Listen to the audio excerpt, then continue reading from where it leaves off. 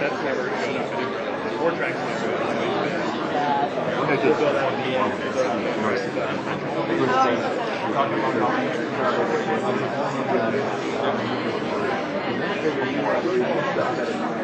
I try to tell people that, yeah, I do. You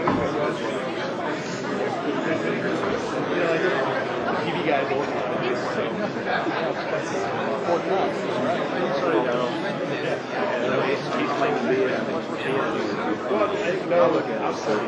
I don't want to challenge him back until Daryl. I met with the guys last week.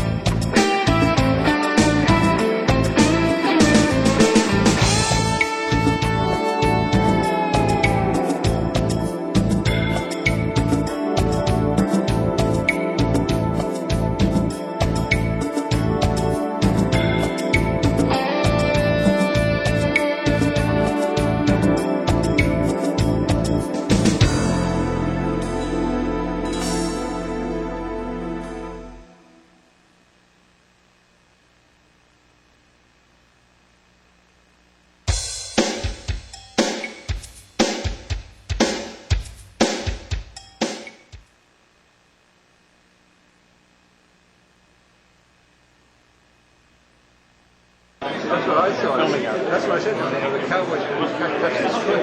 Hombre. It's a modern day. I don't realize how nice it is. Gorgeous. It's all within a certain mile. You like it, so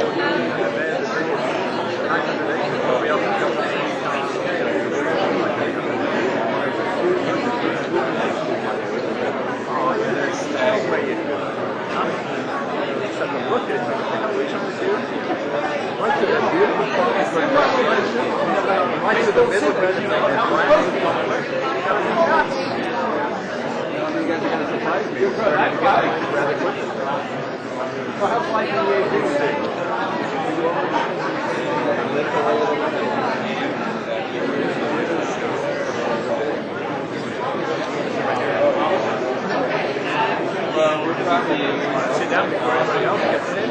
We're crowded. It's ready to start.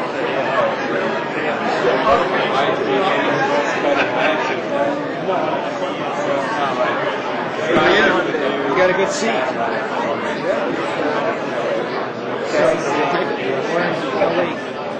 Access to Power was having breakfast at it's something weird. Yeah, it's perfect. I like it. Whereas Daryl was over there. I had heard it. Oh, okay. So,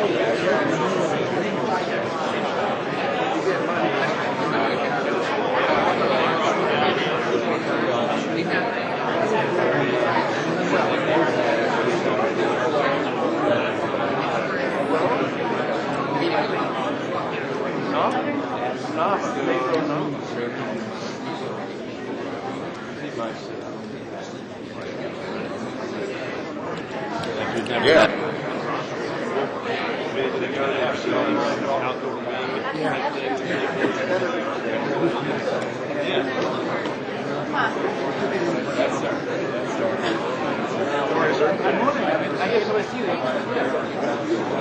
I took the presentation on that. Dan made it for 3 years. I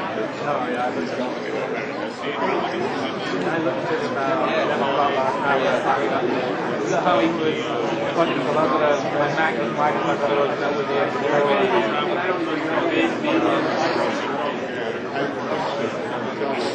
I think I can do it this way. Eugene is here.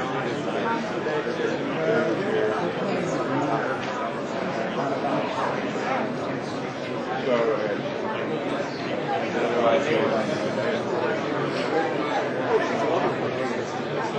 How do you mean? That was very helpful.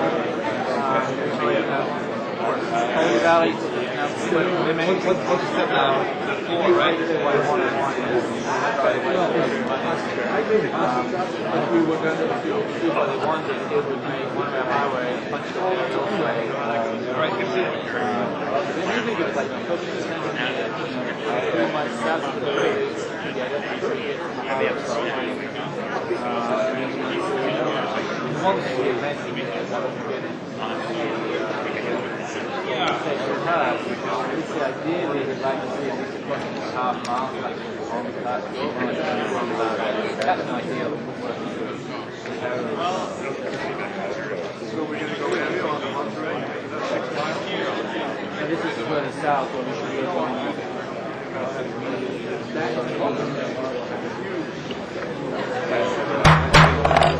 I'd like to call the High-Speed Rail Authority Board meeting to order, please.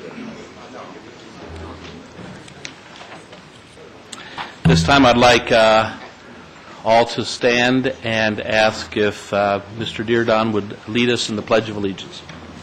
Pledge allegiance to the flag of the United States of America And to the republic for which it stands, one nation, indivisible, with liberty and justice for all.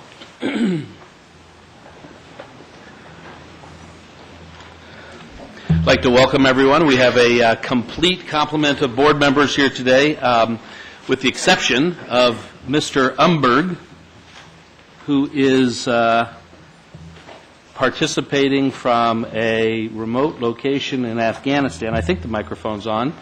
Mr. Umberg, are you there? Hi, good evening. Yes, I am. Well, good morning to you as well.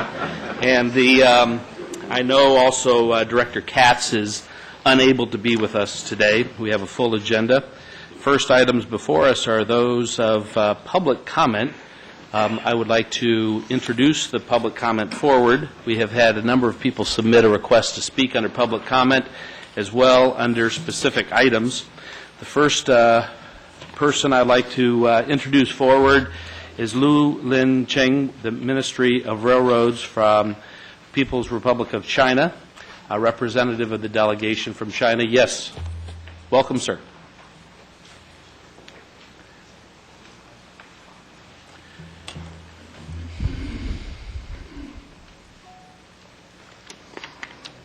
尊敬的普林格主席，各位理事，女士们、先生们，大家好。Respected Mr. Chairman and respected members of board meeting and ladies and gentlemen, good morning. 我非常感谢加州高铁局邀请我们中国高速铁路考察团到这里来访问。And it is my great honor and privilege to have the invitation from California High-Speed Railway Authority for China to be here. 非常感谢加州高铁局理事会把这一次中国和加州的高速铁路合作备忘录列入议程。And I would also like to extend my appreciation that the authority includes our MOU with the authority to the agenda of today. 我首先介绍一下我自己，我是叫刘连清，原来是上海铁路局的局长，长时间的从事铁路的建设、运营、管理工作。Firstly, please allow me to introduce myself. My name is Liu Lianqing, and I used to be the head of the Shanghai Railway Authority, which is responsible for the railway network in East China. And I was involved in the railway construction and operation for a long time in my career.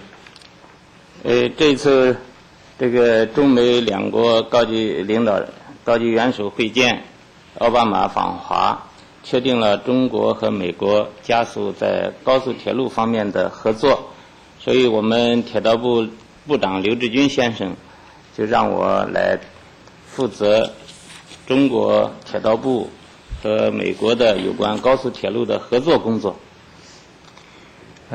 Not very long ago, during the visit of President Obama to China, the leaders from both countries agreed to increase the collaboration between China and the United States in the railway sector. And as a result, the Minister of Railways of China appointed me as the leader for the collaboration with the U.S. 所以在这里呢，我也代表铁道部部长刘志军先生向各位理事以及普林格主席问好。So here I would like to transfer the congratulations and thanks from our Minister of Railways. 我也非常高兴担任这项工作。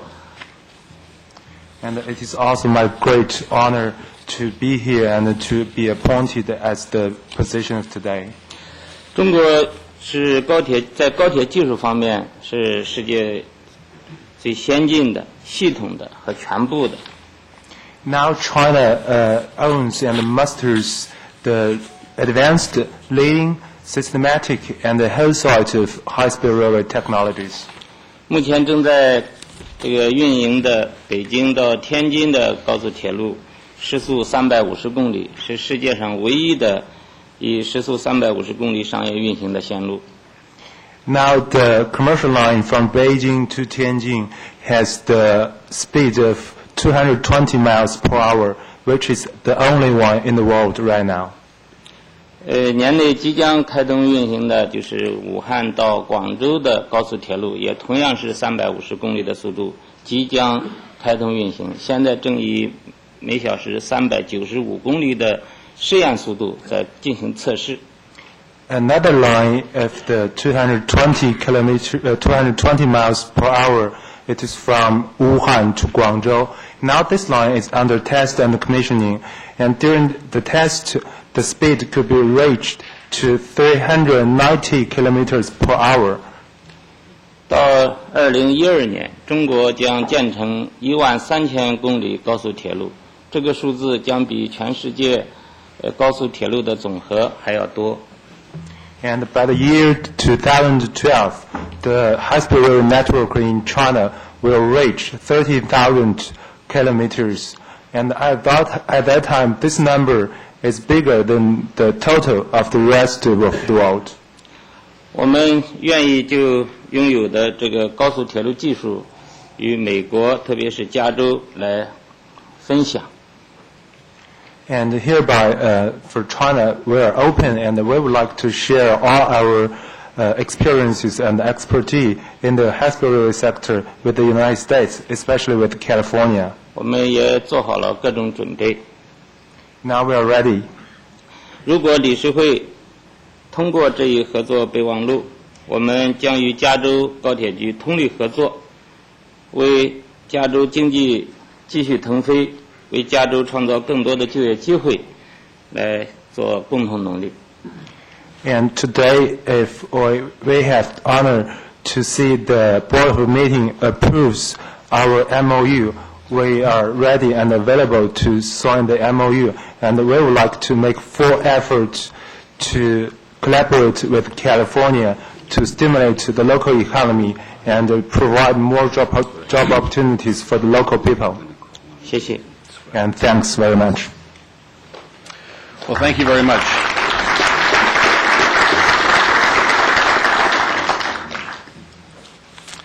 The next speaker is Supervisor Henry Perea, followed by Mayor Bill Spragues from Merced. Yes, Supervisor. You do list, oh no, you list you want to speak under public comment, and I know there's a lot of folks who are looking to speak under item 12. So I know people can hear your comments now and reflect them to all elements of the agenda. So Correct. Very Correct. good. Thanks. Thank you, Mr. Chairman, and members of the authority. We're just very, very happy to be here again. Just wanted to let you know that Fresno County is working diligently to prepare its application and that we will be ready on January 15th. But today we wanted to introduce members of our team. Thought very important. Our partners from the City of Fresno, Kelly Riddle and Ed Gravelin. If you could please stand. Representing the Fresno Council of Governments is Clark Thompson, which represents all of the cities in our county. From the Fresno County Economic Development Corporation, Leanne Eager. And from Darden Associates, Marty Deitz. What I'd like to do is turn the rest of my time over to Rob Tibbetts, who represents HOKs. So you know the City of Fresno and the County of Fresno, through our COG, have hired HOK to shepherd our project through and our presentation due on the 15th. So we're here to tell you Fresno County is organized, we're ready to go, we're together, and we're speaking with one voice. So very, very happy to be here, and I'd like to turn it over to Rob. Thank you very much, Supervisor. Thank you. I'm Rob Tibbetts. I represent HOK Architects from San Francisco. We're a global architecture and design firm. I think you probably know who we are. Some of you may know who we are. We're a firm that's deeply committed to sustainability. And as part of that, we're very interested in transit projects because of the inherent qualities that it has. So we're very excited about being involved with Fresno. We're very excited about being involved in a high-speed rail. We think it's going to be the world's premier high-speed rail system, and we think that the heavy maintenance facility will be a big part of that. From my perspective, I just want to say it's a pleasure to work with Fresno, a community that's unified behind this, enthusiastically behind this. They have a great site, and beyond that, I think they have a tremendous vision for what this facility can be beyond just a rail facility, and we're really anxious to share it with you in just a little over a month, I think. So anyway, thank you very much. Very good. Thank you. Thank you.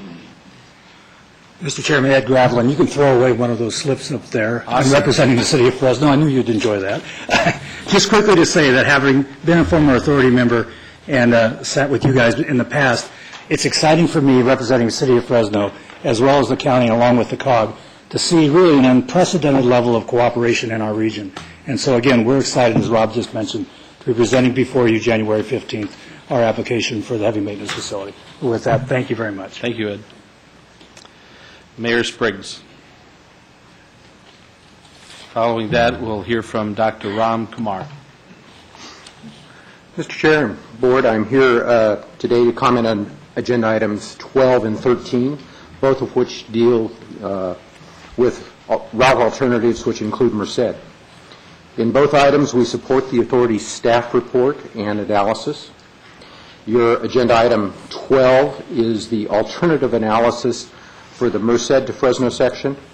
The staff report suggests that you are carrying forward two basic routes for analysis, one centered on Highway 99 Union Pacific alignment corridor, and one that parallels Highway 99 but is further to the west.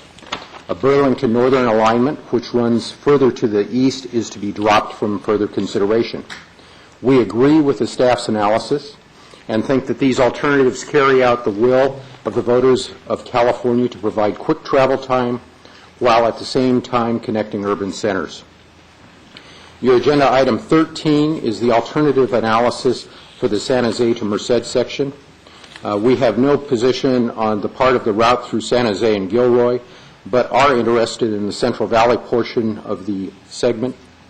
The staff report suggests that you are carrying forward two basic routes for analysis, both centering on Henry Miller Road through Merced County. This is consistent with the earlier program EIR document. We support the staff's analysis. Two routes are suggested to be dropped from consideration to the north and south of the proposed routes, and these make sense to be dropped as it's our opinion that they take up valuable agricultural resources. We thank the authority for its efforts. Merced is the only community in the state of California that is included as a point in three different segments of the authority's environmental and planning studies, so we will probably be commenting to you frequently. We appreciate your time and continue to support statewide high-speed rail. Thank you.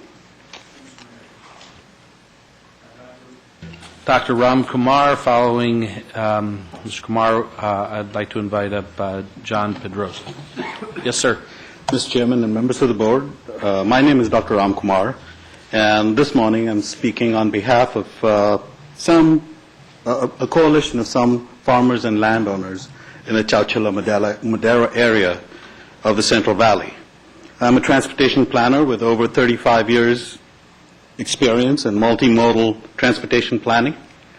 During my career as a transportation planner, I have directed, managed, and worked on several highway, bus transit, and rail projects, including route refinement studies and alternatives analysis.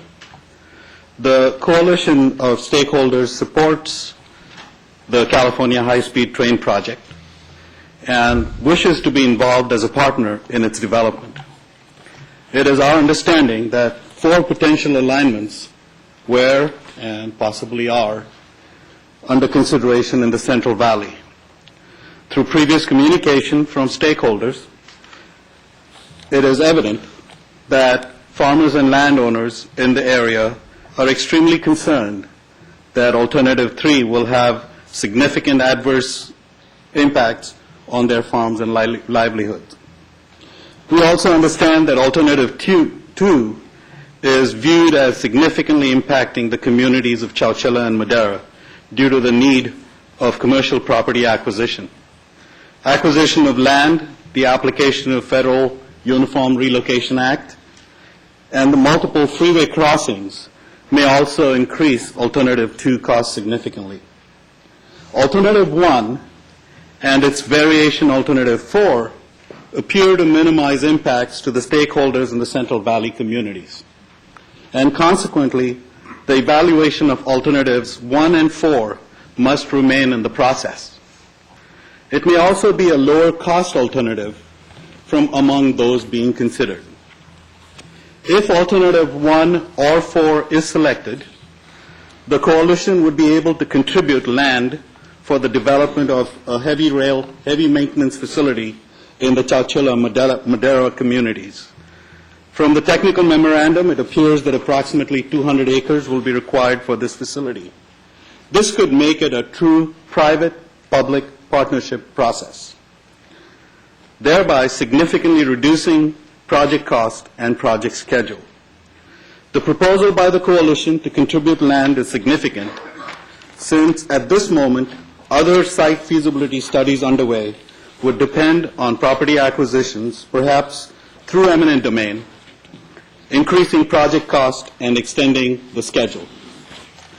We urge the authority to further evaluate the cost, schedule, and impacts relative to alternatives 1 and 4 and compare the same with alternatives 2 and 3. This coalition will be happy to work cooperatively with staff and return to the board with a proposal for a public-private partnership effort. I'm grateful for this opportunity to address the board and appreciate your time. Thank you. Thank you very much, sir. I'd like to invite up Mr. John Pedroza. Following Mr. Pedroza, we'll hear from Robert Allen. Yes, sir. Good morning. I'm here once again, Supervisor John Pedroza from Merced County, just to thank the High-Speed Rail Authority for their continued work and process, and to let you know Merced County will continue to work with the authority. I hope as the high-speed rail is moving at a rapid pace that you will continue to keep all interested communities and counties involved in the process. This wasn't on my notes, but again, on the routes of 1 and 4, especially 1, I've commented on this before in my district, which is District 1, and with the Route 1, it would displace not only ag land, but it also, too, would displace 2 unincorporated communities of Planada and Lee Grant, and I think I've stated that before. Merced is continuing to work on the route process and on the maintenance hub facility. As you know, we have CAHSRA and are working diligently on that and have been meeting. I think I've had more meetings on high-speed rail and maintenance hub facilities in the last 4 months than I have in the 5 years that I've been a supervisor and talking about rail. So I just want to let you know, as long as we can keep all interested communities and counties involved in the process. Again, I want to thank the authority for their work and hope you keep in mind the impact of our prime ag land throughout Merced County at a minimum. Thank you very much. Thank you, sir. Mr. Robert Allen, and then we'll hear from Mr. Brad Samuelson. Yes, I would. Yes, sir. On October 13th, I wrote to the authority, directors, and to Caltrain, BART, and MTC, requesting that you give consideration to a new bay rail plan, which will basically provide for BART around the bay and in the Altamont corridor. And don't even have a letter or a phone call, not any indication, but it seems to me that it should be explored as a possibility for an efficient transit system around the bay, and that BART could be a good basis for it. It would be probably less expensive than many of the other alternatives. Very good. Thank you, Mr. Allen. Mr. Samuelson. Hello, thank you. My name is Brad Samuelson. I am the Director of Environmental Planning at UC Merced, and want you to know that the Chancellor submitted a letter on October 18th, and I'm reiterating some of his statements in that letter. Our letter states that the campus supports a route that minimizes the impacts to both ag and species through the Central Valley, and I think that most of you would assume that a large percentage of our students come from the local ag community, so we want to have we support the route that has the least impact to ag. And the last several years, I've been leading the campus's effort to obtain some of our habitat and wetland permits. And I'd like to say that, or recommend that the board not go through such a difficult and expensive process so that you minimize your impacts to the species, and just that we support the Henry Miller route and A2. Thank you. Thank you very much. Those are the only cards I had to speak at public comment time. All others will be recognized at the agenda item in which they designated. Therefore, I'll close the public comment portion of the meeting and address our agenda. First item before us is item 2. That is approval of minutes from our September 3rd, our September 23rd, our October 1st, and October 5th meetings. Any member of the board have any further comments? Is there a motion? I'll move approval. Motion by Mr. Kops Each of those meetings. on the full motion. Motion by Mr. Kopp, second by Ms. Shank. Seeing no further discussion, Mr. Morshed, may I impose upon you to call the roll of the members? Ms. Shank? Mr. Burns? You can push your mic on, too, if you'd like. Mr. Kopp? Aye. Chairman Pringle? Aye. Mr. Dearden? Aye.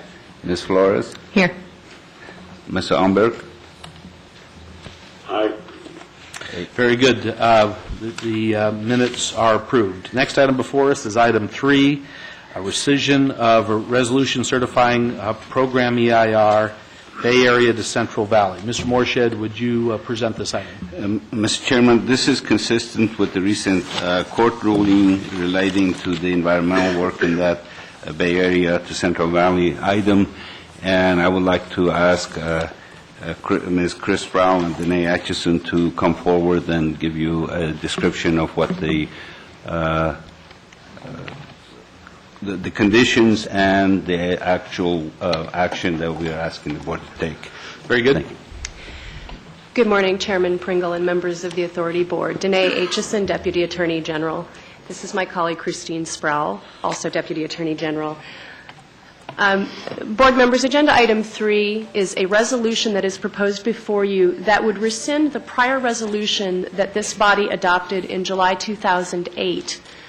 That resolution, 0801, was the resolution certifying the Bay Area to Central Valley Program EIR, adopting necessary CEQA findings of fact and a statement of overriding considerations, and providing an approval of the Pacheco Pass network alternative, preferred alignments, and preferred station locations for further study.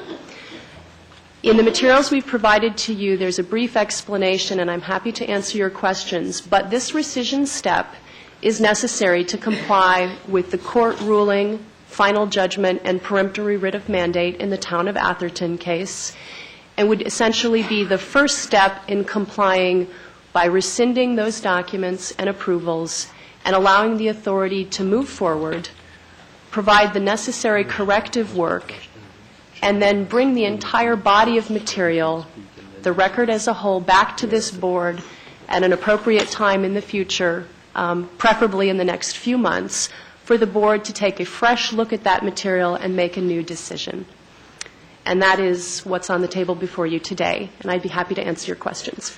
Any questions at this time? Very good. There may be questions in a moment. At this time, I'd like to call on Mr. Gary Patton, who requested to be heard on this item. Yes, sir. Mr. Chairman and the members of the Authority Board, thank you for hearing me on this item. My name is Gary Patton. I am a special counsel of the Planning and Conservation League and the Planning and Conservation League Foundation, really deputized to work on high-speed rail matters, and I'm here to support your action as recommended to you on item number 3, but also to talk about its significance. Because as one of the petitioners in that case, in which essentially the first, second, third, and fourth causes of action were decided in favor of the petitioners, we would like you really to understand what we think the court is telling you. And what the court is telling you in its writ of mandate is to, and I'm quoting, revise the environmental impact report, environmental impact statement for the Bay Area to Central Valley high-speed train project in accordance with CEQA, the CEQA guidelines, and the final judgment entered in this case prior to reconsidering certification of that EIR, EIS. So you need to take into account not only the final judgment, which parsed between various arguments made at the trial court, but CEQA and the CEQA guidelines. It is very clear to us that you need to understand there may indeed be environmental impacts to natural lands, there may be growth-inducing impacts, and there may be impacts to local communities that could be avoided if you did it differently. And we believe in this next round that you really need to take quite seriously the idea of doing it differently.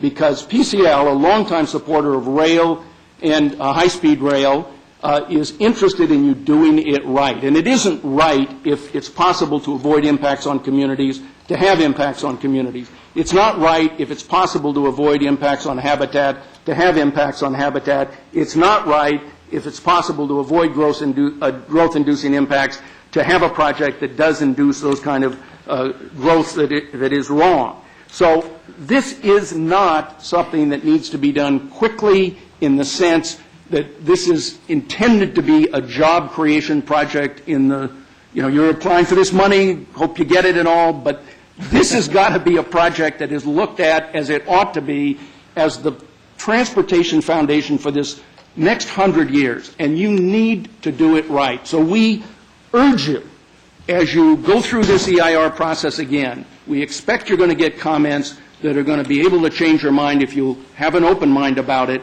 PCL is going to be with you there, and we would like to work positively, but we intend to be insistent about the need to do this project right, and this is a new opportunity to make what we think would be a better decision next time.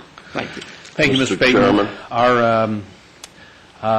Thank you very much for your comments. There's no question. I think what's before us is we are focused on the court ruling, and we are seeking to abide by that. And that's why we are taking this step and welcome all opportunities to work positively with all parties. Mr. Kopp, you have a comment. Yeah. Mr. Chairman and members, I always appreciate Mr. Patton's lectures, although I haven't had one, or the benefit of one from him, I guess, in about 10 or 12 years. Mr. Patton, you need to spend more time with Mr. Kopp. And you ought to spend more time with Mr. Bill Evers, through the chair to Mr. Patton, who is a founder of the organization you're associated with. The fact of the matter is, as indicated in the agenda report, the court's ruling validated as legally sufficient the analysis of the respective proposed alignments, Pacheco Pass on the one hand and Altamont on the other. The respects in which the court found not legally sufficient are set forth on pages 1 and 2 of the agenda report.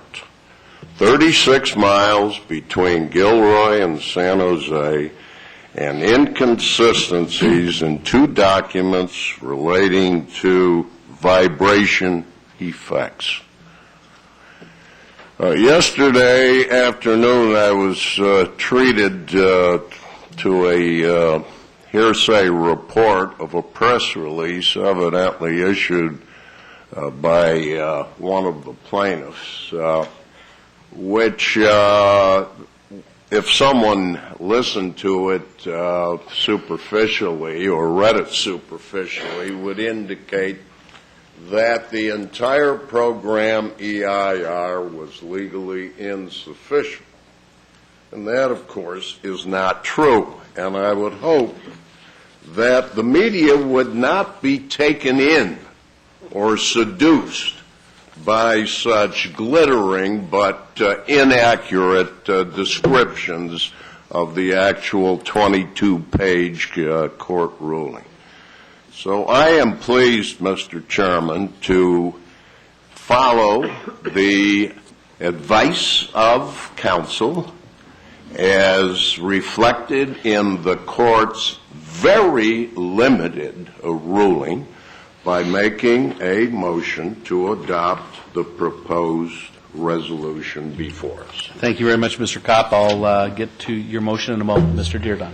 Mr. Chairman, I'll be seconding Quentin's motion when the time comes. I would like to ask one question of counsel, though, and that is, has the judge granted any kind of a restraining order on the continuation of the project-level environmental study in this area? The answer to that question is no. There has been no stay issued of project-level environmental impact report, analytical or engineering work at this time. Thank you very much. Thank you very much, Mr. Dearden. Again, I think what our action here today is specifically to focus on the court ruling and to do what is essential to abide by that ruling. Therefore, with taking a step back from the programmatic EIR in this area is what we're seeking, so that we can ensure that we completely abide by that court action. We have a motion by Mr. Kopp, a second by Mr. Dearden. Any further discussion by members of the board? Therefore, I'd like to have a roll call vote. Mr. Morshed. Aye. Mr. Burns? Mr. Crane? Aye. Mr. Kopp? Aye. Mr. Umberg? Aye. Chairman Pringle? Aye. Mr. Dearden? Aye. Ms. Flores? Aye. Very good. That motion passes. On to item number 4. I'd like to ask Mr. Morshed, on this item dealing with the Memorandum of Understanding with the Chinese Ministry of Railways. Mr. Morshed, would you present this item? Thank you, Mr. Chairman. We are pleased to have received the request from Ministry of Railways of China to enter in a Memorandum of Understanding for them to be able to work with us and share their knowledge and expertise with us, and I will recommend that the board approve this motion so the chairman and the ministry can enter into a MOU agreement. Very good. First, I'd like to call on Ms. Shen. Thank you, Mr. Chairman. I appreciate this. Last October 19th, I had the opportunity to meet with a delegation, some of whom are here this morning. We met in San Diego at the Jacobs School of Engineering. The Chinese delegation was there seeking advice and counsel from the School of Engineering at UCSD, which is probably the world's premier authority on earthquake issues regarding large projects such as high-speed rail. And so the High-Speed Rail Authority of China came to seek their advice and counsel. And in fact, the dean of the Jacobs School is, I believe, the chair of the Caltrans Earthquake Advisory Committee, and they've worked diligently and on many projects with PB. In any event, I accepted the invitation to spend some time and was very interested to learn some of the specifics of the project. And I just wanted to touch on a couple of things as items of interest. For example, the Beijing-Shanghai line, about 1,300 kilometers, 800 miles, not too dissimilar from ours. They're planning to complete 1,300 kilometers in 18 months. When you consider the comparison to our project, that's quite interesting. 88% of the alignment will be above ground on bridges. There'll be 21 tunnels, 88% on bridges. Fascinating to me. And by 2012, they're going to have over 5,000 miles at 350 kilometers in operation. So, and one other thing, the Beijing Intermodal facility will have 24 tracks for high-speed rail. I think that these are, again, very interesting. I had passed along to METI and will give the originals copies of letters of invitation to this board to come and on a visit for a week of technical briefings, and I'll pass this along. And at the end of the last meeting, I passed on to you, although not in public comment, the nice gift of a model of their high-speed train. I think I passed that on to you, Mr. Chairman. So with that, it would be my pleasure to make the motion, if that's acceptable to you. Very good. We will get to that, and I'll remember. Mr. Dearden? Mr. Chairman, I'd be happy to second the motion when the appropriate time comes, and would like to also disclose that I've had at least 2 meetings with delegations from the Chinese government. Those have been disclosed on my monthly disclosure statements that have come into the office and are available for review by the public. And I have been equally impressed with their presentations. One number that struck me rather glaringly was that they intended to spend $88 billion this year on high-speed rail, American dollar equivalents on high-speed rail in China, when the estimate in 2008 was that the whole United States high-speed rail proposal that had been approved by Congress and with the 11 quarters only cost $81 billion. So China is in 1 year spending more money than the federal government expects to spend on the complete high-speed rail system for the nation in 2008 dollars.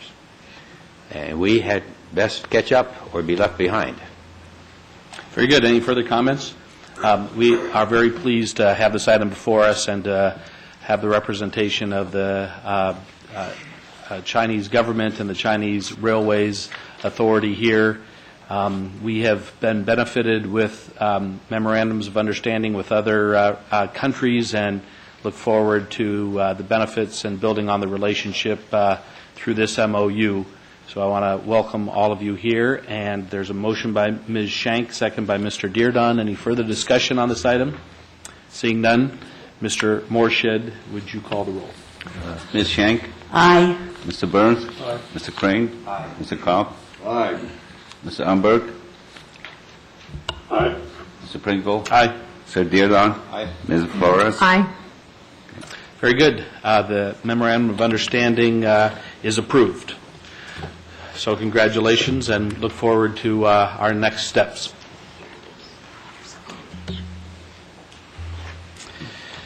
Next item before us is item number 5. Mr. Morshed, would you present this item dealing with a memorandum of understanding with BART? Yes, Mr. Chairman. This is one of the usual memorandum of understandings we enter with different transportation entities for the sake of working together in a collaboration as we move forward in the corridor that we share. So I request that you approve the request for me to enter into that MOU. Very good. Any discussion on this item? What I'd like to do is ask if there could be an amendment added to this MOU, which is consistent with others, and it was brought to my attention by our council, that specifically adds a further resolve that the executive director is authorized to make such revisions to the draft memorandum or to the memorandum prior to signing as he or she sees fit, which are of non-material nature. Mr. Chairman, I'll be happy to make that motion with your addition.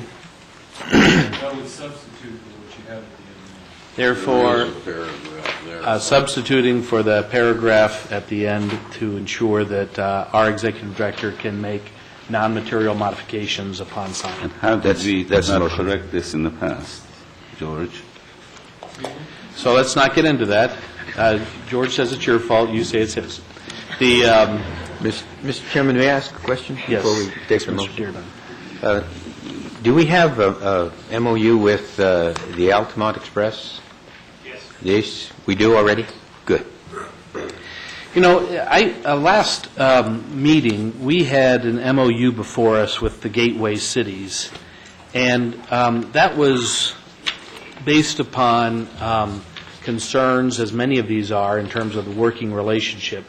And I know that yesterday there were concerns brought up by the gateway cities in Los Angeles County that some elements of the MOU they felt were not fully presented to them in terms of the reimbursement costs for services.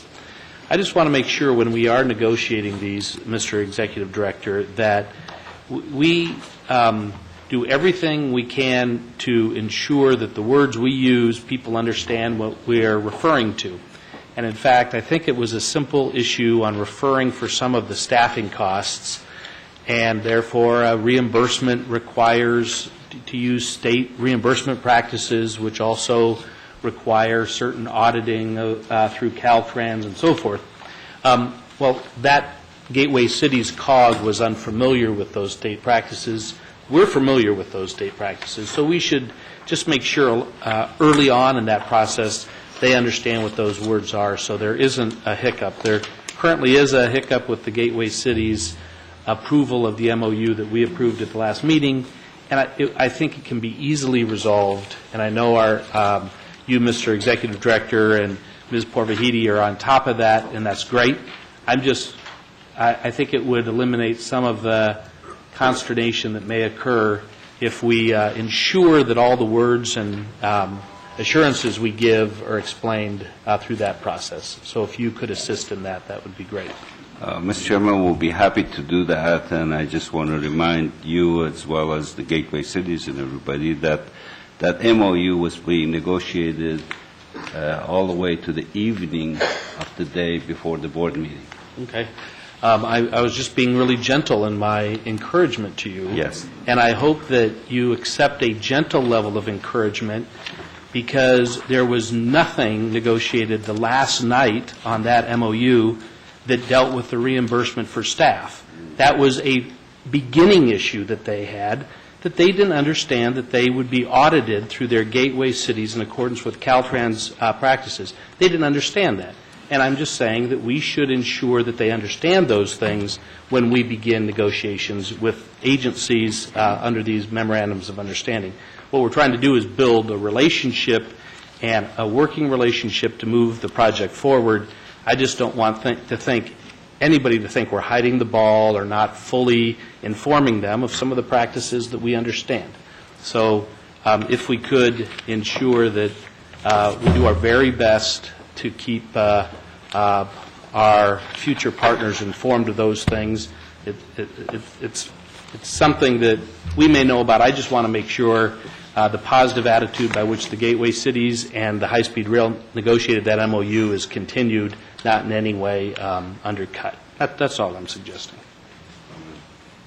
So the MOU on this item is before us with the modification of the amendment in the last paragraph. Any further discussion? A motion made by Mr. Kopp, second by Mr. Crane. Any further discussion? Seeing none, Mr. Morshed, would you please call the roll? Ms. Shank? Aye. Mr. Burns? Aye. Mr. Crane? Aye. Mr. Kopp? Aye. Mr. Ellenberg? Aye. Mr. Pringle? Aye. Mr. Dearden? Aye. Ms. Flores? Aye. Very good. That motion is approved. Next item before us is item 6, negotiations with the City of Anaheim and the Orange County Transportation Authority Board as it relates to high-speed rail service entering into the City of Anaheim and addressing the high-speed rail service at the Arctic Anaheim Regional Transportation Intermodal Center. Mr. Morshed, would you present this item? Yes, Mr. Chairman, as I said in the memo to you, that the City of Anaheim in the process of designing, moving forward with the construction of Arctic Station. The Arctic Station was designed or being designed as a Metrolink station and Amtrak station. When we add the high-speed rail to it, then it requires additional capacity and additional platforms and so forth. So the city has asked us to start discussion about how much additional station space they need to incorporate for the high-speed rail, and how we're going to participate in the cost sharing, as well as the ownership and all the conditions that are going to be assigned to that particular arrangement. When that arrangement is completed, the full agreement, assuming that we will complete that agreement, will be brought to the board for its approval. So this is authorization to negotiate those issues? Yes. Very good. I'll move that the executive director be so authorized. There's a motion by Mr. Kopp, second by Ms. Shank. Any further discussion on this item? Seeing none, Mr. Morshed, would you Ms. call Shank? the roll? Mr. Burns? Mr. Crane? Mr. Crane? Aye. Mr. Kopp? Mr. Umberg? Aye. Chairman Pringle? Aye. Mr. Dearlon? Ms. Flores? Aye. Very good. The motion passes unanimously. Yes, I did. Next item before us is item number 7, the Program Management Oversight Contract. Mr. Morshed, would you present this item or introduce Ms. Porvahidi? I'm going to ask Ms. Porvahidi, who has taken the charge of moving this forward and negotiate the contract and so forth, to present that to the board. Good morning. At the November 5th Authority meeting, I presented to you the results of the request for qualifications procurement process for the program management oversight work. At that time, I explained the Authority's RFQ process and the results of the evaluation.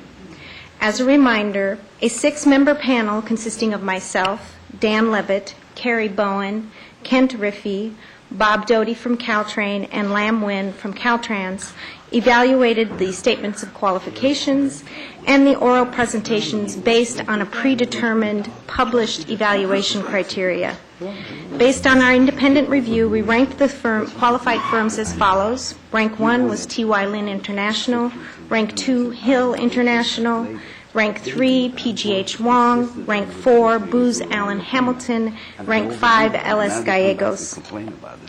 Pursuant to the board-adopted policy on RFQ award process, the board authorized the executive director to enter into negotiations with the highest-ranked firm, T.Y. Lin International, with the understanding that if the executive director were unable to negotiate a fair and reasonable price, that he would initiate negotiations with the next highest-ranked firm. Negotiations with T.Y. Lin International were conducted on November 19th in Sacramento. Authority staff and a representative for the contractor were able to come to agreement on a fair and reasonable compensation and scope of work. The total amount of this contract is not to exceed $8 million. The contract will commence upon approval of the board in mid-December 2009 and will terminate June 30, 2013, which coincides with the termination date of the program management contract with Parsons Brinkerhoff. The negotiated amount for the remaining 6 months of this fiscal year is $1,340,500. Due to the state's annual funding cycle and the nature of the authority's work, we have implemented an annual work program process where A&E contractors, such as the program management oversight, the program manager, and all the regional contractors, submit every year in April a proposed scope, schedule, deliverables, and budget for the upcoming fiscal year. The PMO will be required to prepare such an annual work program for review and negotiation with staff in early spring. I have the program manager from T.Y. Lin, Mark Ashley, here today to make a brief presentation regarding the PMO team and is available for your questions. At the conclusion, I recommend that the board delegate to the executive director the authority to enter into contract for the program management oversight work with T.Y. Lin International. Mark.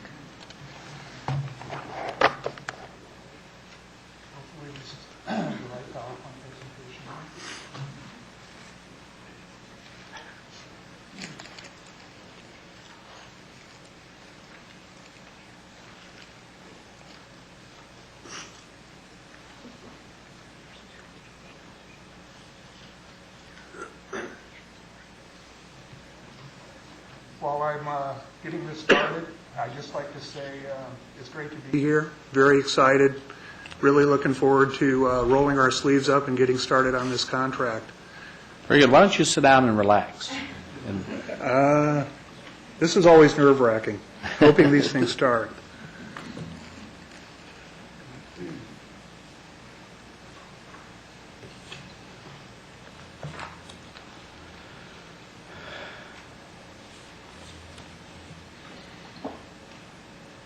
Should be there. Do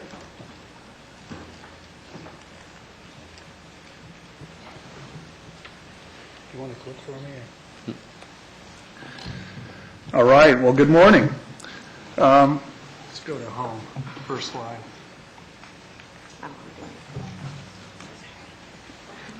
Here we go. Oh. Great.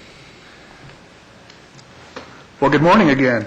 I'm back to the right slide. My name is Mark Ashley, and I'm the project manager for the TY Lin PMO team.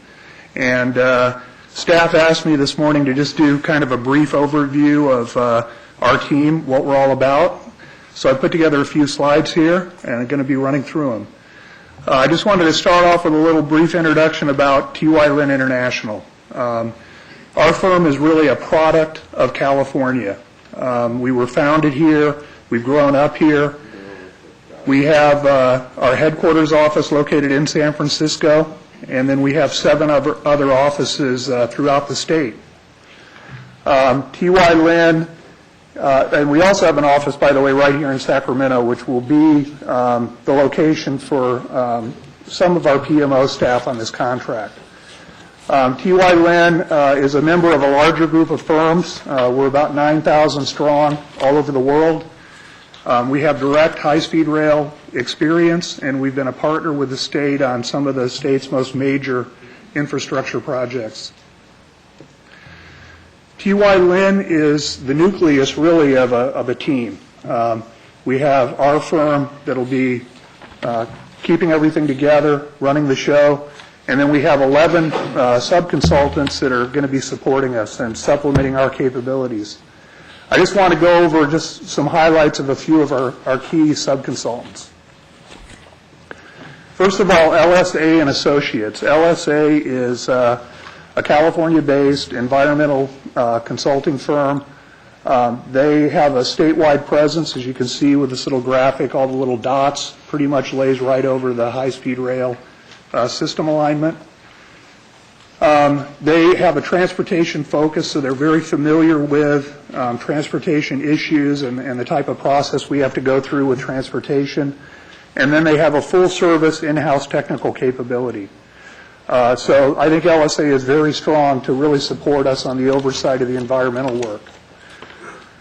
Also, in addition to LSA, we have Dawson and Associates. Dawson specializes in wetland permitting, and so Dawson will be supplementing us further in that area. We have in the audience Jim Van Lobensel's back there representing Dawson today. We're also, I think another key element of our team is we're bringing in some real European high-speed rail expertise. We have Darl Handasa, Movaris, and Gatinza. And these firms really bring in years of high-speed rail planning, design, and operational experience to the team. Another key team member is National Constructors Group. This is a firm that's made up of former construction, heavy civil construction contractor people. And so they're going to be really key in helping us to evaluate the process being used for capital cost estimation, scheduling, value engineering, risk management. This is our organization chart. We've organized this team, I think, in a very logical, systematic way. Can't really read it very well, but toward the top of the chart is myself. I'll be the single point of contact with the authority. And then reporting to me will be these 6 key task managers in each of the key disciplines on the team. Just want to run through a little bit of our relevant experience for this contract. First of all, on the program management side, just want to highlight one of our program management projects going on currently here in California is for the MTC on the Regional Measure 2 program. That's being done out of our Oakland office.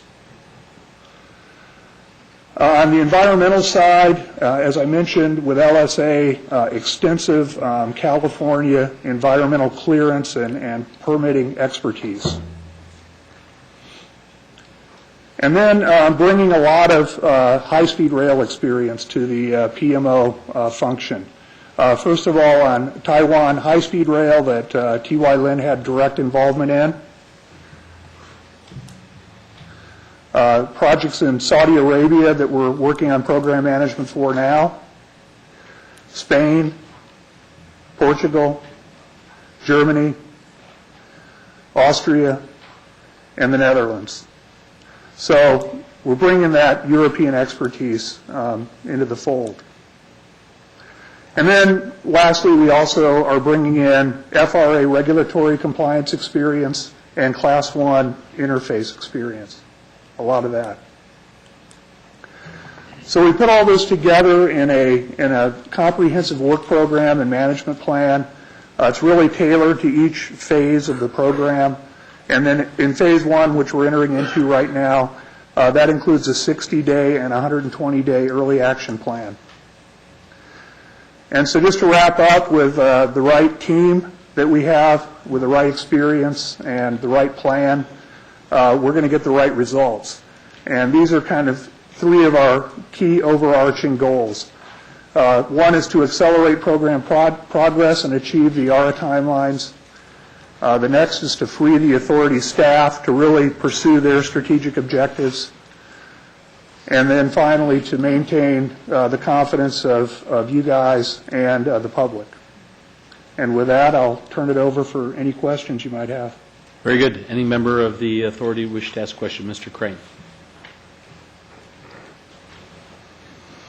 Thank you, Mr. Chairman. Thank you for your presentation. So 10 years from now, when the project comes in under budget and the tracks line up and everything works, are you the guy that we thank? I don't need any thanks, but that's one of the reasons I'm so excited about being part of this program, is because that's my vision, and I'm just looking forward to being able to make my contribution to that. Now, if the tracks don't line up and the costs are twice what we predicted, are you the guy that we hold accountable? Like I said before, I think we are one of the people you hold accountable for that. I'm looking for one. Who else do? This is, as I mentioned at the last meeting, this to me is as fundamental an issue as anything else. We have a project here which is massive. It's the largest in the United States. And there's no one person accountable. And there's a large board, and there are a lot of consultants, but there's no one person accountable. And all these things have to fit together, and they also have to do so at the right price and the right cost and at the right time. So I'm looking for someone we can hold accountable for that.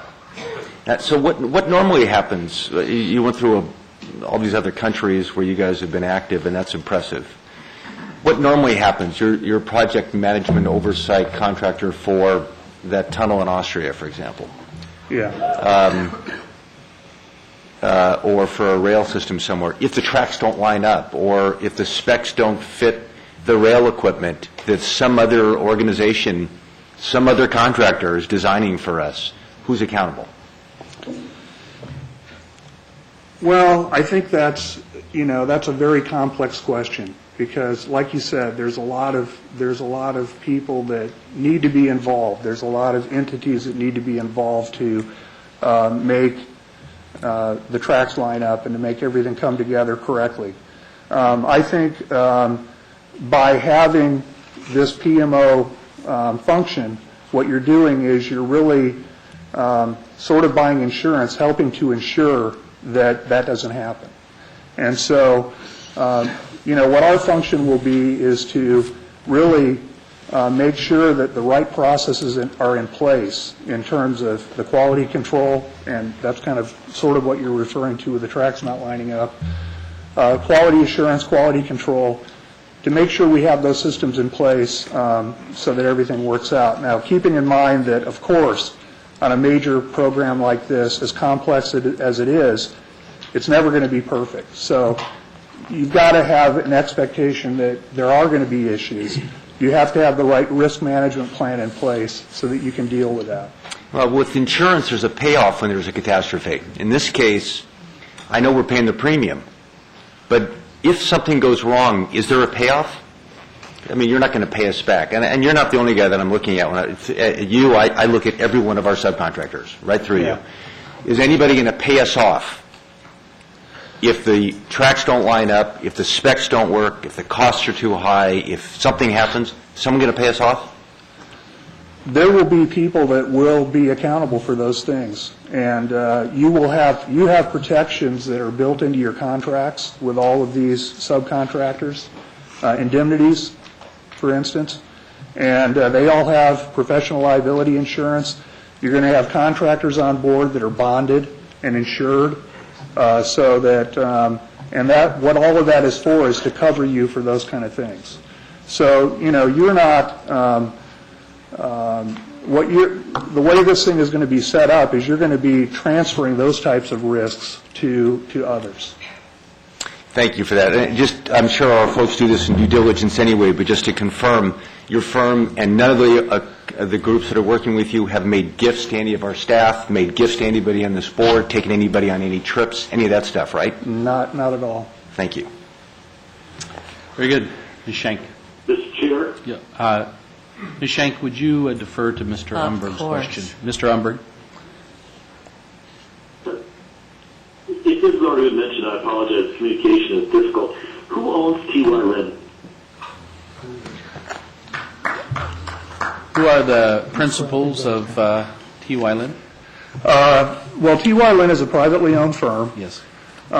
We have, as I mentioned, we're part of the DAR group.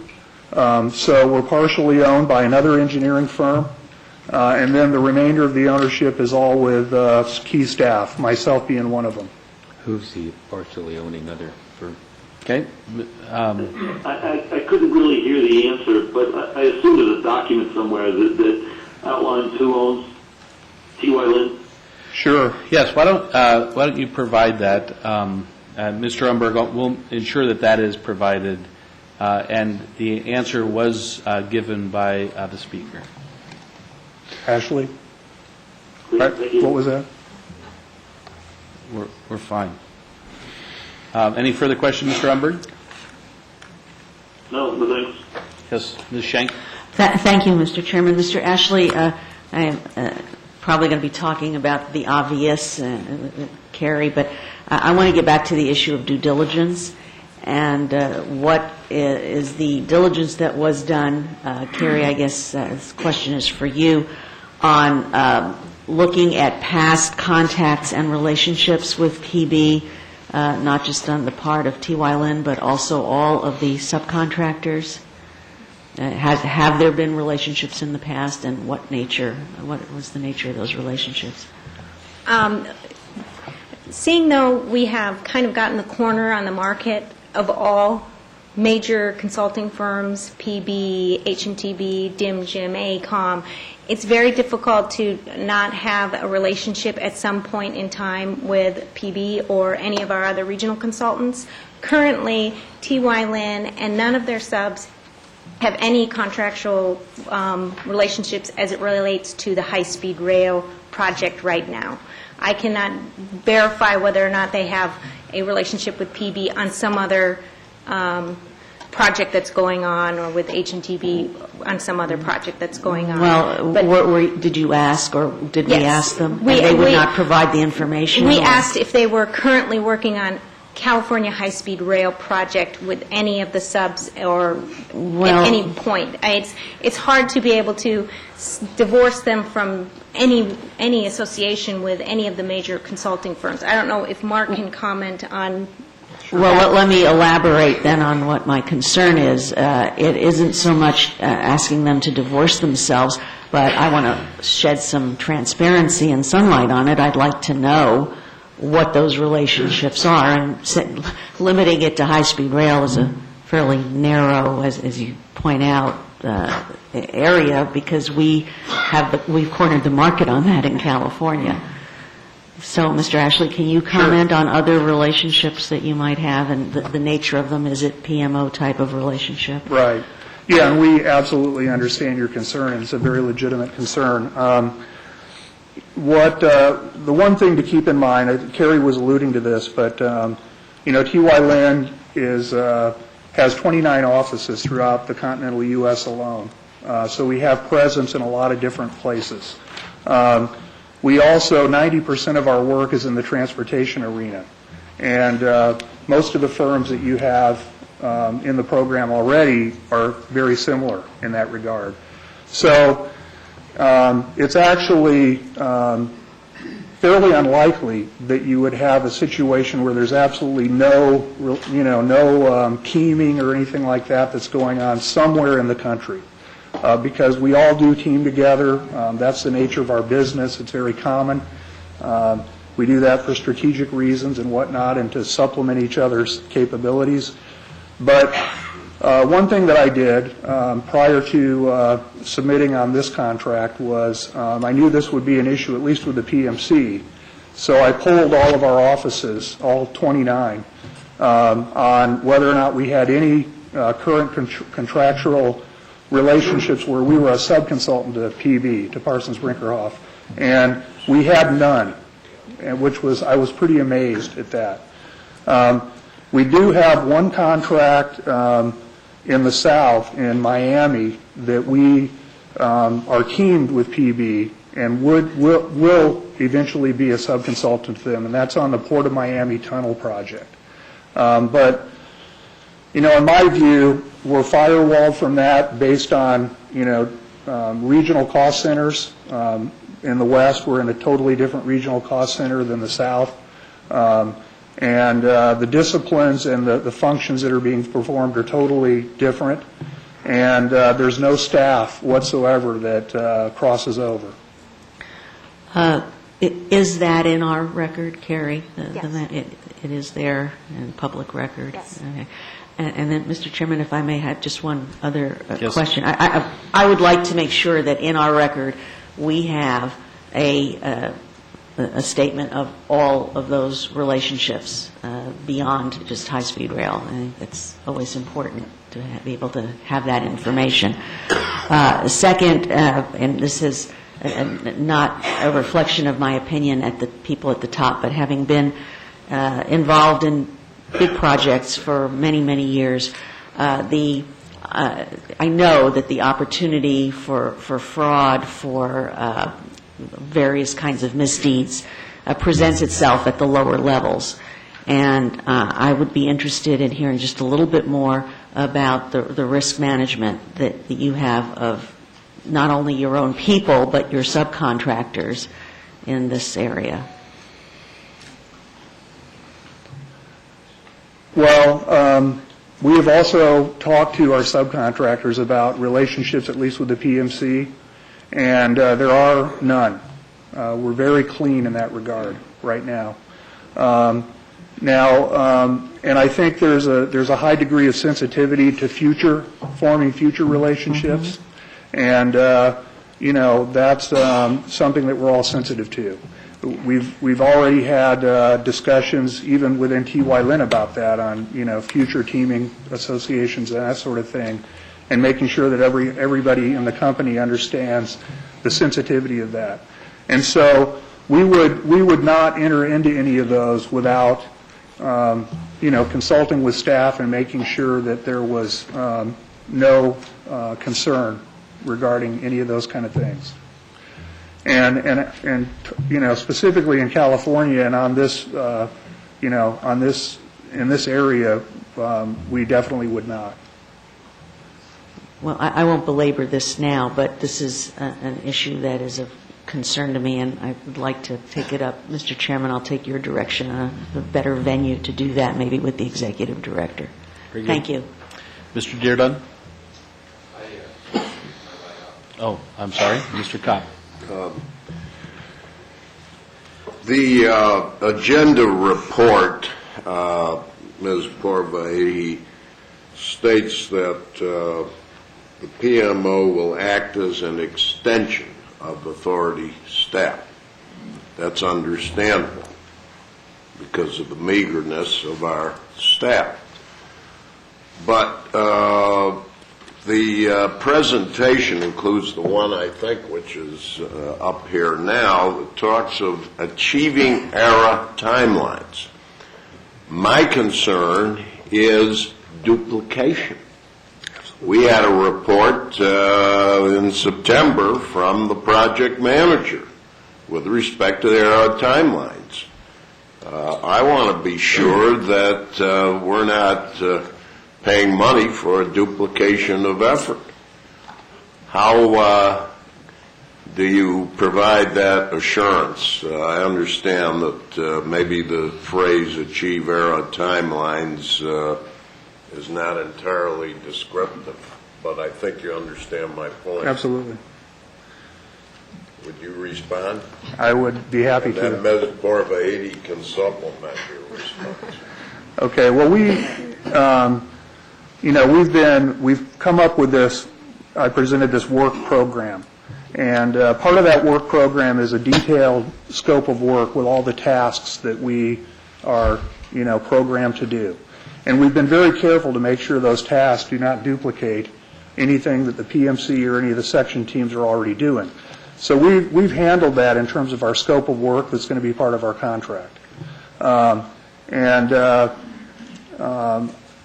the same time, I would say that we do have a lot of capabilities on our team, and if it's the desire of the executive director or deputy directors for us to help or pick up something, we're available to do that. But that would be, at your direction. Okay. Really, the role of the program management oversight is just that. It's oversight. Within the authority, you know how limited we are with staff and the expertise. This is a way of bringing on expertise to be able to look over the PM's shoulder to provide assurances to the staff and the board that what the PM, the Parsons-Brinkerhoff, is proposing is reasonable. It is within the timelines. It's a check for us, an expertise check that we don't have in-house. That's why the PMO is an extension of our staff. And therefore, if I might interrupt, if a goal of the project management team is to comply with the ERA timeline, the goal of the oversight entity that's overseeing the project management team should also wish to comply with the ERA timeline. And those are not inconsistent or duplicative. In fact, if the entity in which you're overseeing has a certain function, you should have the exact same function in an oversight capacity to that project management. Correct, and the way you just described it is exactly how our scope is set up to do that on the schedule side. Very good. Any further discussion? Comments by board members? Is there a motion? Motion by Mr. Dearden, second by Ms. Flores. Any further discussion? Mr. Morshid. Ms. Shank? Aye. Mr. Burns? Aye. Mr. Crane? Aye. Mr. Kopp? Aye. Mr. Umberg? Aye. Chairman Pringle? Aye. Mr. Dearden? Aye. Ms. Flores? Aye. Very good. By unanimous vote, that motion's approved. Next item that we'll address is item 8, the Executive Administrative Committee report. I'd like to make this relatively brief, but members, if you would look at item 8 in your agenda, one page within that is a list of our board meeting dates for 2010. The Executive Committee passed a motion that adopted these dates, but also adopted the plan to have the Wednesday afternoon preceding board meetings to be the time in which committee meetings shall be held, with the desire that, therefore, authority meetings could, in fact, begin earlier on Thursday, and with a desire that at least 3 times through the coming year, we have an opportunity for remote meetings or meetings in cities other than Sacramento.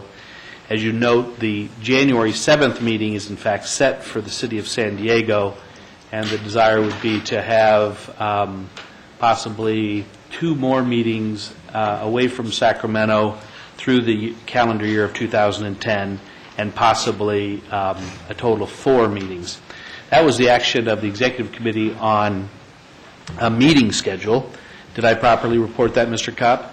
Yes. Very good. Any discussion on that? Ms. Shank?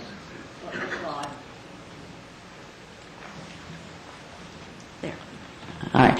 I strongly endorse the recommendation of the Executive Committee to start earlier and to have committee meetings the evening before. I think as our business gets more complicated, we need a little bit more time, and if we could start our meetings at 9 o'clock, I think that would be terrific, and so I thank you and commend you for that. Second, unless it's already cast in stone, would it be possible to have the San Diego meeting in February rather than in January?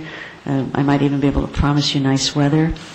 If that's something that you could take under consideration, I would greatly appreciate it. Very good. I will ask the executive staff to review. Therefore, the meeting dates that are before us are just dates, not locations. Okay. And people will be get that information. So let them check to see if any actions have been taken or if the rooms are available for them to have. Great. Thank you. But the idea of starting earlier is just a really good one. Thank you. Very good. Before we move any further, I know that there was a speaker who asked to be heard, Kathy Hamilton, on this item. Yes, ma'am.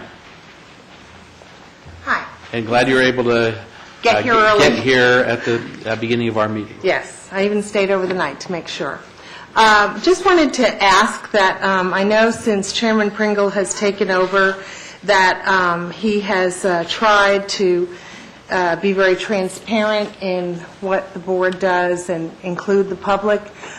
We understand that the executive and administrative meetings, as well as the operational meetings that are held now the day before, are not being taped or they're not being streamed. Now, they may not be able to be streamed because of the room you're selecting, but we understand that this was a policy decision, and I'm here to request that those meetings be taped or streamed so that the public knows what's going on in those, because many of us can't get away because of work.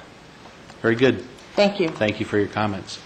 I believe all of our meetings have been taped, recorded, audio taped, and since we are seeking rooms, we can't have an official room like this for our, it is very difficult to have items streamed. I will certainly, I appreciate the lady's recommendation, and we'll do our very best to be in rooms where there is greater immediate information provided from committees. However, all the minutes from the committees and audio recording of committee actions is our policy, and that will continue. And in fact, any action taken at committees is not complete action until the board takes a motion and acts on it, of which all of these meetings certainly are as public as we can make them. And if you have other suggestions on how to make these meetings more public, we'd certainly listen to those. So one of the recommendations of the Executive Committee was to set dates, and a committee schedule is there a motion on that act? Mr. Kopp, second by or Mr. Burns. Any further discussion? Mr. Morshed? Ms. Shank? Mr. Burns? Mr. Crane? Mr. Kopp? Mr. Umberg? Chairman Pringle? Aye. Mr. Deardown? And Ms. Flores? Aye. Very good. Mr. Umberg, you have the list in front of you, so I hope you are able to make some of those meetings next year in person. Yeah, well, I'll second that motion. Okay. Further, an item before the Executive Committee was in response to the KPMG organizational report that had been provided. We had sought through last month's board action to solicit the input from the individuals who are presently designees to serve on the peer review committee, the independent peer review committee for the high-speed rail. Those are Mr. Kempton, Mr. Thompson, and Mr. Chalker. I know a letter was delivered yesterday afternoon, and it should be presented to all the board members today. And I think it is very evident and clear, and I appreciate the work of these gentlemen.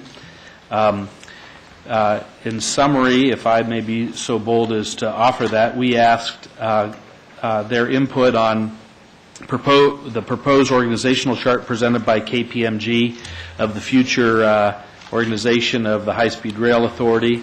We asked for their input on KPMG's recommendations for prioritization of first hires for the senior management list and also the proposed staffing level.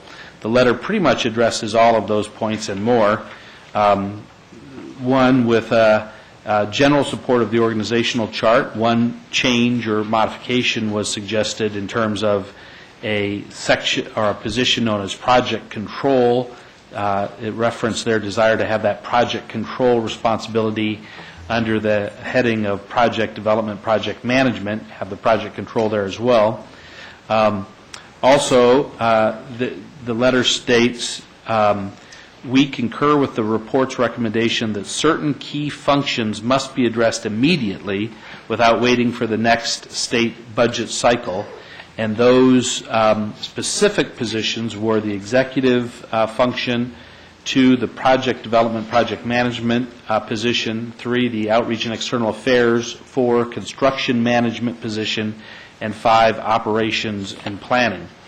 That confirmed the recommendation made to us by KPMG. Further, there was a discussion of the immediate need to fill the regional director position in Southern California, and further to put as a very high priority filling of a finance function as well as further hiring into the project management, project development area, individuals who may focus on station planning and right-of-way. The letter goes on to address strategic issues and decisions they feel this board must immediately consider, and I would like to ensure that this letter is available for everyone to see on our website, but also all board members look at that. And with that, I think the most important, therefore, a takeaway from this process has been the need to immediately address some of the senior management positions within the authority. I personally wanted to make sure the recommendations we heard had another set of eyes to review them, and the peer review group did that. And now our job should be to figure out how, in fact, we can create these positions and get them filled, and a process by which we can do that in the earliest possible fashion without waiting for next year's budget to be approved to do it. And in fact, how we can do that through exempt positions or through support of the administration or otherwise. So I don't believe there's immediate action that needs to be taken other than that the board members are aware of that priority and how we all must collectively work to try to ensure we can address those immediate positions that need to be filled in our management team within this current budget year. Any member have any further points on this item? All right, Mr. Crane. If I can figure it out. My only comment, Mr. Chairman, is to ratify and support the statement you just made. I think nothing is of greater importance. Mr. Chair. Very good. Mr. Dearden. I agree with your statement. I think it's very important. I'm a little mystified as to how we go about implementing it in terms of getting the approvals from the executive branch of state government to create the positions.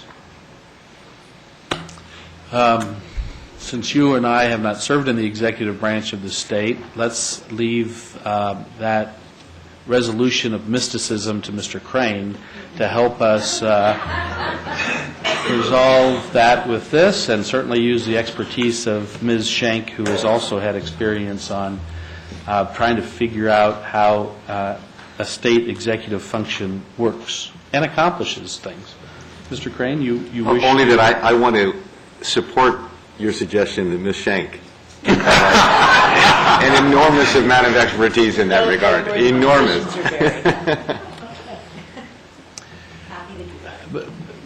But under this, we have not taken a formal action to adopt the KPMG report. We've not taken a formal action to adopt the organizational chart that was recommended by KPMG, yet we may be moving forward in that direction. I would like to know the will of the board as to, shall we solicit the administration to seek to help us create these positions so that we can address filling them?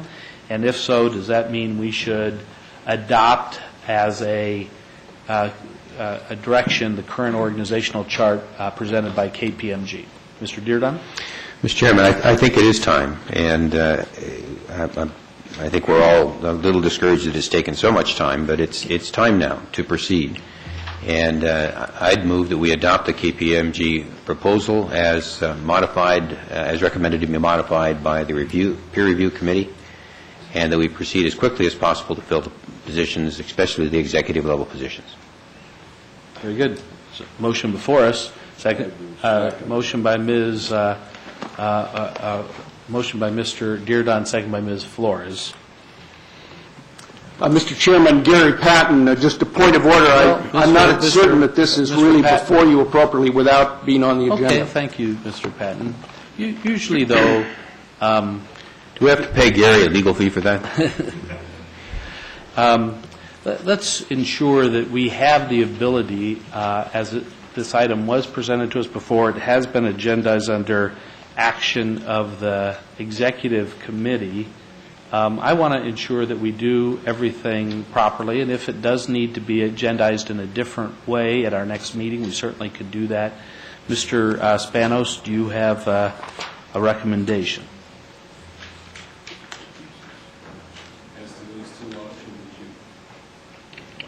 As to those two options. How about the first question? Is the motion properly before us under our agenda today?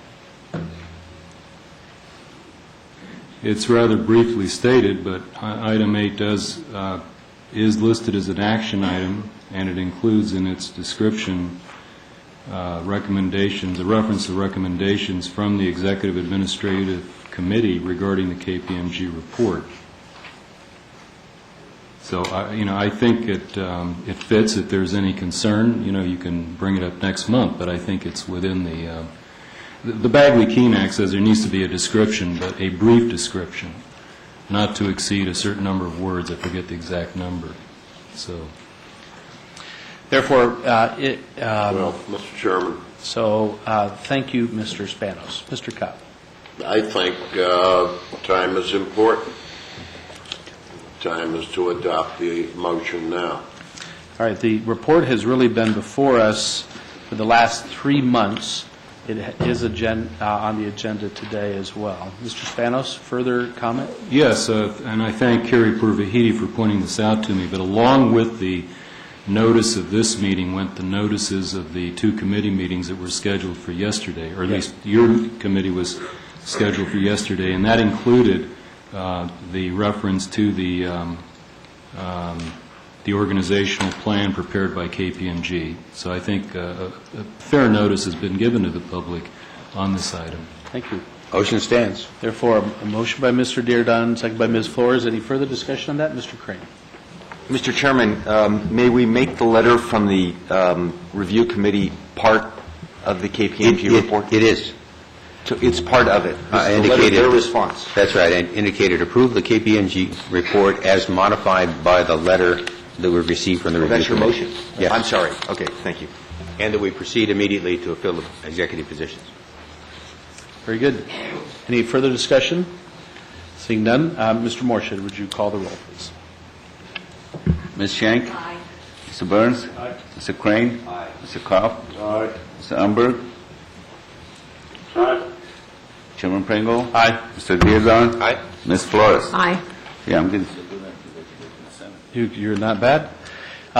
2 more items under this topic. I'd like to present one. It was brought forward at the Executive Committee that we will engage in a diligent effort to prepare policies and procedures that will be brought before the Executive Committee for vote and then to this board for ratification in January, and if not by January, by February. So any member of the Authority Board who wishes to have any policy or procedure issues of board operation and staff function to be shared with Mr. Morshed before that, so we can include that in the Executive Committee discussion.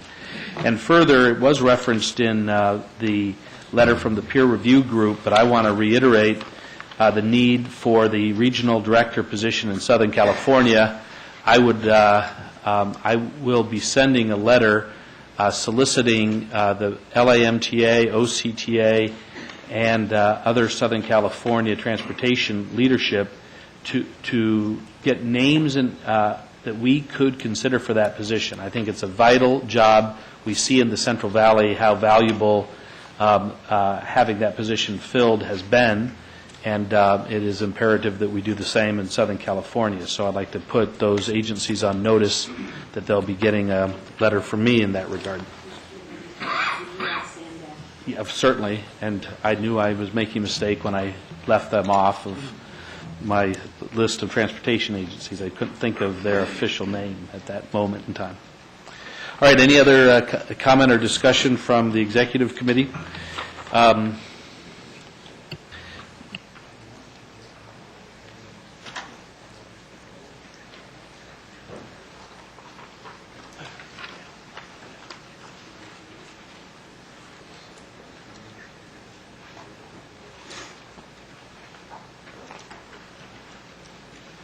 Without objection, I'd like to skip over item 9 and 10 and get back to them later in our meeting. How long is the presentation on item 11, Mr. Morshed? I believe it's about maybe 10 minutes. I think we can do that in 10 minutes. All right. Without objection, address item 11. Mr. Chairman, while it's coming forward, the Council wrote me a memo describing all the conditions that the authority must meet in order to be able to utilize the funds made available in Prop 111. There's some important factors in there, and I thought that it would be useful also for the Council to brief the Board, because it is highly critical that we recognize that even though we have $9 billion available for the high-speed rail bond, there are some very important and critical conditions attached to that money. And so as we move forward with all our planning and engineering activities, we have to be constantly cognizant of those requirements and make sure that the planning and programming is consistent with the requirement of the Bond Act, because otherwise you would be making yourself ineligible to use the funds. So I thought it would be important for the Board as well as the public also to hear some of those restrictions. Very good. And we're talking about Proposition 1A, discussion of the use of state bond funds. Yes, sir. Good morning, Mr. Chairman, members. My name is Stepan Haitan. I'm a Deputy Attorney General assigned to the Finance Unit at the Attorney General's Office, and I've been counsel to the authority beginning with the process for AB 3034 and through the approval process by the voters of Proposition 1A. My objective for this presentation is to summarize for you how the Bond Act affects the physical attributes of the high-speed rail system and the timing and sequence of construction. One thing to note is that most of the requirements under the Bond Act aren't merely funding strings. They are requirements applicable to the system generally, regardless of where a particular element was funded from. There are some exceptions to that, but for the most part, that is the case. First, I plan to present kind of two categories of requirements. One relates to the physical characteristics of the system, and the other relates to funding process and sequence of construction.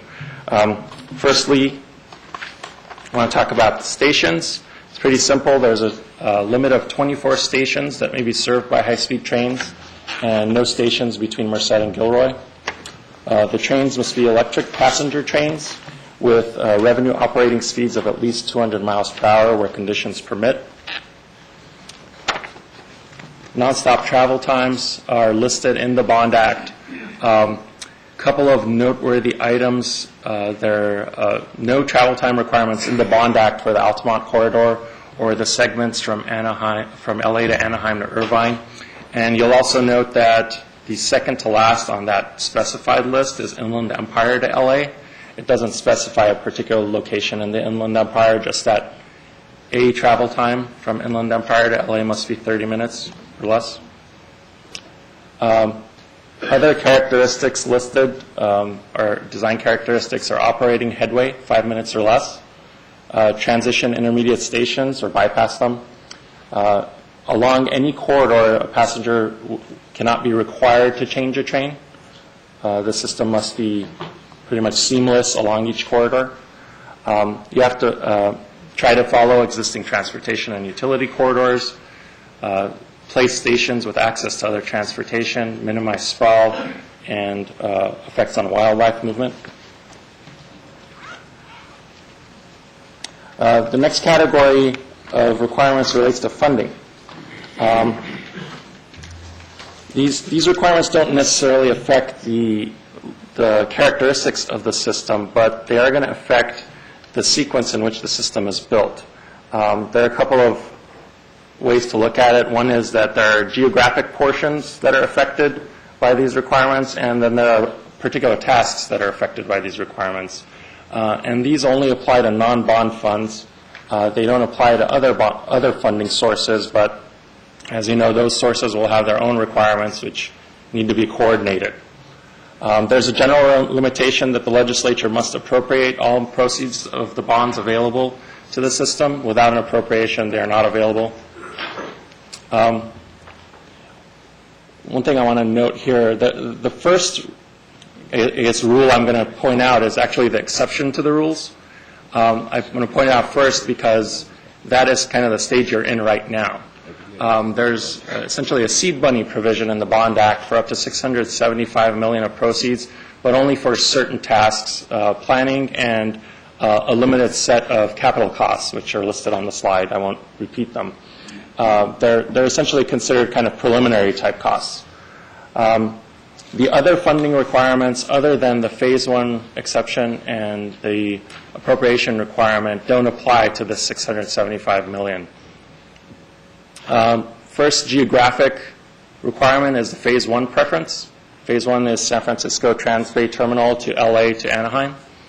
The bond proceeds are restricted for use on that phase for capital costs, although planning costs on other corridors may be expended, unless the authority makes certain findings and, of course, the legislature appropriates the funding. Other geographic construction requirements, again, subject to the Phase 1 preference, the selection priority is to be given to usable segments that have a lower bond funding requirement as compared to total funding requirement. So essentially there's a preference for using bond funds last if it could be allocated that way. Other criteria that need to be considered in selecting usable segments or corridors are listed, but they are not exclusive in the Bond Act. They're required, but not the entire universe of considerations.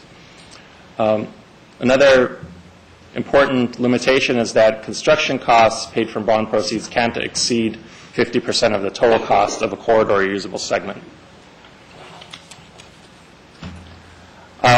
Those are the geographic limitations. There are task limitations as well that apply across the system.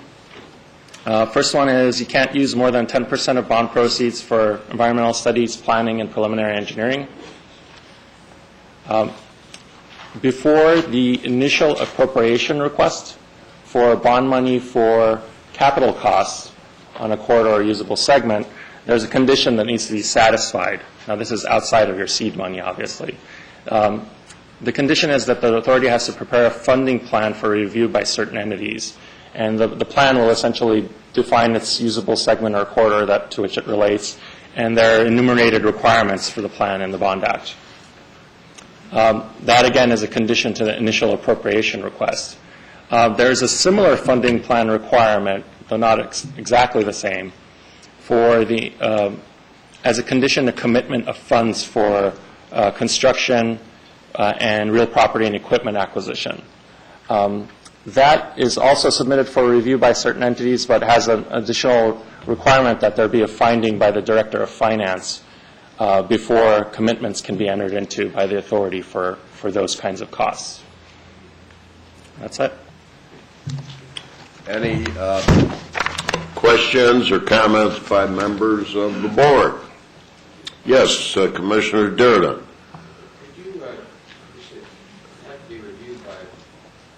The plan has to be reviewed by certain entities. What certain entities? Well, let me just double check here for you. The initial funding plan is submitted to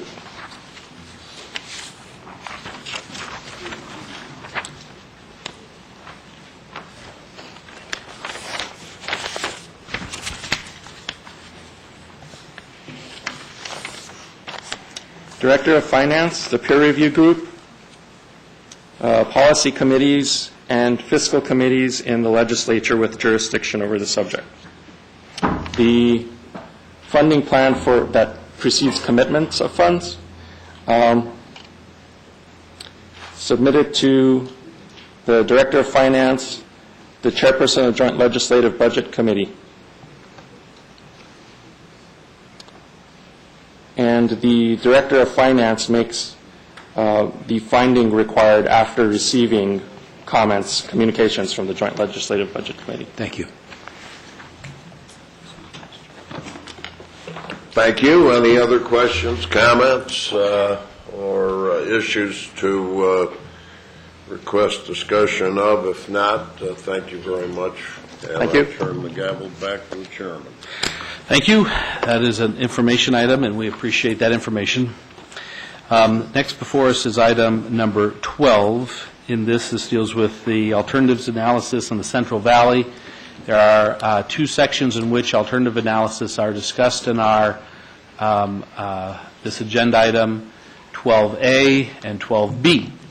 If I may ask, since I do have 15 people who wish to speak on 12B, if we could hear them somewhat so that I have a proper time in which I can introduce the folks who wish to speak on 12B.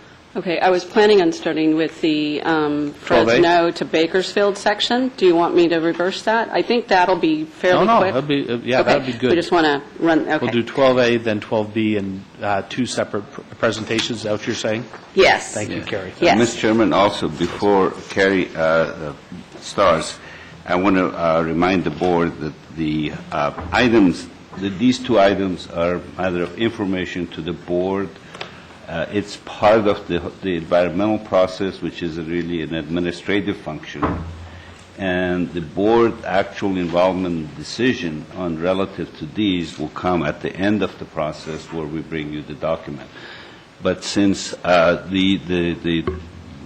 were a lot of concern from people not knowing what was going on and so forth, we've arranged for the staff to make this presentation to you, but keep in mind that that's an information item.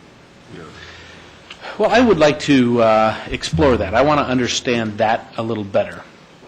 I believe there's a lot of alternatives and a lot of elements of this process. Are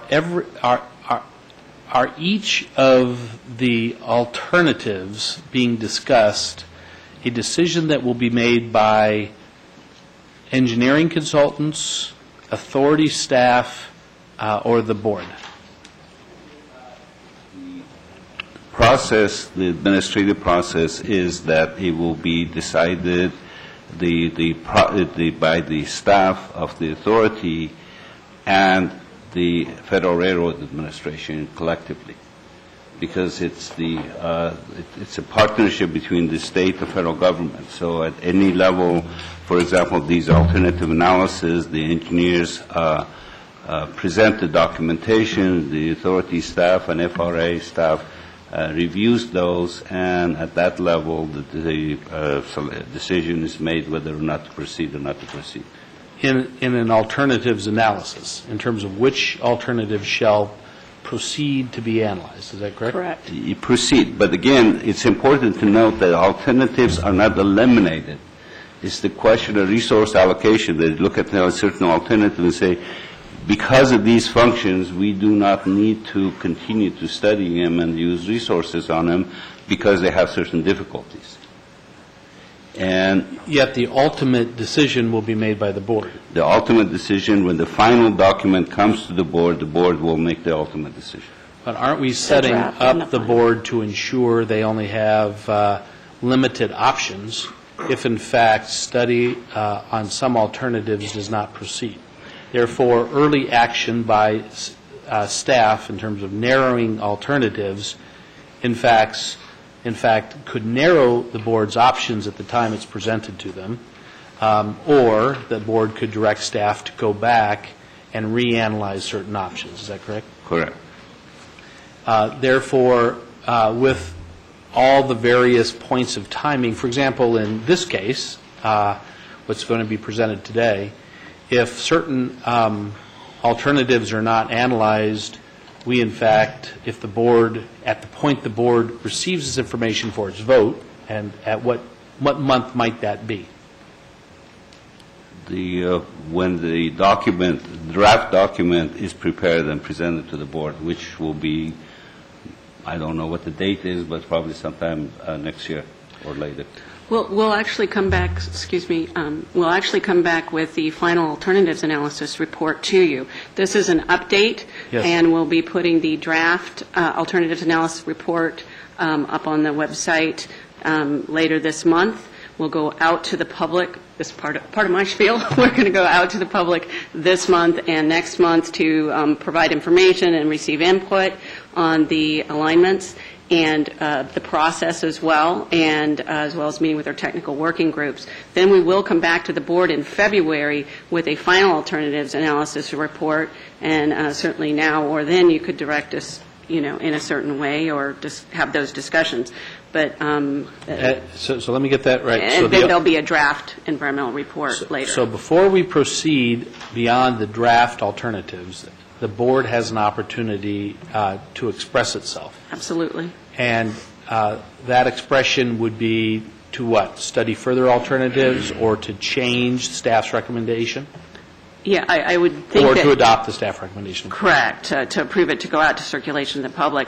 And I think you hopefully would do that at the final alternatives analysis report because of the time constraints that we're under for our funding. And you anticipate that in February, that yes, final alternatives? Yes. So if, in fact, the board said we don't like the recommendation made by staff, we would like this to be further analyzed, or this other alternative to be adopted, are we giving ourselves enough time for both of those actions to occur to remain consistent within the ERA funding deadline? Well, I think we're already on critical path, in terms of moving down this road, and we would also have to discuss it with our partners with Federal Railroad Administration because they've also made a decision.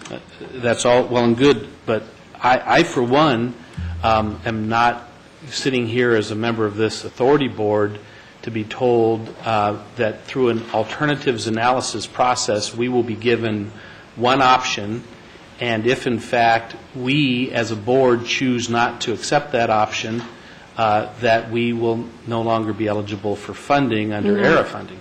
So if there is timing challenges, which there will be, because everybody's working really hard to do this, I want that draft presentation of alternatives to be made such that this board has a responsibility to review those recommendations, and if in fact they wish to adopt them, they can, or if in fact they wish to alter them, they can, and it doesn't put any component of the project in jeopardy.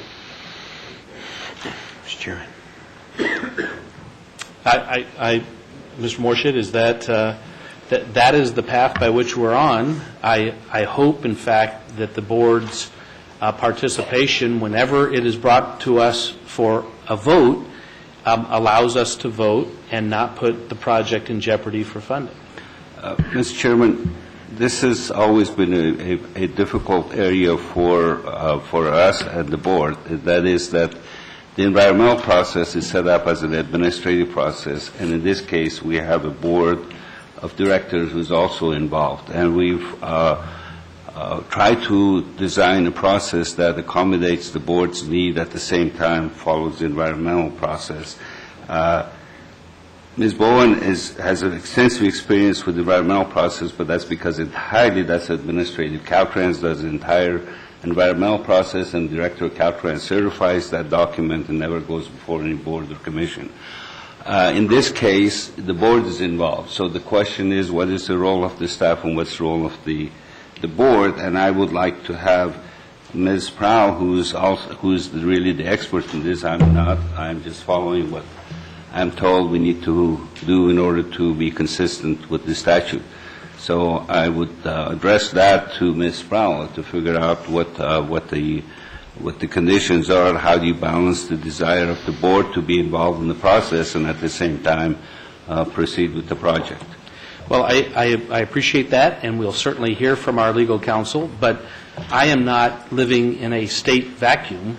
I don't, we may have some fantastic folks, and I hear very, very capable, who've worked for Caltrans, who live under a Caltrans process, and that's wonderful for them. Most of us on the local level don't like Caltrans process, so we may not all jump to say that that's the only process available. Under CEQA, at a local government level process, I happen to have been in a position to see alternative analysis presented to me as a mayor and a board in which I do have authority to say, no, we are not going forward with this alternative, and we will choose this alternative because of impacts, economics, local interests, and therefore we will modify or we will participate in that process. Mr. Umberg's calling back. His card ran out. Also, as a board member on OCTA, there have been a number of transportation projects in terms of freeway widening projects, transit projects, that in fact the board does participate in that. It's not a unique element. Maybe it may be unique in Caltrans, Mr. Morshed, but it's not unique other places where a board of directors has a responsibility to advance the environmental work, and therefore that advancement of environmental work is presented to us, so we have options. We certainly hear the recommendation. We certainly hear all the work that was put in behind it, but if there are times in which the board says we need to move forward with a different alternative, there has to be a voice and responsibility of the board. Ms. Sproul, am I off track with that? Mr. Chairman, you are not. The board always has discretion to provide input to these processes, and in fact, most of the steps in which the staff is bringing information to you to advise you of the status of the development of the environmental impact reports is providing additional opportunity for both board input and for public comment. That said, the typical process is one in which the board will not actually vote on any particular alternative until the end of the process. So what we're looking at now is a process of first gathering the widest range of reasonable alternatives to consider initially, then narrowing those to those that represent reasonable alternatives from the standpoint of environmental and economic impact and community impact and all the issues that have to be considered, to reduce them to a reasonable range of feasible alternatives to satisfy the requirements of CEQA and NEPA. And the conclusion or the final alternatives analysis report will essentially present to you what staff and consultants consider and are recommending as a reasonable range of feasible alternatives. You certainly have the ability to tweak those or to provide additional direction. But what you said is exactly what I was hoping to hear, and that is these types of briefings and informational presentations are to show progress through the staff and consultant team's thought process in working with the local communities on alternative analysis. But it's not presented to us so we listen as a board and say thank you. It is if we hear things in which we wish to not necessarily direct, but to show board interest in other things, this would be a good time. Absolutely. So staff hears that, so that they don't proceed down a path by which they narrow to one alternative or one preferred option, and at that point in time, at that late date, then all of a sudden say, no, the board has interests or concerns in other areas. That is correct, This would be Mr. Chairman. very appropriate to share board concerns or board interests in alternatives or this alternative analysis process. Right now, as opposed to the time in which it may be a preferred option presented, and then we run up against an error deadline. That's absolutely correct, Mr. Chairman. And to that end, it's certainly appropriate. I think the staff and the consultants will continually be walking a line to balance the needs of considering a full range and to not expend public resources on alternatives that don't appear to be feasible. So there's a need to vet the information, and this is an important part of that process. And the board is an important element in that process. Thanks. Thanks for that reassurance. I mean, I was feeling a little I didn't think there was any unappreciated question there about from- that. Well, Mr. Thank you. Mr. Dearden. I am absolutely in tune with your concerns, having served for 25 years in local government positions and chairing 9 different rail projects in the past. I have never seen one that has progressed in this manner. And the element that is inconsistent with the ones that I've seen in the past and the one you've seen in the past is that when there is a narrowing of alternatives, the recommendation for the narrowing of the alternatives comes to the board, and we take the action to eliminate alternatives. And that has the effect then of eliminating, the faster the better, alternatives that have been identified by the staff and by FRA as being non-substantive, either because of technical difficulties or whatever.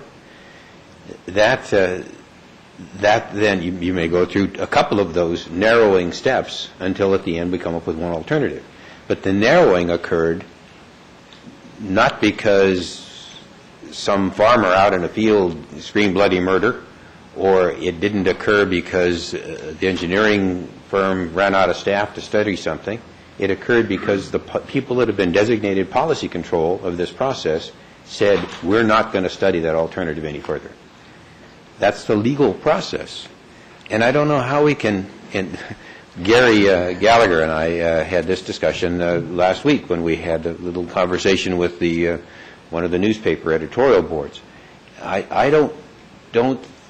can't imagine how we can delegate away that narrowing decision to the technical people without abrogating our responsibilities as a designated policy and control organization. Because if you follow that through, just as you said a minute ago, if you follow through that delegation, then we're going to come up with one alternative at the very end given to us by the technical staff and with a recommendation for approval. And at that point, we're going to have no time to go back and study alternatives that this board might have found to be more appropriate. So we need to have some kind of a process along the way where the board has a chance to narrow alternatives. Now, we do that at the recommendation of the staff and have the public have a chance to come in and scream bloody murder at us. But I don't see how the staff can narrow alternatives and have us not abrogate our responsibility. Yeah. And I guess that is one of those things. I guess I don't have a problem with the staff narrowing alternatives. I do have a problem, though, with it being done without the board's awareness and the board saying that that is consistent with some of the concerns.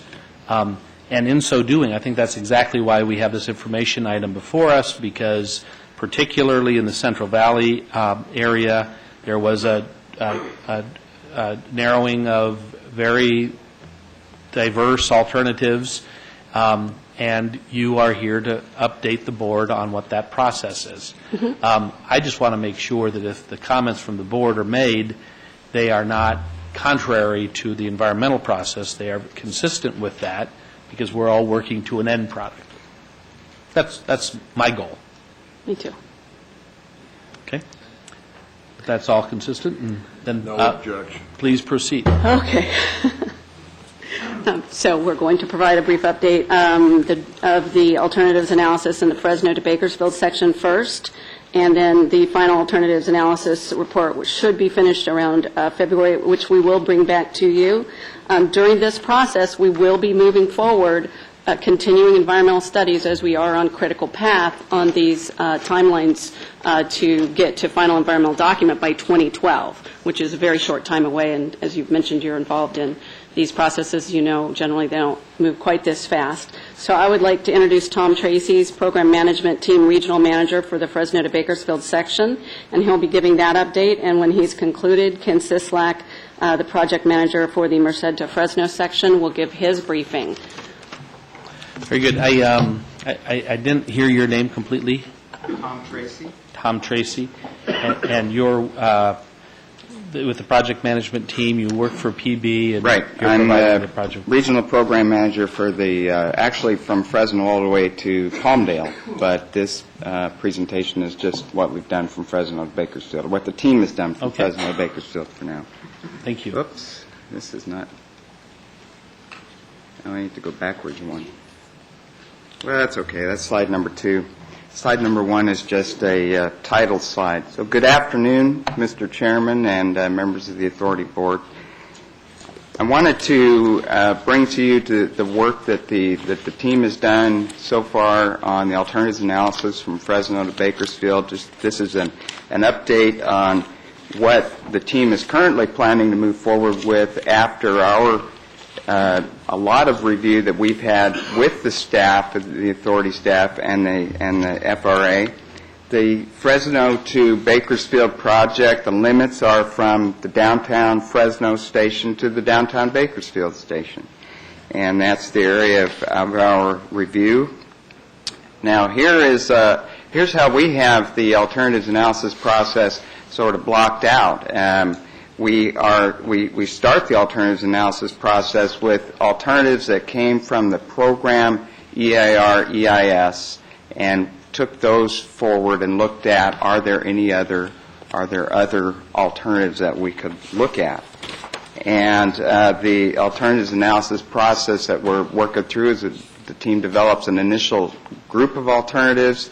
There is a lot of input from local agencies and the public on those. We revise the definition of the alternatives, have a workshop with the authority and the FRA, and continue on with the revision of those alternatives, bring those into a draft alternatives analysis report, go back out to the stakeholders in the communities, and then bring a final alternatives analysis report.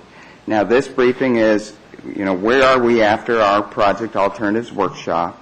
And we can certainly come back and brief you more often with where we are going. We have, as Carrie mentioned, the draft alternatives analysis report we plan to have done this next week, and we can come back sooner than before the final report, if you'd like, and show you where we're headed.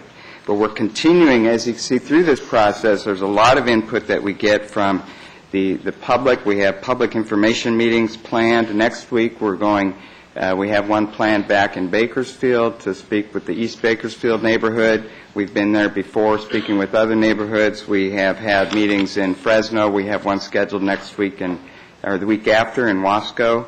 And so we are continuing to get input from the teams as well as looking at these alternatives from a technical standpoint. Again, public outreach has been a major part of this. It's been an ongoing part all the way from the scoping meetings. Actually, before the scoping meetings, we were meeting with the local agencies to get their input on what alternatives and what kinds of things they wanted to see in the high-speed train project as it came through their communities, working through all the way to the public information meetings that I've talked about. And then there's a lot of other public outreach that is going on, and it's playing a big part in this.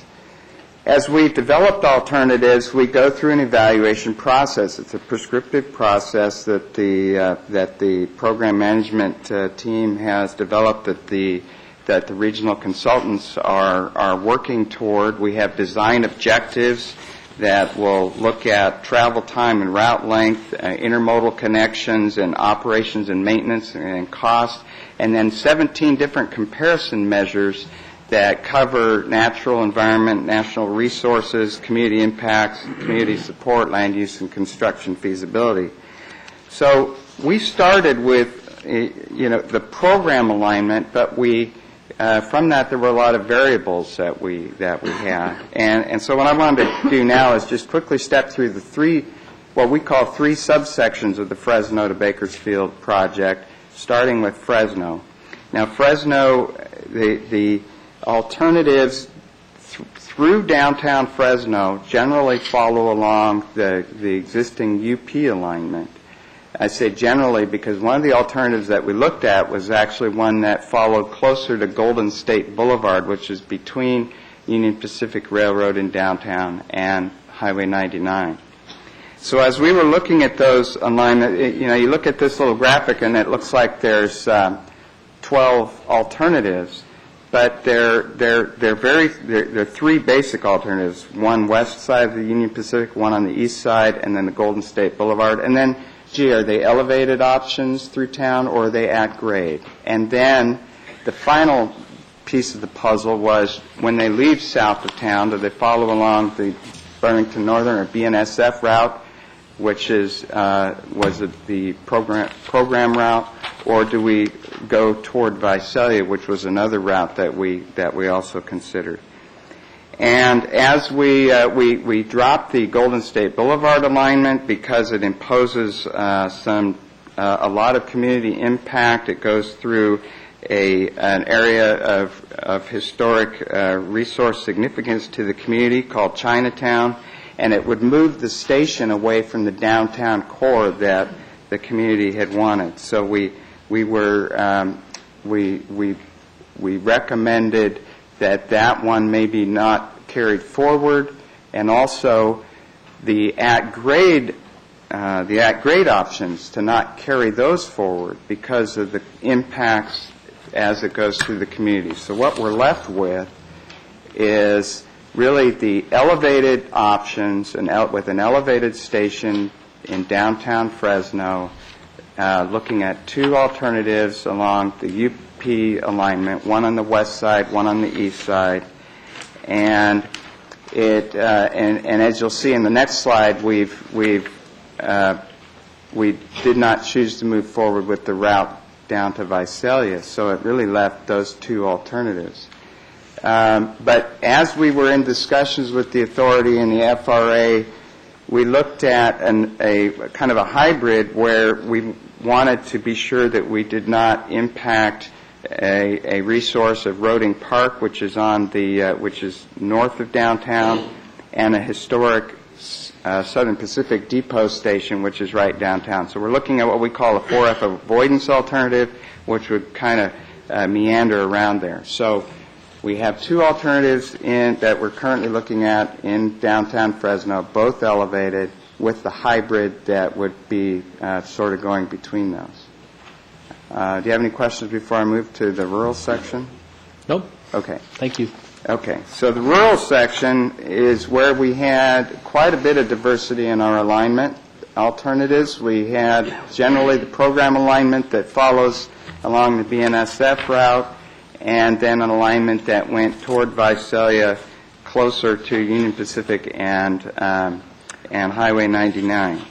And out of those, and you saw in the previous slide, it kind of affected how we exited Fresno. When we looked at the two basic alignments, the group looked at moving forward with the BNSF route because it meets the program EAR purpose and need, and it would provide the least greenfield impact of the two major alternatives we were looking at. The UPRR corridor was inconsistent with the program EIR-EIS, and the program EIR-EIS, we wanted to be sure that we tried to stay close to that because it encompasses what was referred to as the least environmentally damaging practicable alternative, or the LEDPA, from the program EIR-EIS. So we're no longer we've recommended, or the group recommended, not moving forward any more with the Visalia route, or, well, we call it the Visalia route, but it was a route that did go to Visalia and then cut across Greenfield. And what that left us with was the UPRR route generally, but still left us with an option for a regional station site to serve South Fresno County, Tulare County, and Kings County, and that could be placed near Hanford. We also, as we were in the discussion, recognized that one of the alternatives that we needed to make sure we had double-checked was the program alignment actually was running around the west side of Hanford, so the team is looking at that one more time. And we identified some significant resources down in Allensworth and the Pixley Wildlife Refuge. So we've added another, what we call a 4F avoidance alternative to look at through there. So we have generally in the rural section from Fresno to Bakersfield, it's generally along the BNSF alignment with some local options and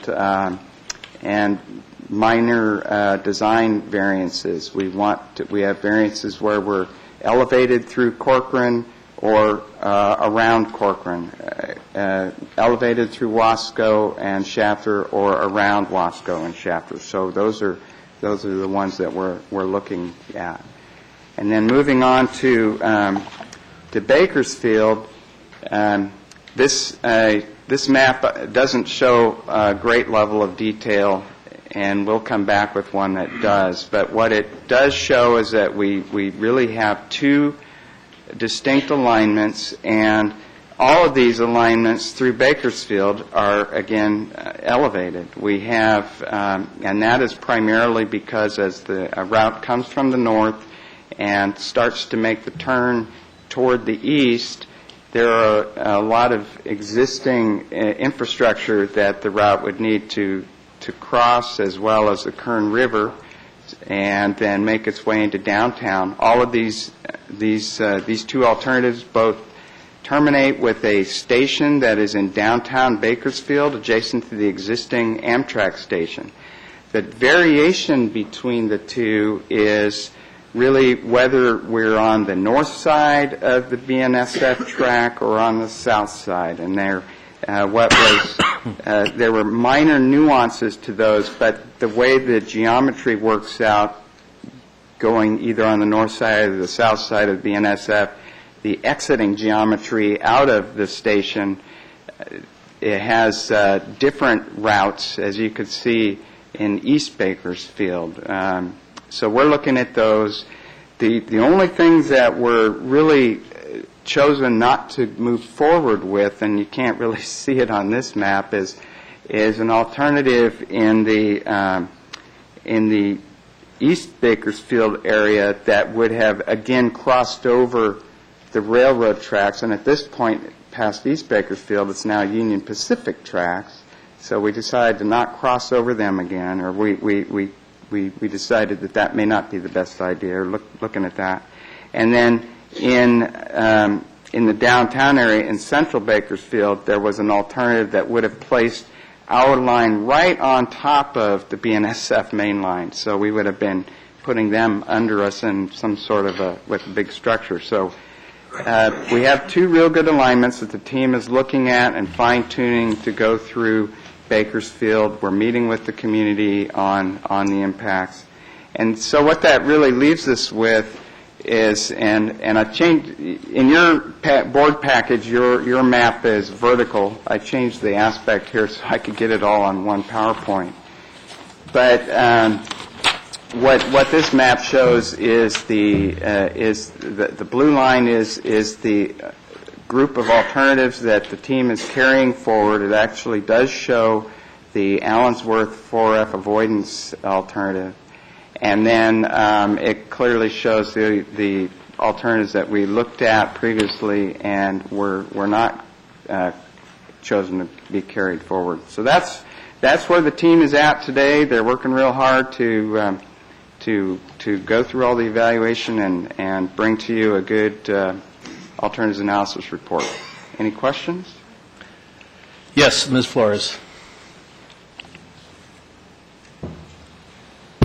I stepped out for a minute, so I might have missed it. Did you give a date for the meetings that you're going to be holding in Bakersfield? Or are those posted No, on the website? we have a meeting that is next, let's see, it's the 9th, so whatever day, the 9th of December, December 9th. is in East Bakersfield. Okay. We had prior one in East Bakersfield in November and also in the Rosedale neighborhood in November. So we had a better turnout in Rosedale, so that's why we're going back to East That's Bakersfield. right, okay. We've had a real, we're flooding them with notice, so we get some good.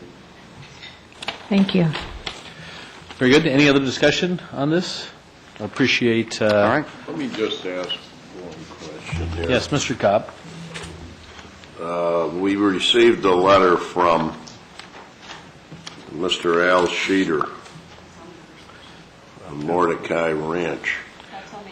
Well, not only, that deals with 12B, and in fact, he is... Kerry tells me that is on the section north of Fresno. And in fact, he'll even be here. At least he submitted a card. Yeah, he's here. There you are.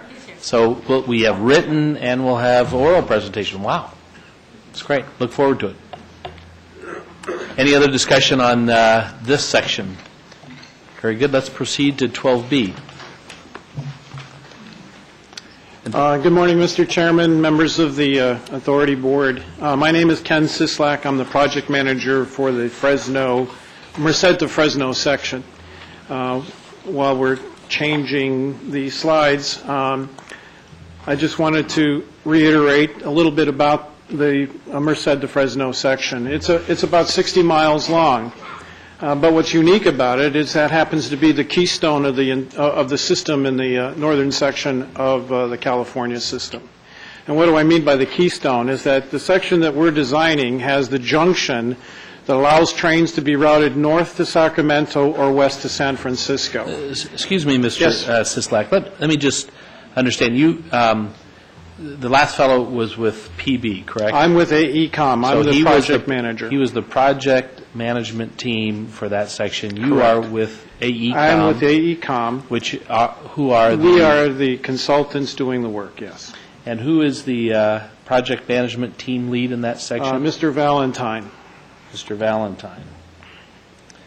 Mr. Valentine's first name is what? Peter. Peter, got it. Thank you. Please proceed.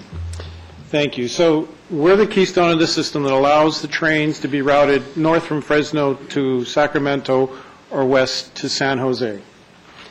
You'll notice that the next couple of slides are identical to the slides that were presented by Mr. Tracy. The real benefit of having a program manager is that they provide us consultant teams with technical guidance that allow us to have a very systematic evaluation process based on objective criteria that are consistently applied. And I want to reiterate that many of the alternatives that we are examining came out of either the program documents of 2005 or 2007 or came out of the scoping meetings that were held last March or this past March of 2009. We've had extensive public outreach in the Central Valley. As Mr. Tracy pointed out, we've done the same thing. Our scoping meetings were in March, and we actually had to amend the NOI and NOP later this year because the project that was originally defined as Merced to Bakersfield was split into two, Merced to Fresno, Fresno to Bakersfield, in order to allow us to each independently manage those projects so that we can meet our deadlines and streamline our environmental process. Next. For us, we did not know where our station was going to be in Merced, and for me to do an alternatives analysis on alignments, I have to have 2 points on a map to connect. We knew where the station was in Fresno. It was in the downtown station, very near the Southern Pacific Historic Depot is. But in Merced, we started with 3 alternatives, or actually more, that came out of the program documents of 2005. And they were listed as a potential station in a suburban location near the Castle Commerce Center, There was a station near the existing, well, in fact, it was the existing Amtrak station, and then the station that we ultimately elected to carry forward was the Merced Transit Center station in downtown Merced. The reason we chose the downtown transit center to be advanced into the detailed environmental process was because it really met the purpose and need of the program. The FRA has consistently told consultants in their guidance on doing transportation, railroad corridor transportation studies that high-speed rail should be concentrated at downtown metro centers. And the downtown transit center in Merced fit that particular requirement very nicely. The other aspect is that it also, because it's in downtown, it's at the apex of all the other transportation systems. All the transit buses come there, all the highways come there, it's easy access on and off State Route 99, and really serves the purpose better. The other two stations were eliminated from being moved forward in the process. The Amtrak station was really in a residential neighborhood. And if you could see what the likely structure of this station is going to be on an elevated guideway to avoid all of the grade crossings, it was really going to be an imposing structure in a residential neighborhood, totally outside the character of that neighborhood, and really have a very serious impact on the quality of life for the residents in that very beautiful neighborhood. The Castle Commerce Center was off the beaten path. It was not a future or current multimodal center. There's no convenient access to State Route 99. And there's maybe future development potential, but certainly when we want to start the line, it's not an easy place to get to in order to catch a train. Then when we had the station location in downtown Merced and downtown Fresno as our anchors, then it became a little bit easier for us to do the alignment alternatives analysis. But if you look at the map in front of you, it looks like a spaghetti bowl.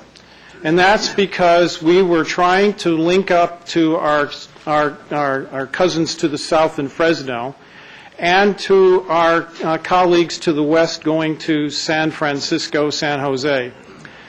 The western alignments, who will talk to you in a little bit more detail following my presentation, had basically 5 alignments they were looking at. We had 4 north-south alignments with some design options connecting the downtown Merced station over to one of our north-south alignments. So the spaghetti bowl really required us to examine over 20 junction opportunities as part of this process. And as you can see, it was a daunting task. But we went through the programmatic or the program of alternatives analysis that was outlined in the program manager's technical guidance, and we've been able to recommend to the authority and the FRA that we not advance the alignment along the Burlington Northern Santa Fe route, which is A1, noted in the red lines on your map. And we also elected not to carry forward the A4 alignment, which is shown as the orange alignment, because if you eliminate A1 from further consideration and not advancing it for more further detail, A4 sort of falls away. And there were difficulties with both alignments. So the evaluation measures that we used were identical to what you heard from Mr. Tracy. They're consistent with the program manager's technical guidance, and the same measures were used and consistently applied to these alternatives. Excuse me, could you go back to that previous slide, and could you define to me what community impacts are? Community impacts simply mean residential property takes, commercial property takes, relocations of businesses, noise and vibration, visual impact, those kinds of things. Okay, are they prioritized? No, they were not prioritized nor given a weight. They were all given equal treatment and equal weight. Has there been a previous directive of the authority to limit residential takes over other takes? There is no directive as to limiting residential takes over other takes, but I think the entire NEPA process is founded on the basis of what the highway engineers did in the 1950s by wiping out neighborhoods for highways. And the entire NEPA Act is predicated on the ability to maintain community cohesion and not wiping out neighborhoods. Is there a definition under community impacts of economic value within the community? Yes, we have to do an economic impact assessment as part of our evaluation in the environmental document. Therefore, commercial takes that have higher economic value, therefore, by their very nature would be defined as greater impacts to the community, correct? It depends on whether or not you're wiping out a residential community of low-income and minority populations, and then you have a environmental justice issue that you have to avoid. Sure. I'm comparing commercial takes to commercial takes. A commercial take of higher economic value would have a higher community impact than a commercial take of a lower economic value. Certainly. If you're comparing commercial takes to commercial takes, one that has a higher economic return to the community and you have to eliminate it, relocate it, or whatever, Therefore, this analysis took that into consideration. No, we treat it all equally because we're not down to that level of detail. Remember, when you're looking at many alternatives, and the measures you are applying are generalized in a way so that you can differentiate between one alignment and the other. To say well, but I'm looking at this list, so I thought that's what this list was for. Yes, but remember that the level of detail is much higher level. I am not absolutely figuring out that I am taking one piece of property is worth more than another piece of property. That analysis is done at the level of detail that we're just beginning now. I see. So under design objectives, we're just looking at the cost of building the system, not the cost of procuring the land under the system. Absolutely correct, sir. Isn't the cost of buying the land a component to the cost of the system? It is a cost to compare the system, but at this point in time, what we're doing is looking at a very high level, and we wanted to compare all of the alternatives that were in the mix on an equal footing, just to allow us to differentiate between one and the other in terms of generalized impact, not specific impact, because we're narrowing the field down. We need to get back to that probably a little later, but I don't then understand how do we use the definition of cost when we're not considering cost. But we are considering the cost to construct. Which could be the... But not the cost to acquire land, because we don't know which land we're going to acquire yet. I understand, but which in fact could be the lowest element of the cost. I mean, purchasing the land could be one of the highest elements of the cost. Yes, some land costs more than other land, generally speaking. Exactly. Thanks for pointing that out. I want to understand. Yes, Mr. Cupp. I want to understand this because I asked the executive director a question in a different context. Is the right-of-way included in the construction cost? No, not at this level of detail. No, it's Mr. Morshid. Different questions. Yeah. At his level, what he's doing for his analysis is not.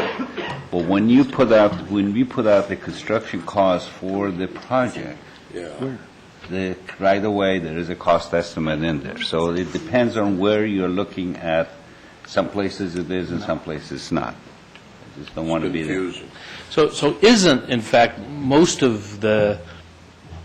It really is a factor of how long the route is to figure out the cost plus any additional mitigation requirement that you see. Is that, I mean, that's what you're evaluating. You're not, you're looking at mitigating by building bridges or overpasses or other structures, but you're not looking at what you're building those structures on in defining the cost.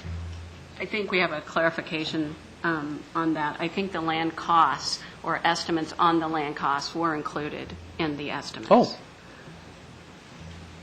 Is therefore, Carrie will take that as gospel. That was considered. There was an assessment of land costs in determining the cost through this alternative analysis. Generalized. Generalized, not the specific business. I got it. But you did look at, therefore, economic value of the property, because that's how you determine land costs. Yes, because we characterize the property in three generalized categories. Agricultural, commercial meant both retail and industrial, and residential. So all of those are the only differentiators in terms of cost. And the cost to construct the infrastructure. Okay. So a 12-story office building, since it's commercial, is the same as a garden-level office building. We're not at that level of detail yet, But sir. in your cost analysis. But in our cost estimates now, yes, we have an acre of commercial property valued at X, an acre of agricultural land valued at Y, and an acre of residential land valued at Z. So one of the issues in the narrowing of these alternatives that I have heard is one of the alternatives goes through prime agricultural land, which may have a higher value, and another alternative goes through maybe lower valued agricultural land that has a lower value. Under that scenario, you considered the land prices the same, is that right? Correct, Z. And therefore, when I look at a chart that differentiates the comparison between all the route alignments, and one of the elements on my chart is cost factor, and one of the disadvantages represented says it's 23, Route 1A is 23% higher cost than Route A3. That is based solely upon construction costs because the agricultural land costs have been determined to have equal value. Is that right? So when you talk about the higher cost, it has nothing to do with land acquisition if you're building both on agricultural land. We evaluated the alternatives based on generalized costs for agricultural land, commercial land, residential land. We did not distinguish between prime or subprime agricultural land. To us, it was agricultural land. I get that, and I'm wanting to make sure I understand your point when, in fact, you state that certain alternatives cost 23% more. That isn't correct. That is, the construction cost based upon a land-neutral price defines that as 23% more. It doesn't necessarily mean that route will cost 23% more because you've not taken into account the actual cost of land in that area. But it allows me to differentiate. Is that right? Yes or no? It allows me to differentiate between one and the other when you hold certain values as neutral. All right. We can have that level of discussion if you want. Please proceed. Based on the analysis that we did in accordance with the technical guidance provided us, we recommended that alternative A1 not be carried forward. It has the slowest travel time between San Francisco and Fresno, which is on a critical path as outlined in the Bond Act presentation. It also had the highest cost. It had very high agricultural impacts. It had the highest residential impacts. The most property takes in residential neighborhoods. It was not supported by any of the communities and resource agencies in that neighborhood, and it was recommended that we not carry it forward. Alternative A2, which is the direct line between Fresno and Merced, was carried forward. It was the program alignment. It has the second best travel time between San Francisco and Fresno. Because it is within an existing transportation corridor, it had the fewest habitat species impacts. It has regulatory agency support, but it's also a very high cost to construct because most of it will be an aerial guideway going through Chowchilla, Madera, and it has numerous crossings of State Route 99 and the Union Pacific Railroad. Alternative A3, where did that come from? Because that was not a program alignment, but it came out of the scoping meetings. The scoping meeting, because this alignment had never been studied before in the programmatic documents, either of the document prepared in 2005 or the one prepared in 2007, we were obligated to carry this forward through the alternatives analysis and give it its a fair evaluation. What we find about alternative A3 is that it has the fastest travel time between San Francisco and Fresno. It shaves about 2 minutes off the running time. Why? Because it's a little further west of State Route 99, and it's essentially a shortcut by taking you take a sharper angle to get to Fresno from the San Jose route, and it provides a faster running time. It has the fewest community impacts because it's not going through any of the downtowns of Chowchilla or Madera or through any residential neighborhoods, but we know it has very high agricultural impacts because it is, in fact, going through prime agricultural land.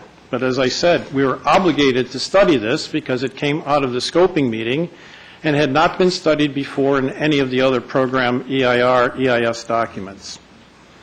Alternative A4 is really a design option that would allow us to move from the Union Pacific Railroad right-of-way to the Burlington Northern right-of-way, and we elected not to carry that forward because we elected not to carry A1 forward, so why would you elect to carry an alignment that goes forward to an alignment that is not tenable for other reasons? But we also found out that it had the second slowest travel time. It had a very, very high cost.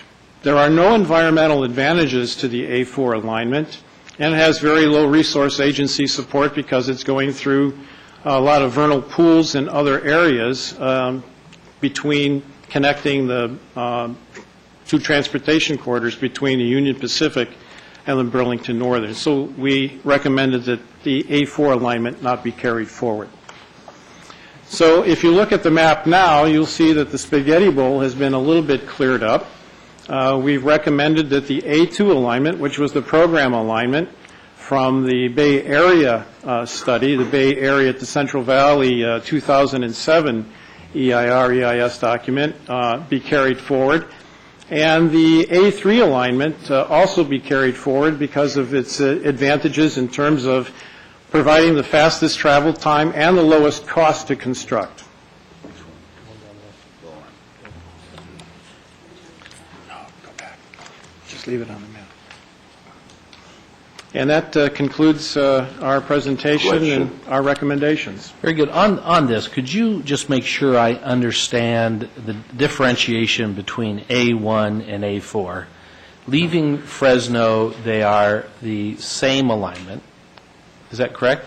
No, the A4, leaving Fresno, leaving Merced, it's the, leaving Fresno, sir. Leaving Fresno, leaving Fresno going north. You can explain it the way you want. I want to understand it the way I'm trying to figure it out. Okay. Leaving Fresno, they're the same alignment, correct? Leaving Fresno is the same alignment as A1 going east onto the Burlington Northern right-of-way. Right. And then then A4 is the one that splits and goes west. Then it makes a hard, sharp left turn and joins up to the Union Pacific Railroad, where it makes a right turn, goes north to downtown Merced. And then continues across to the 152, is that right? Yes, correct. And then the A1 continues on and goes across and then drops into Merced. Correct. Further up, closer by the, whatever that is. Is that the 540 or the 40 or 140? Sorry, can't see that. Is that, so I understand those two, is yes. that right? Mm-hmm. So I'm just trying to figure out, so A1 was dropped because of the elements you explained. A4 was dropped. I'm trying to understand because I'm trying to understand why that was necessarily just defined as an alternative to A1. So the elements of concern in A1 are identical to the elements of concern to A4. Therefore, you used that is the distinguishing factor to drop. It has its own untenable characteristics. It has the slowest time. It adds 2 minutes. Instead of cutting 2 minutes of running time, it adds 2 minutes of running time between San Francisco and Fresno. Okay. It's also more costly to construct. It doesn't... And define the cost again. It's more costly. Is the cost to construct, the infrastructure itself. It's costly because of what? We're building more bridges, more aerial guideway, and I'm building more track. I'm going about 10 miles out of my way to go to Fresno. Okay. All right, so that is the cost to construct. All right? Very good, I understand that. Mr. Kopp. Well, I just have a singular question on your chart number 2, your table 2. What do you mean by not a discriminator with respect to alternative A3? But not a discriminator simply means that I can't use that as a criterion to make a judgment whether it's good or bad. It doesn't allow me to make a discrimination between one alternative and the other. It's equal or neutral. So could I just ask you then, is Beverly Mason in your office? Yes, she works for me. Okay. This does get to another point of which, regarding a letter that was sent this past month with a heading that said permit to entry. That came out of your office? Yes, that's correct. Okay. Yes, sir. And I know that that had caused tremendous concern, and we will need to probably address ways in which we can notify people to get further solicit information. This letter certainly, if it was received by anybody, it would have great cause of concern to talk about entering people's property and not reassuring people that we would not do that without their permission or approval, that we would only, that this letter doesn't look like it solicited that. And I know that Mr. Morshed, upon learning of this letter and the concern that was caused by it, there has been another letter reissued, and I know Ms. Bowen is the signatory of the letter that was reissued, to clarify from this letter that went out on November 3rd that the High-Speed Rail Authority, as it says here, sent you this letter to seek your permission to enter your property, to conduct field surveys as part of the environmental review. Please be assured that the authority's employees and any independent contractors working on behalf of the authority will not enter onto your property without your advance written permission. So I do appreciate, Ms. Bowen, the clarification going out. I guess I will privately have a discussion on the protocols by which we send out large distributions of letters, particularly as they apply to a large group of people in a sensitive area about sending biologists, archaeologists, and hydrologists onto their property. But we should have a stronger protocol to make sure the full staff understands what's going on. Additionally, who is the signatory of this letter that went out? Okay. So that says Ken Sislak? Oh, yep. Kenneth G. Sislak. Yes. Now I got it. Since it's not printed there or doesn't reference your name or your title. That was a clerical error. Right. It's been addressed with staff. Okay.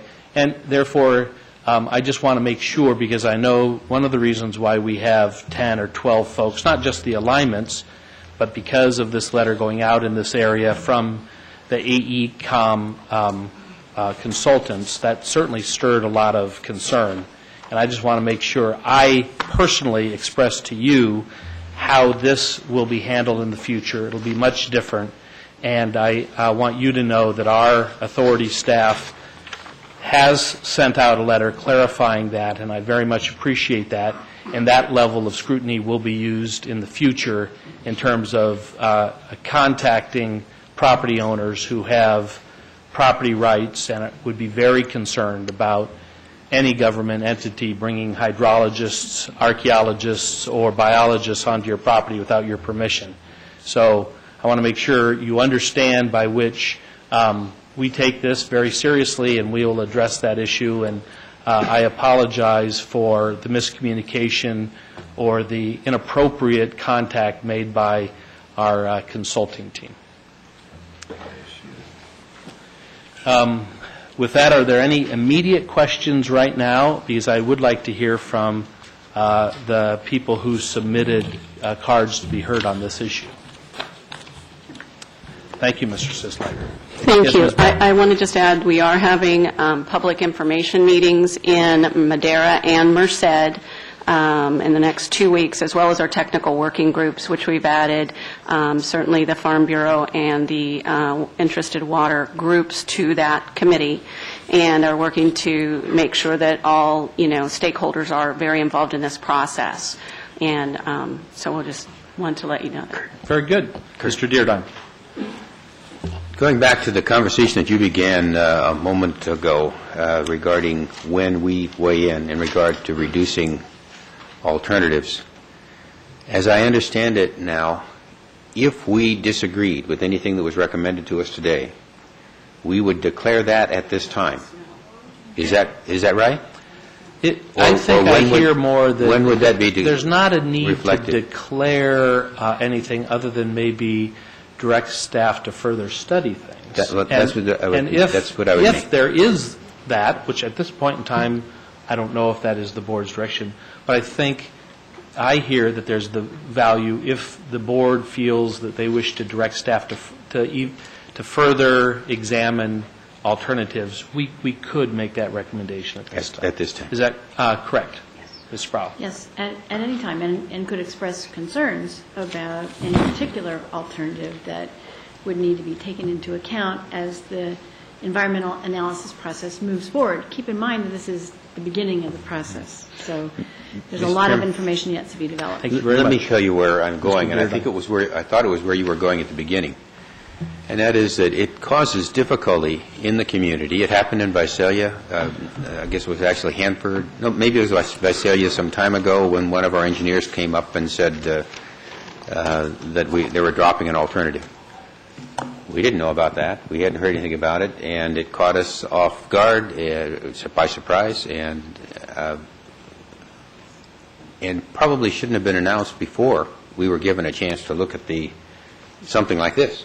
So we could have either said yes, or we could have said nothing, as we're going to say today, because the recommendations look good, or we could have said no. We want to go back and have you study that alternative further. But when an alternative is eliminated before a presentation to us, we have no chance to make that comment. So can we ask that alternatives not be eliminated by the engineering staff, or that the engineering staff not announce the elimination of alternatives, even though you're going to recommend that, until after we've had a presentation to the board? See, I think the one challenge with that is what that would dictate is everything must live by our board calendar. And that is difficult. I mean, we are asking to move forward to an alternatives set of recommendations within a month or so. And I believe this level of information, where the board still has an opportunity to interject its concerns, as long as it does have an opportunity to interject its concerns, is what I would like to see, as opposed to forcing every team of consultants before they make one modification on an alternative study to come before us and explain why they're doing that. I think we're saying the same thing. That's probably true. Could I explore one more point? Somehow we need to be advised, though, before an alternative is announced to be dropped in a local area. So if the local engineering teams decides that they're not going to study something further, and they don't have time to bring it to us at a briefing session in terms of our meeting cycle, then somehow they need to let Mady know, and Mady needs to let us know that alternative such and such in an area is going to be dropped. Thank you, Mr. Deardon. I think that could be handled by our executive director as notification is made on limiting alternatives, that the board immediately receive that information as well. So that we are aware at the same time, the public may be made aware. Some people look for transparency. We want to have transparency on the board, too, so we know exactly what those decisions are made along the way. I think there's a way to work on that. We are providing that update in your executive director report. Very good. There was mention prior to the discussions you referred to in Visalia. And just for other clarification, it wasn't an engineer who said that information. That was actually a reporter. It wasn't someone on our team. And they're not making the decisions. It is in conjunction with FRA and high-speed rail. And we would bring, just as we did today, the information to you before we go out. And I think there was some confusion because we're the first ones to do this. And this is the first project level EIR, EIS that did this, whereas before you were dealing with programmatic, and now it's real to people, and it's causing more concern. Yes. That's right. And so we absolutely, we'll do our diligence in making sure you get that information first. I think we can do that through the executive report.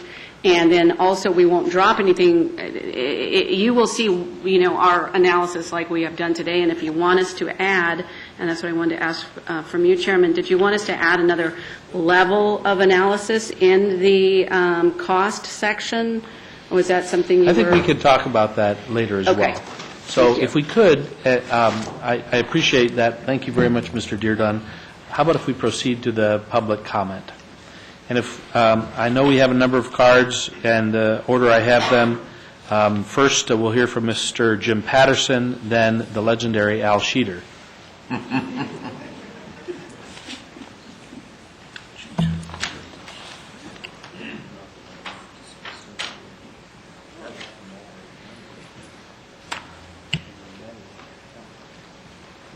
Thank you very much, Mr. Chairman and members of the board. We really do appreciate the opportunity to place in the record the concerns that are arising from our those who live at Work Farm in this region. This is particularly and specific to the routing of A3.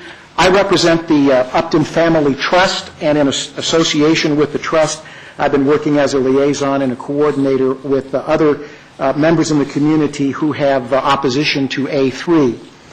Over a couple of days, a number of letters and communications have been sent to the staff and to the board. I want to just reiterate the opposition from Madera County Farm Bureau, the Merced County Farm Bureau, the Merced Water Users Association, the Chowchilla Water District, the LeGrand-Anthon Water District, CWB Red Top Joint Powers Authority, the San Joaquin Raptor Wildlife Rescue Center, Protect Our Water of Modesto, and the University of California, Merced.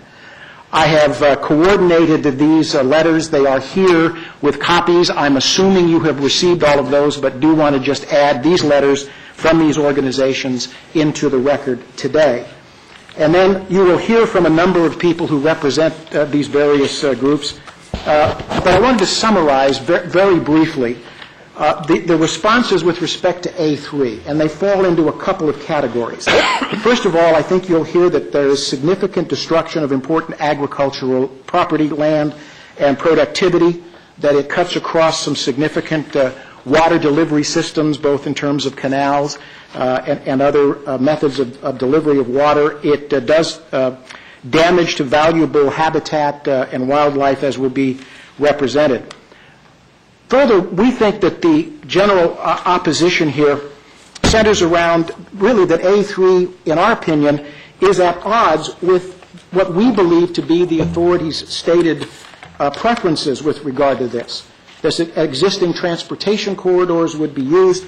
We would try to locate near cities along existing transportation rights of way, and to protect and be concerned about high productivity ag land. We appreciate the opportunity of being here and expressing our concerns, and we thank you for this opportunity. One more comment with respect to staff. We appreciate very much their communication with us and the inclusion With respect to the TWG meetings, with respect to the other public meetings that are taking place, we were a little bit late in getting notice and being a participant, but that is changing, and we appreciate that a great deal. Thank you, Mr. Patterson. Mr. Sheeter, and then we will hear from Mr. Upton. I'm Al Sheeter from the Mordecai Ranch, and I'd like to say good afternoon to the board here, and good evening to Mr. Umberg in Afghanistan, and that, Mr. Umberg, I appreciate your service to this country.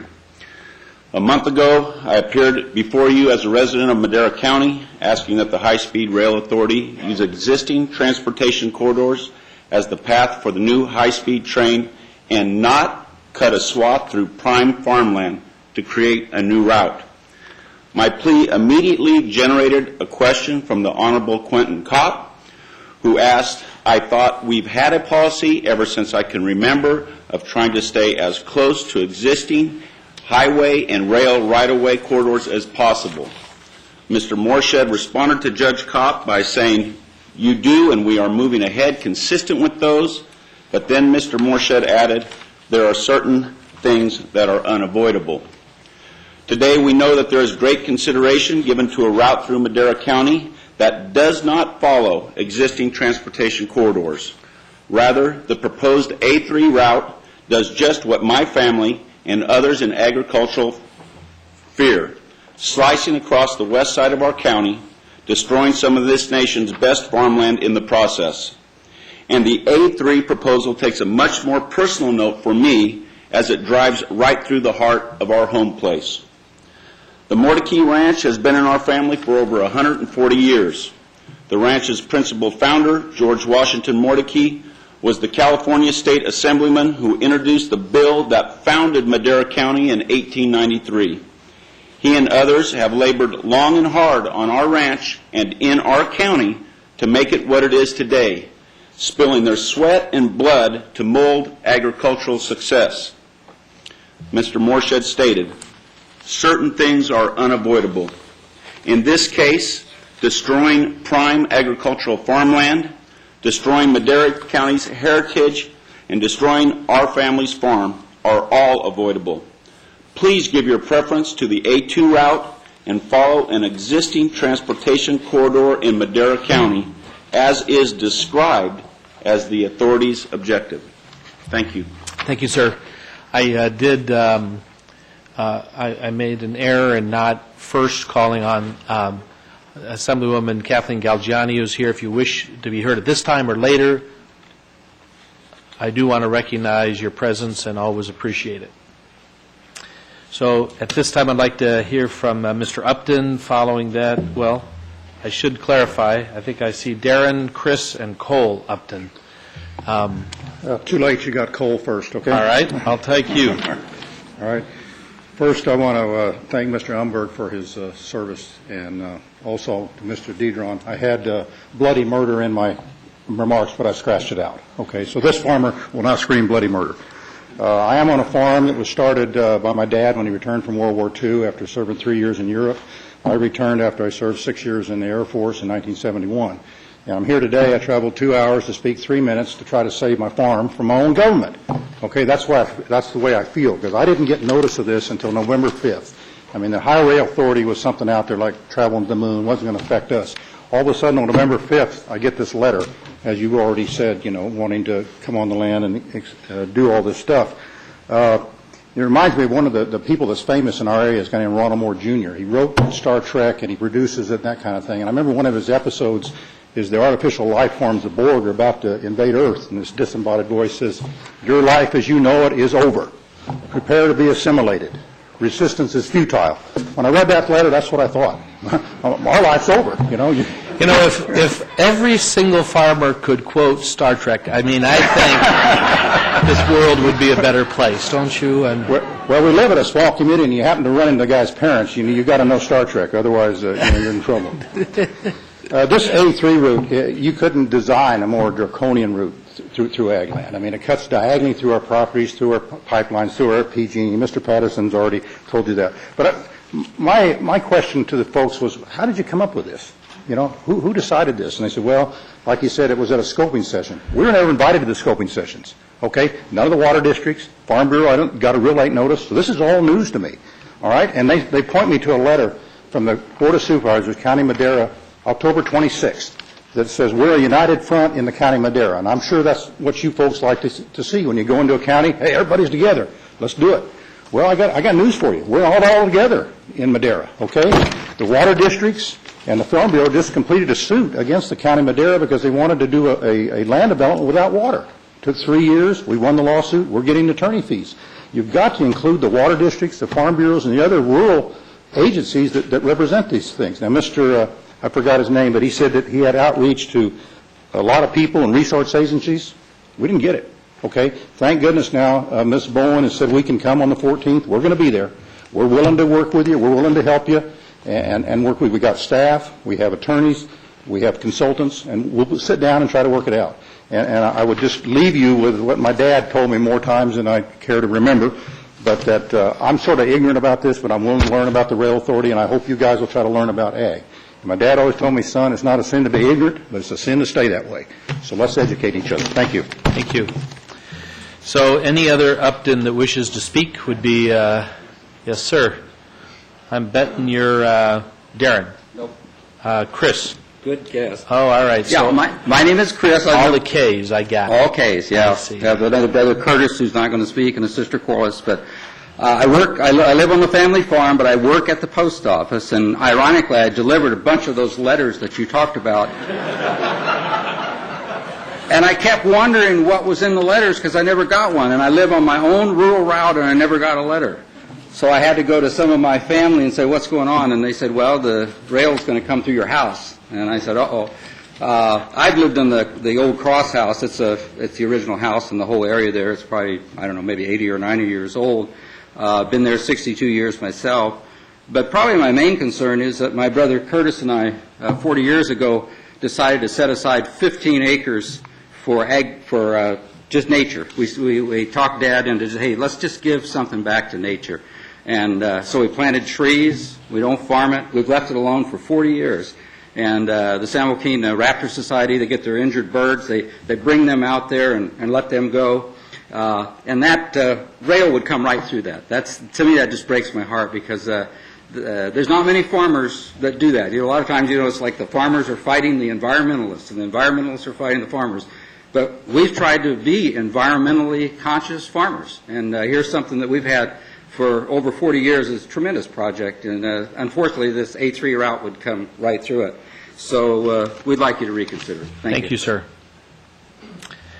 Darren Upton and then Douglas Welch.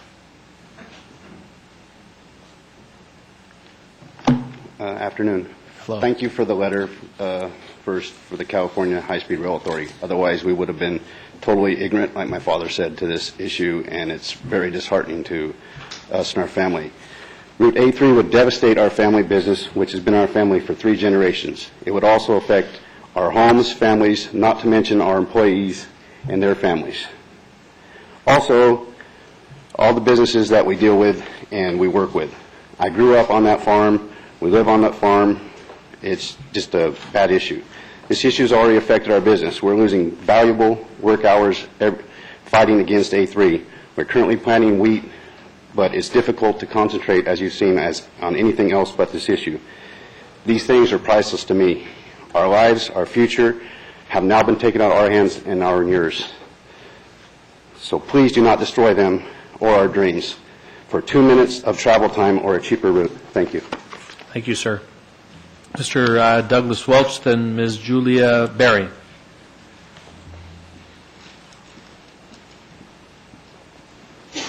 Good afternoon. Thank you for your Welcome. time. Certainly. My name is Doug Welch. I'm the general manager of the Chowchilla Water District. Been there for 16 years. Been observing the progress of the high-speed rail over the last couple of years.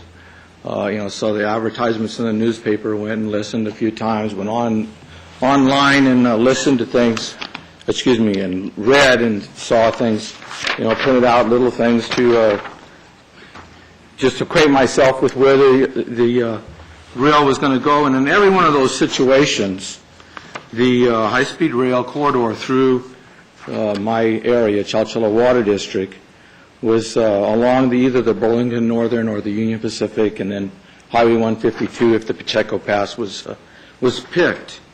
Even at the scoping session that they had, the scoping report, again, it shows, those three routes, the two railroad routes, and then finally the going west on Highway 152. Apparently, at the scoping meeting that, and I wasn't at this one because somebody had had a lot of beer and pizza because they were given crayons to draw lines. And these are the lines that were apparently drawn. This is the Chowchilla Water District. People have talked about it being at the apex, at the center, the keystone, whatever. This is the Chowchilla Water District, 80,000 acres. And that is the A3 route. Now, Grandma, she cut up the pumpkin pie at Thanksgiving. I think she helped to draw this. I don't know. It's pretty dramatic. Now, that's two different versions of the Pacheco Pass route as far as going on 152 on the north side and the south side. There's an agency coordination plan that was put together. And, in here it talks about responsible agencies, participating agencies, and then it listed interested local agencies. Chowchilla Water District, at the crossroads, or if I may, the cross rails of the high-speed California rail system is right at the center of that. And until 2 weeks ago, I had no indication whatsoever that this spaghetti had now occurred. And they were looking at all these different routes because of somebody with a crayon. To me, it's just amazing. In fact, the letter that they sent out did not accurately portray one of the considerations, and that was one of the whys that came off of the A1 route. In a discussion that I had with Mr. Ken Sislick, I asked him about the value of agricultural land and how that compared to, what were they doing to analyze the impacts. And I pointed out to him that agricultural land, there's prime agricultural land in the Chowchilla Water District, and there's non-prime agricultural land that runs along the Burlington Northern route. So I'm not suggesting that one should be used or not. I'm just saying there's a big difference between going along the edge of a route and going cross-country, just willy-nilly, just, taking pieces of property that are 40 acres and splitting them into two pieces of triangle, and the next one, two pieces of triangle, the next one, two pieces of triangle, all the way through the Chowchilla Water District. I mean, it's just too much beer and pizza, I got to tell you. Thank you, sir, very much for your comments. We are interested in being a interested party, participating party. Would appreciate it if we would be included. Thank you, sir. Now we'd like to hear from Ms. Julia Berry and then Mr. Jim Erickson.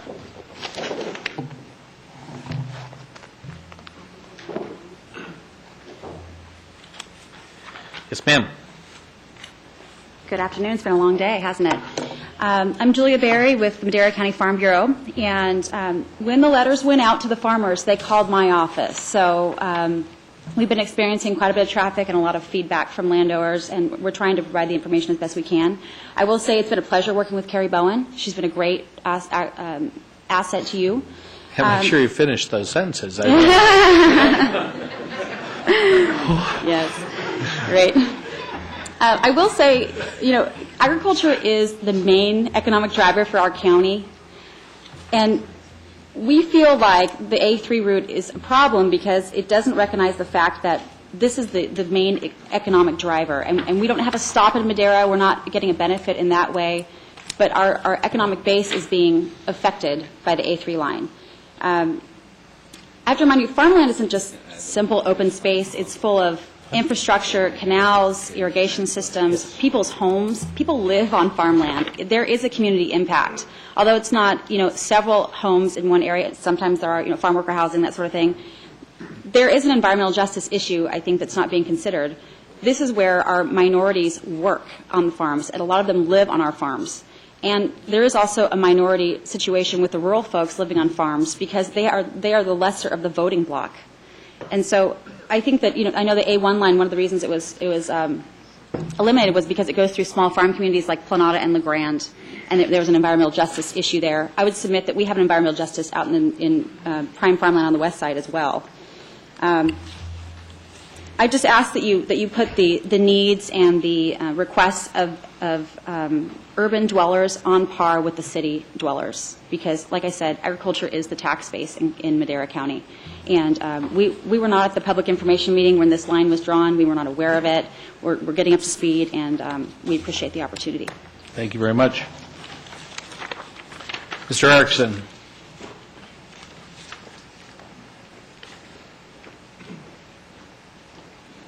Welcome. Good afternoon. I'm the president of Madera County Farm Bureau. Pleasure to be here. I actually wear 2 hats here today, or maybe even 3, because it definitely affects Madera County in a big way.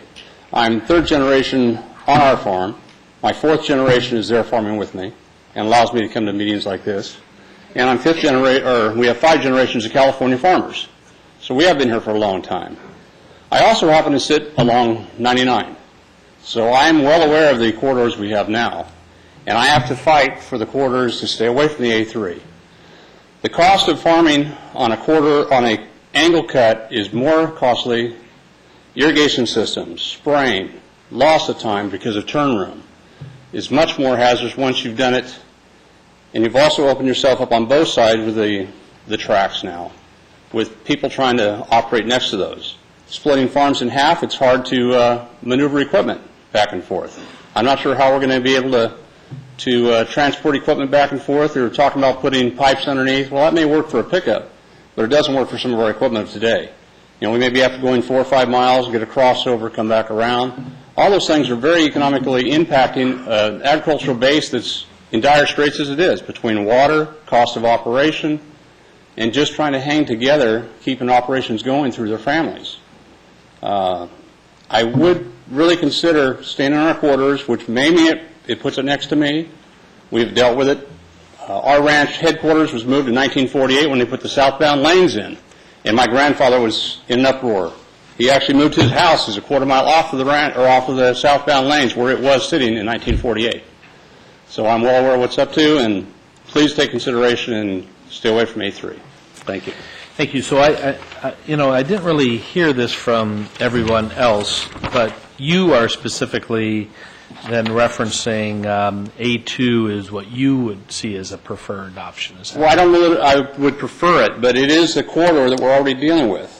Yeah. No, but A3 has never been. But that's one of those challenges that I think I would share with you and probably every one of the other speakers and every one of the other farmers that are concerned to make sure, or people within the counties affected concerned, we are going to select an alternative. We want to hear your perspective on that. Therefore, we listened today and will continue to listen. But I think it would be really good not just to say what you're against, but what your preference would be, even though it may not be perfect. Our job will be to select one. All right?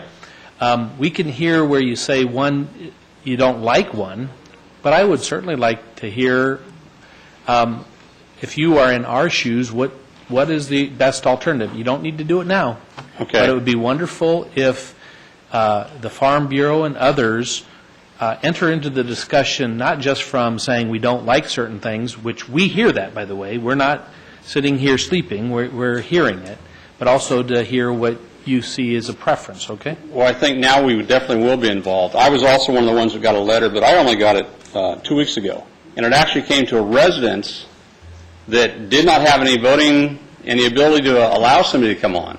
It happened to be to my son. There's my 2 sons and I and my father all live on a ranch, as well as my uncle, all fairly close together. But one of my sons, who lives on a ranch my father owns, got the first letter and brought it to me going, "What's this?" Yeah. Well, 3 days later, I got one on one of my ranches, and then my father got one 2 days after that. But this wasn't until last week. And I'm not going to knock the mail carrier guy that was here earlier. No. It'll get there when it gets there. We have a farmer that's a milk carrier that takes care of our route as well. All right. Thank you very much, sir. Thank you. For coming. That exhausts the public input portion. Any member of the authority wish to be heard? Mr. Kopp? No. Oh, all right. And Mr. Morshed and Ms. Bowen, I appreciate this update on alternatives. I know that as the next step of alternative analysis, we'll hopefully get into land prices and those issues. Therefore, the true cost will be identified. I fear by not including A1 and A4, I don't know if either one of those are feasible. A1 to me looks a little less feasible than possibly A4. I would like to ask, at least through the comparison of costs of land acquisition and development, we not remove A4 from that consideration at this point in time. That certainly doesn't demonstrate any preference on my part of any of them. I want to hear the whole assessment. But as we maintained A2 and then added A3 and kept A2 and A3 as the only two alternatives being discussed now, I really do think we missed, at least what I heard from Mr. Sislak, the comparison of actual and true costs of development through that area, and that takes into account land prices and land valuations. It certainly may be something that will be disproven, but I certainly would like to hear more information on one additional alternative before we make our final determination. That's what I would hope to be able to add, and would like to hear where the other members of the board are. Mr. Kopp. I want to associate myself with your statement. That's my feeling exactly. Any other comments? Feel comfortable with that, Mr. Burns? Mr. Deardon? Chair's always right.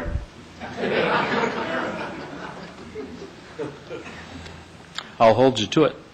The Mr. Morshed, in this next round of cost evaluations and others, therefore, is that possible to consider or continue the consideration of one additional alternative prior to one preferred alternative being brought to us? Mr. Chairman, obviously we can consider the cost and we can consider other alternative, but one thing I do want to point out, and that is that the right-of-way costs in general, again, this is very general and not any talking about specific, it's roughly around less than 10% of the total cost.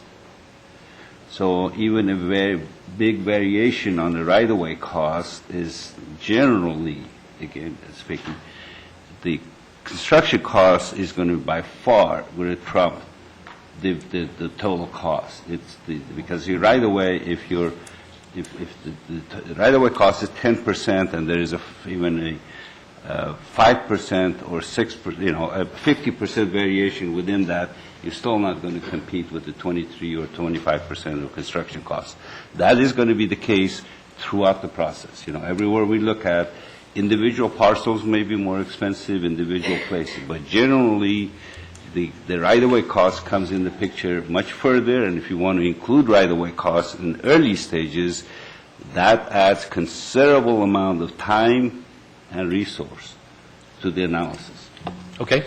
I would probably then want to venture down a path, if you wish, because A3 was an added alternative.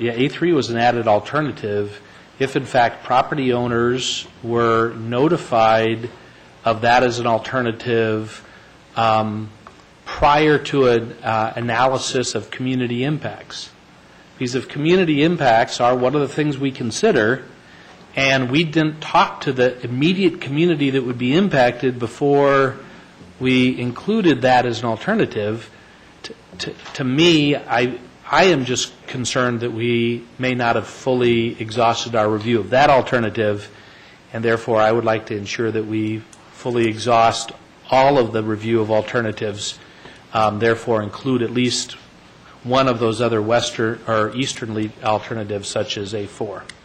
That's my thought. Mr. Kopp? Well, just one clerical request, and that is a magnified map. It's difficult to dig through. Then turn around. I mean, is that big enough for you? We could. It's still hard to read. Yeah, it is hard to read. All right. That's a very good suggestion. Mr. Like the paper, as you know. Yes, the email king. Yes, Mr. Dearden.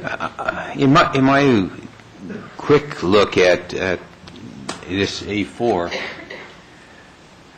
the advantage of it would be that it's along the BNSF right-of-way. It's not as much greenfield construction as A3 would be. And so if we're going to look at A4, we may want to look at it from the perspective of following the BNSF right-of-way all the way on through. But I'll leave that to the staff and let them consider it. The one thing I am concerned about, though, and we all should be concerned about, is that the landowners in that area be sure that they're notified so that we don't have some last-minute people coming in and being surprised the way we did with the A3 alternative. Very good. So with that, I think staff hears our point of view as they continue to work through the alternative analysis, particularly preceding your meetings that you'll be having with communities within the next 2 weeks. Okay, so you want us at these meetings to continue to tell them that we're keeping A4 at least until we come to you with our final recommendation on the alternatives analysis report in February? That's what I'd like. And you want a little bit more detail in your economic information? Yes, yes. Okay. And the community impacts Right. fully evaluated as a part of that alternatives analysis. I mean, it's interesting. I don't hear people coming in complaining about, we just heard south of Fresno to Bakersfield, I don't hear communities coming forward saying there were tremendous impacts that affected them. That means you worked a lot of that through, because there are going to be people that have issues. But here, where you have just a fully focused amount of community involvement, that means that there is some great concern within the community, and therefore that's one of the factors we need to consider. Sure. And we hopefully the public information meeting, which is our first large outreach effort there, will do that. Very good. All right. Thank you. So this is... you know where Fran was? Fran had to go. Okay. We are short of quorum. Okay. I would like to have a brief presentation on item 13, because, in fact, we have public comment. And then we've had representatives from both the German government and the Italian that have been so patient. And I apologize to all of you for the fact that we want to hear from you, but part of our job is to move forward with all of the other elements and activities. So if I can beg your indulgence for a little while longer, then hopefully we will be able to hear your great presentation. And also, all your presentation will be available to all of our authority members on the website, and Mr. Morshed will make sure they have a copy of that so that they can watch it. So, yes, sir, Mr. Levin. Thank you, Chairman Pringle, members of the board. This item, number 13, is very similar to the item you just heard for item 12, with the exception that this is for the San Jose to Merced section of the high-speed train system. We do expect to have a more detailed draft alternative analysis report available for you and for the public later this month. I'm going to have Dave Manson, the project manager for Parsons, who's the regional manager to do the work for the environmental and engineering work for this environmental document, do the presentation. I also have here to my right Gary Kennerly, who is the regional manager for Parsons Brinkerhoff for our program management team as well. But Dave Manson is going to do the presentation. Mr. Chairman, as Dave's coming forward, let me apologize to Gary for mispronouncing his last name and thank him for being with me with the editorial board presentation. Thank you. We all thank you for making sure Mr. Deardon was under control during the editorial board meeting. And as does he. Yes, sir. Chairman Prango, ladies and gentlemen of the board, I will follow your guidance here and make this brief. We're covering 125 miles of corridor, and there are a lot of alternatives, but I will go through it quite quickly, including going past this slide. You've seen this in the other presentations in terms of the process. We have had, I think, a very successful outreach program in terms of dealing with agencies, the public, one-on-one meetings, stakeholders, and so on, and we've gotten great feedback, and I really am pleased with the fact that we've had two-way communications all the way through this process. To evaluate the alternatives, we did, as the other teams did, we divided it into various subsections. In this case, there are 6 subsections. I'm not going to ask you to study this map because I'm going to walk you through the alternatives in each subsection. The lines are drawn here so that you can mix and match. You can pick an alternative in one subsection and connect it to the next subsection all the way over between San Jose and Merced. Let me start, first of all, with the downtown San Jose subsection and walk you through the alternatives that we looked at and the alternatives being suggested for withdrawal. In the case of these maps, the solid lines are the ones that we're recommending be retained for evaluation in the EIS, and the dashed lines are the ones for withdrawal. I'm going to walk you through each of those quickly and talk about their major characteristics.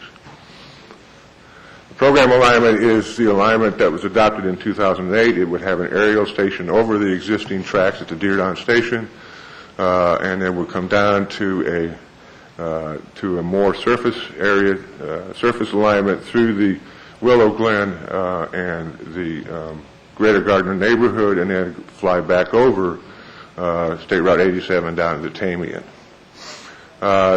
We've done some refinements on that, but that is proposed to be retained. The city of San Jose asked us to look at another alignment through downtown, which would basically make use of the existing I-280-87 freeway rights-of-way. It would move the high-speed line away from the Willow Glen, Greater Gardner neighborhood, at least to the north of. But we know that this will have some constructability issues that we're taking a hard look at in terms of placement of that alignment. We looked at an alignment that would build the tracks immediately south of the existing Caltrain. Alignments were saying that should be removed from consideration. It would have greater park impacts and more property takes. There was also a suggestion from the city of San Jose to look at a 3-track operation through the program alignment, meaning 2 high-speed tracks, 1 track for Caltrain and freight operations. And Caltrain has said that's fully inconsistent with their operating plan.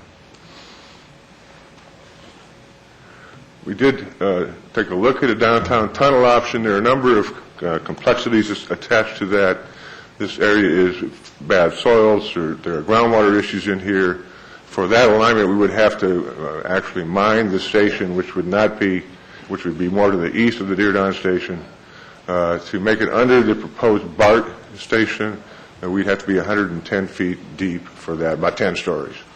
And in this case, it costs about 6 times the base cost of the program alignment. Also a suggestion for downtown aerial. That would include a number of property takes, 25 residential, 6 multifamily, and 8 businesses, which are not, I've driven all of these alignments, and they're not major differences in these various businesses.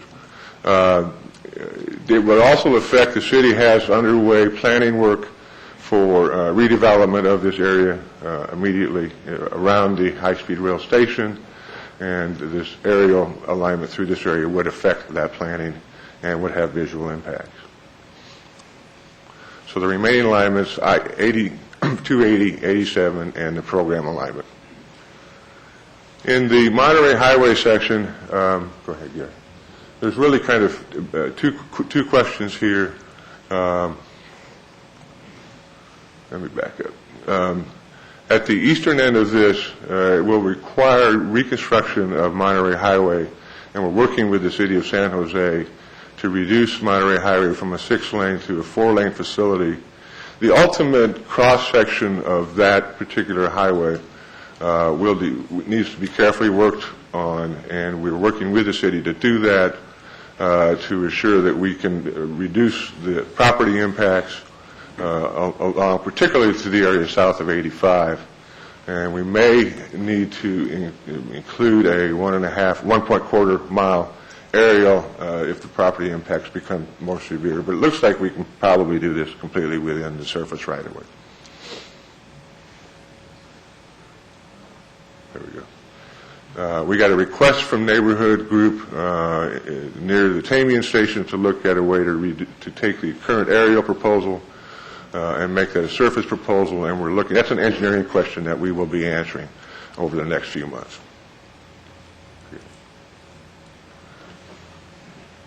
In the Gilroy Morgan Hill, the program alignment runs past Coyote, on through Morgan Hill, on through Gilroy. As it goes through Morgan Hill and Gilroy, the proposal is to be at aerial. A good portion of this is also at grade. This particular alignment is located immediately adjacent to and to the east of the Union Pacific Railroad, and is proposed to be retained. We also got a request from the city of Morgan Hill to, if they don't have a station, to look at an alternative to not being within downtown Morgan Hill. We did develop an alignment that runs along State Route 101, US 101, and it then brings that alignment back into downtown Gilroy. That has an interesting aspect to it in that it crosses one of the more environmentally sensitive areas up in the Coyote area on an aerial structure, so it would allow more wildlife movements through there, and we've gotten some preliminary feedback, favorable feedback from the resource agencies.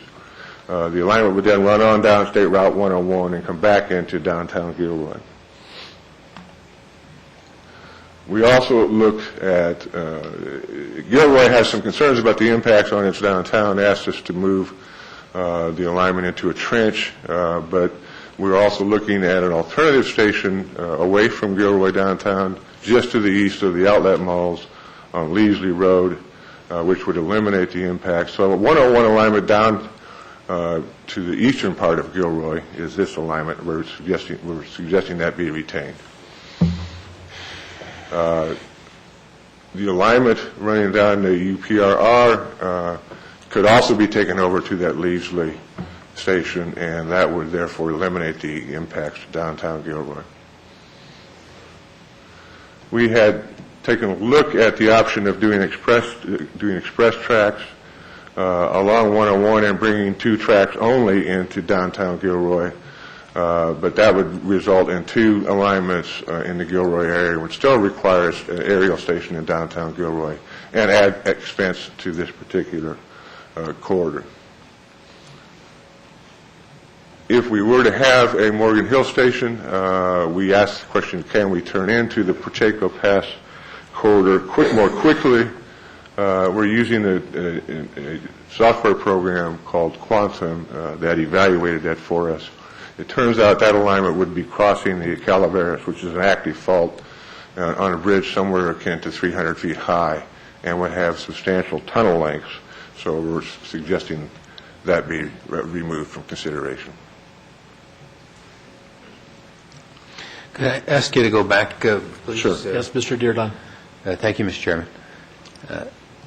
Did you retain the concept of having a lower speed 2-track system through Gilroy for the local trains and the express trains that would then bypass on what you call 3E? No, that was proposed to be withdrawn, Director Dearden. It adds substantial costs, and it seems as though the service could be provided for a station over in the east of Gilroy for that alignment. The reason why, as Gary knows, we had quite a long conversation with some of the leaders in the area, and there was interest in 2 aspects, high interest in 2 aspects. One was the possibility of a lower speed program through Gilroy that would become then a feeder and distribution system for the network of rail coming out of Monterey Bay and Hollister and Monterey, Santa Cruz, Watsonville area. That can't occur if you have the bypass track and the station over in whereabout you have 3E, the indicia 3E. Correct. If that station were over at Leasley, we would need to provide some kind of either rail connection to that or a shuttle service over to that to create the interconnectivity with the Caltrain operation. And the shuttle services, as you know, have serious transfer penalties on ridership. So particularly for high speed, absolutely. Yeah, I don't know how you do that. I mean, one of the points here is that Gilroy the council in particular is strongly opposed to an aerial alignment through its downtown. If this were to be developed, I think they would request that not only that track be a two-track, but also be a two-track trench. So it does have some pretty severe costs. Well, the trenching alternative was very strongly favored by the community, as you know. Are you considering that? At this point, the proposal for the two alignments through Gilroy would be aerial, and the trench is being proposed as dropped due to the extensive costs and some impacts associated with that particular alignment. Initially, Gilroy asked us to look at not only trenching the high-speed train, but the Union Pacific Railroad also. We told them that could be very problematic in terms of the private railroad and also using funds, using Prop 1A funds for that. That particular trench would be about, because it's a stationary, would be about 125 feet wide from one end to the other, and it creates quite a swath of trench for 3 miles through Gilroy. It's a pretty wide right-of-way there, though, David. Well, we're, of course, adjacent to the right-of-way, not on the right-of-way. If, for instance, we would be taking a number of, and I could look up for you what the property takes are there.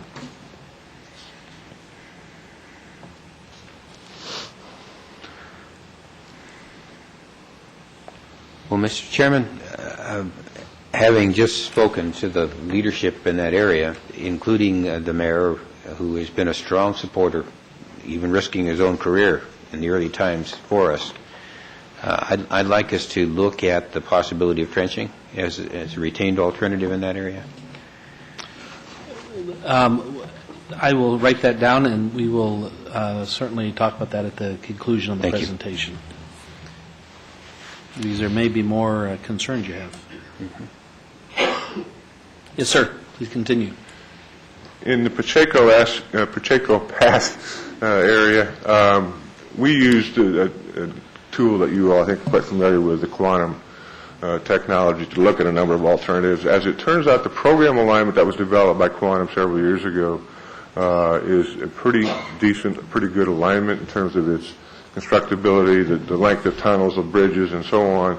We've done some refinements to it, and we're proposing, obviously, that remain in as an alternative.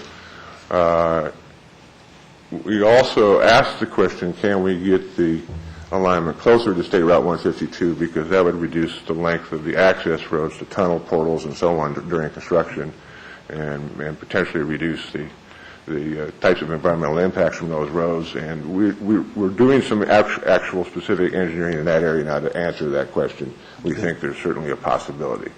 We'll be working with the resource agencies on that question also, because in this area we are in various resource agency lands. A number of the alternatives that were generated, we generated more than 100 alignments off the quantum technology, had excessive tunnel lengths, excessive bridge heights, and so on. So those were all taken off of the list. The Central Valley, you've heard a little bit about Henry Miller Road alternative. That was the program alternative that was adopted back in 2008 over to Avenue 24, proposing that be retained.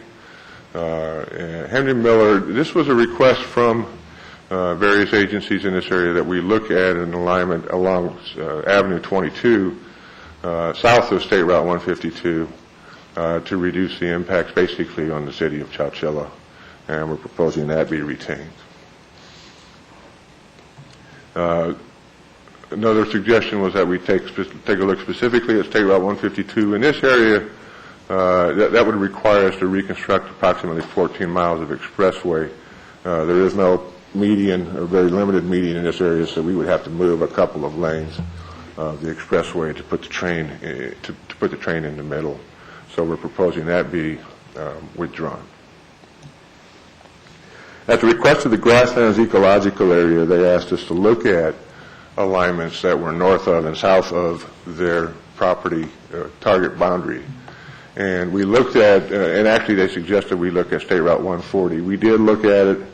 That would add 4 minutes of travel time for a trip from Los Angeles to San Francisco, which could very easily put us over the requirements of Prop 1A in terms of the travel time requirements of 2 hours and 40 minutes.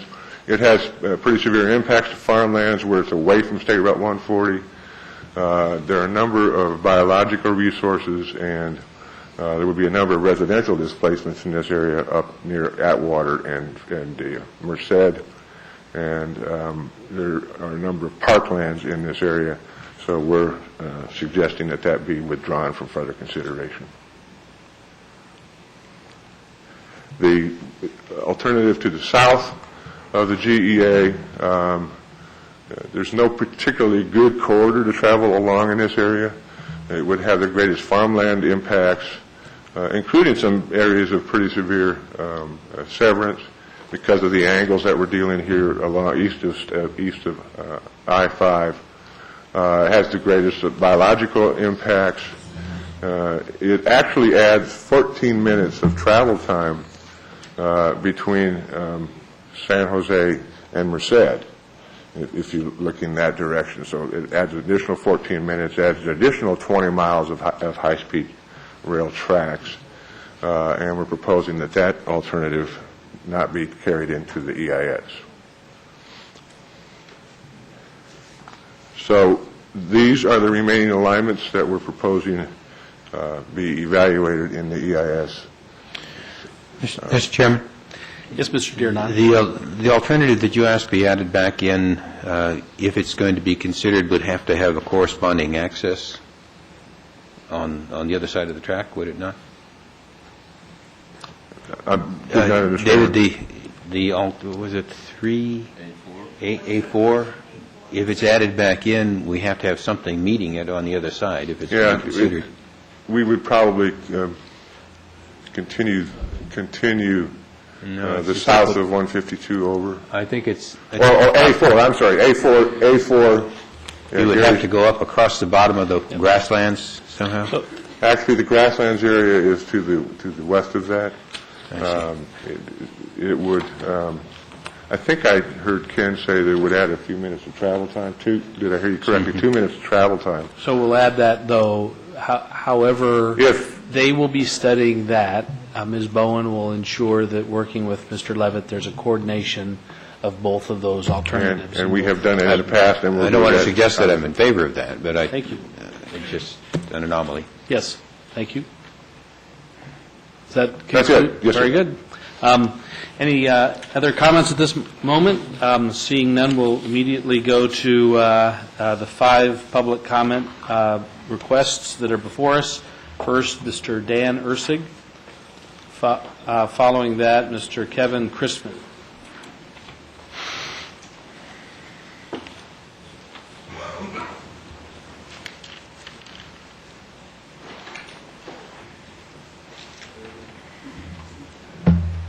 Good afternoon. The 2 gentlemen had to leave. There were 3 members of the Gardner Knack Neighborhood Advisory Council. Yes, ma'am. And are you Ms. Harris? No. Are you Ms. Dresden? I am. Thank you. Oh, very good. So speaking on all of your behalves, tell us what's on your mind. Thank you. My name is Jean Dresden, and I represent Voices of San Jose, a public policy group. And for identification purposes, I'm also the project manager for District 6 Neighborhood Leaders Group for High-Speed Rail. And we thank the high-speed rail staff and their consultants for all their cooperation as we've been working on issues in San Jose and the Diridon Station area. The folks from the Gardner neighborhood came, and we're going to share with you some of their concerns for their redeveloped historic area and what kinds of concerns they had about route selection.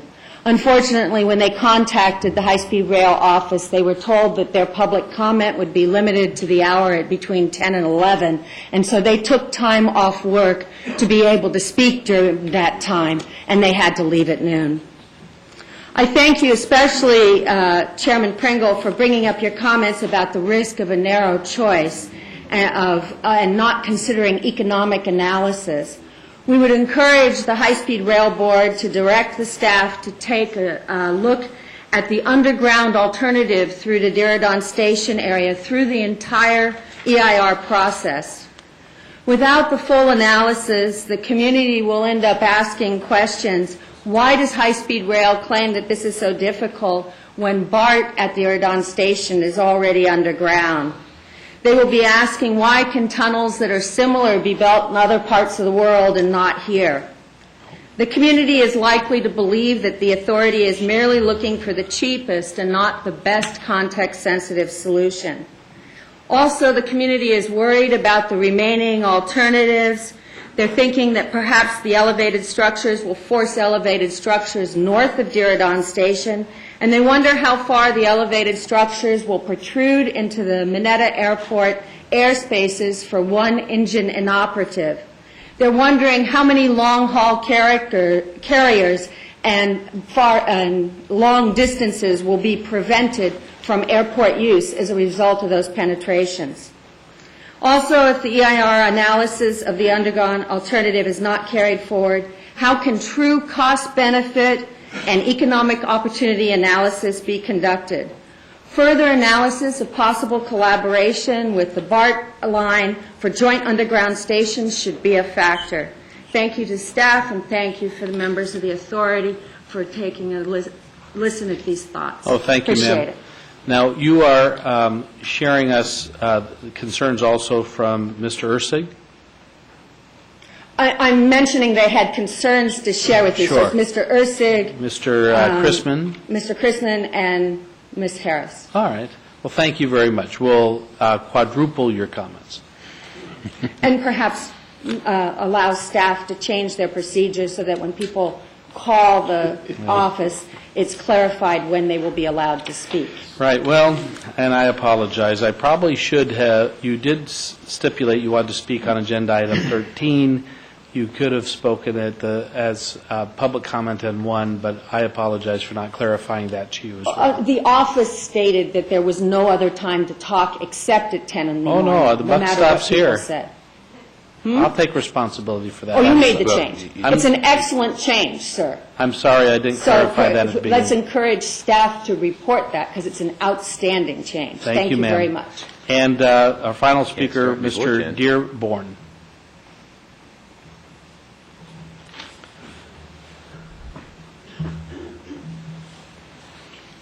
Yes, sir. Hi. My name is David Dearborn. I live in San Jose, and I have participated as a community member in offering a couple of alignments that have been set aside, but contributed to the concept offered by San Jose for underground, as San Jose City had offered an underground alignment that is 6 times more costly. I, too, would like the board and staff to carry that through the EIR-EIS process to better understand the realities of why that might not be possible and to understand the issues you brought up, which were land cost and opportunity differences, farmland, small community, residential, but in a community of 1 million people going to 1.5 million, going to 2 million, it might be a little different than some formula. I don't know. I'm not going to be here probably to see it or write it. Sure you will. Thank you. I applaud your efforts. I am so excited to have it. I support it. Some of the advantages to an underground, it could be and we're looking at that now. We expect a 65% complete design effort for BART. It may not have to go the distance below that has been stated, and we're still looking at that and researching papers and information out of the 2008 Shanghai Mining Deep Caverns in Soft Ground conference and all those papers that were written. It's a bit of reading. It offers greater degrees of freedom for the Diridon Station area, land use, development, economic engine for the core of San Jose. It might provide a, if they're co-located, to within a platform of each other underground, yes, at an additional cost. It means that maybe transferring from BART to high-speed rail or high-speed rail to BART, and maybe even Caltrain, BART below ground, and with the current diagram of the station, it might be somewhere in the neighborhood of 90 feet vertical and who knows how many feet horizontal to get from BART over to the high-speed rail and back and forth. Having recently read some of the material from AB 375, it sounds like there's an urgent need for a broader collaborative effort for regional transportation hub that takes in more than just engineering and construction costs. And I thank you for your time. Well, thank you, sir. Brings us to the end of this item. Mr. Dierdon, let's if I could hear your restated interest in maintaining one additional option open. We could go back, Gary? Can we go back, please? First, I'd like to thank these folks for not only being here today, but for being involved in many, many community meetings in the area, attempting to come to a conclusion. They've always been supportive of mass transportation, and I think they're trying to help us figure out a way to do that in this area. My first comment was in regard to the Gilroy area, and it was from meeting with the leadership there. They're very interested in a trench alternative to be continued in the evaluation. It would be on 3C, but it would be, instead of just the elevated structure being considered in downtown and on grade, also a trench alternative. And I hope that would be acceptable to the group. Maybe we should take that first, and then I'd like to comment on the San Jose. No, go ahead and comment on the second one. Okay, the San Jose portion, that's a tough one. The staff has properly identified the difficulties, and they've discussed this in detail with the city. And the problem is that you have two structures, if the board members can look closely at the map. You can see the dotted line that comes down and says VTA down on the bottom. That's a sub-level structure already, going directly under the middle of the Diridon station. Now, in order for the BART program to come down through that area, it has to be below that structure. So BART then goes another, David, what do you think, another 50 feet below? It's 80 feet. 80 feet in order to be below the light rail. And the underground rivers. And to get under State Route 87. But part of the depth for BART is getting under State Route 87. So you have BART then at 80 feet, and if our structure then has to go through with our catenary clearance and drainage and all the rest, you're talking about, I guess, another 100 feet. The other aspect of that route, if I may interrupt, is the pier foundations for 87, 287, are also dictating a depth for us here, and we may be able to come up faster, minus that obstacle, as well as the river. So there are a number of factors determining that depth. You can all see the yellow spaghetti-looking mess, the highway interchange there. It's a huge interchange, and the tunnels would go directly under that, and they have heavy reinforcing structures under. I've talked to the city about it, and they recognize the technical difficulty of accomplishing a tunnel structure in that area. Not only cost, but technical difficulty, and also concern for intrusion into the groundwater circulation system. San Jose sits on a massive aquifer, and the flow is almost, well, it is a river in the aquifer from the south end of the valley to the north end into the bay. If there is disruption to those aquifers, there's a tendency then for the flow to be disrupted as it balances the salt water coming in from the bay that causes what's called intrusion barrier. That keeps the salt water from moving further south into the freshwater area, and pretty soon you're pumping salt water in your aquifer pumps. What do you call them?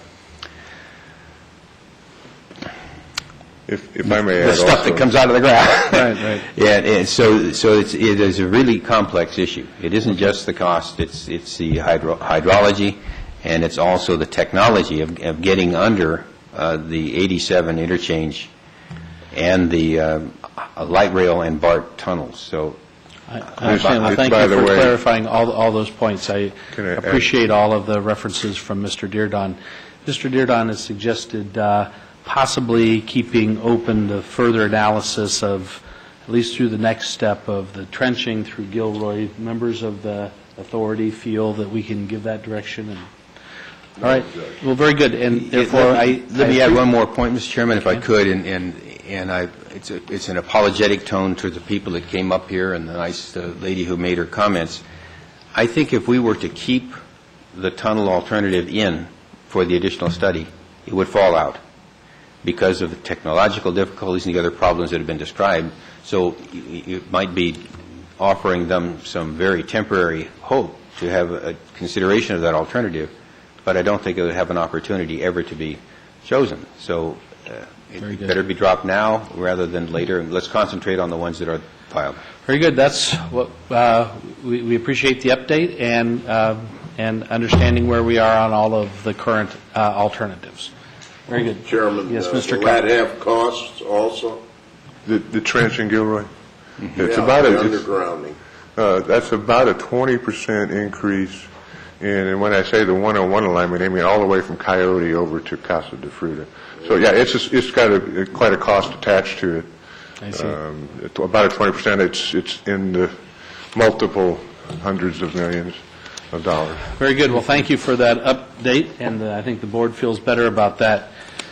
We have been asking our partners under MOUs that have been established to come and share from their perspective what is happening from their country's technology perspective. And I know the first presentation we have is item number 14 from our German partners. May not necessarily be this slide.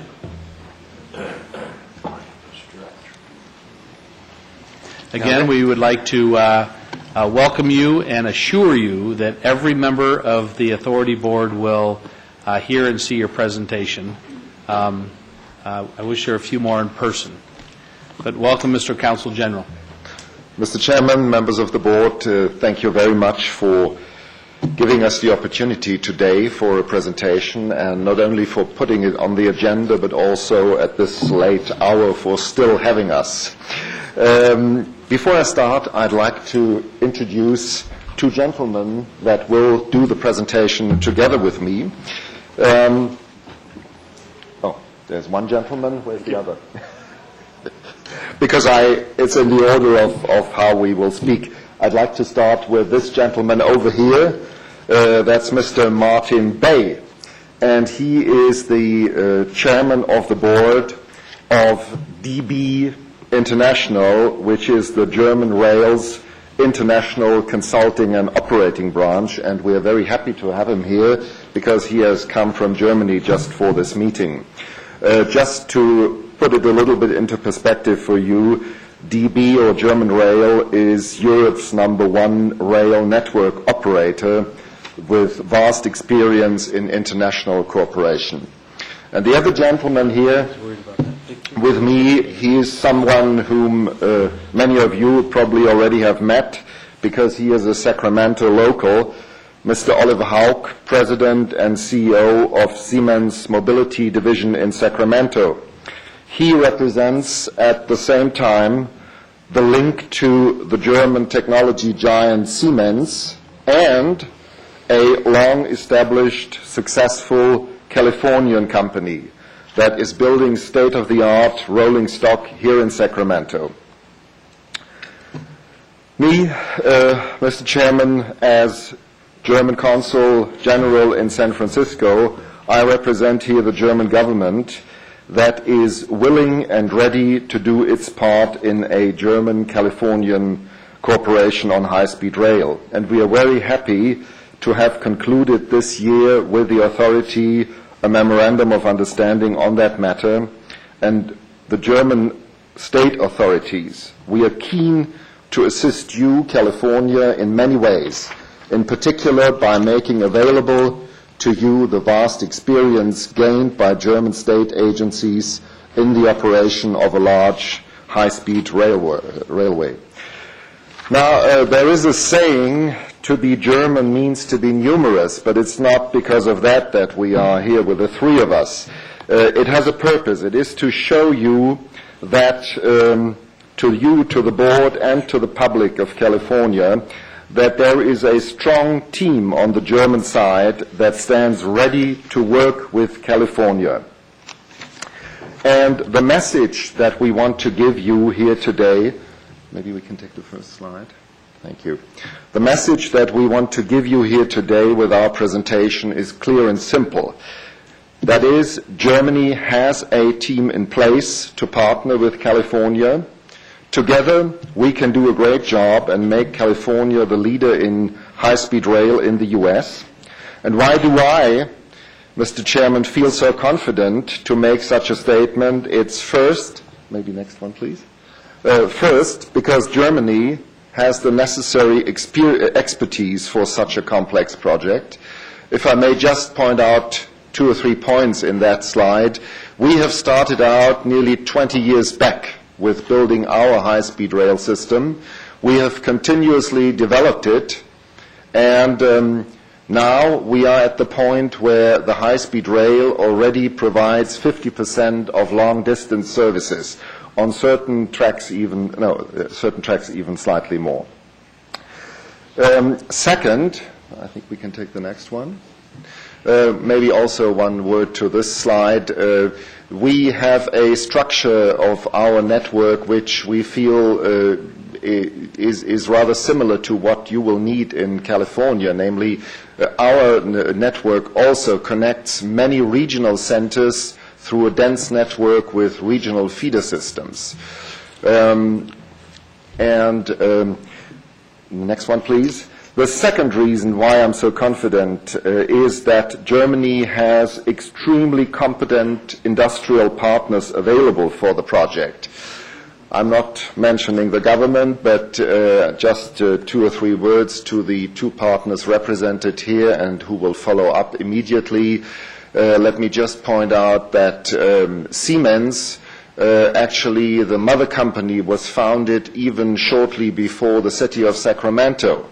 And the California branch has been operating for 30 years already and producing its rolling stock here.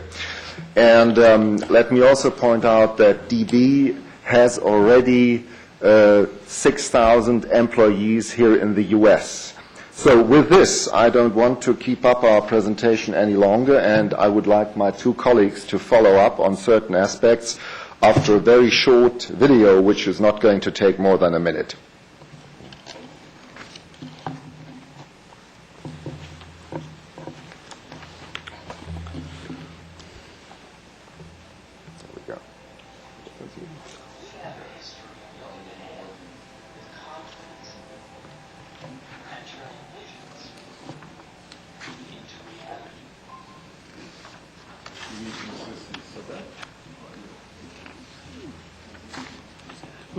We'll see if we get some technical assistance as we pause for a moment for people to reflect on the Neuschwanstein Castle and think of Disneyland and potentially visiting there with your children.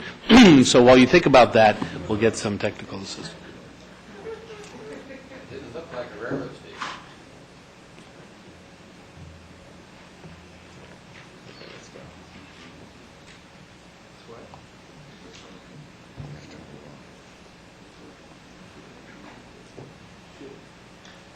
So wait a minute.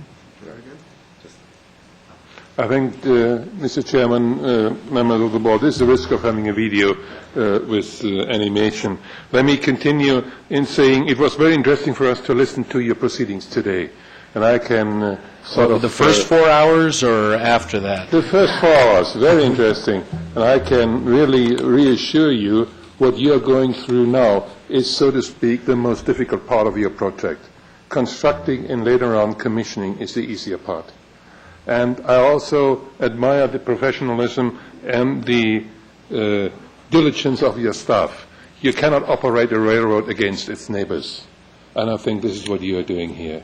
And you always have alternatives. Of course, they are all based on cost and other requirements. Just a very short story which highlights this. Before I was responsible in Deutsche Bahn for one of our big projects, the high-speed line Cologne-Frankfurt.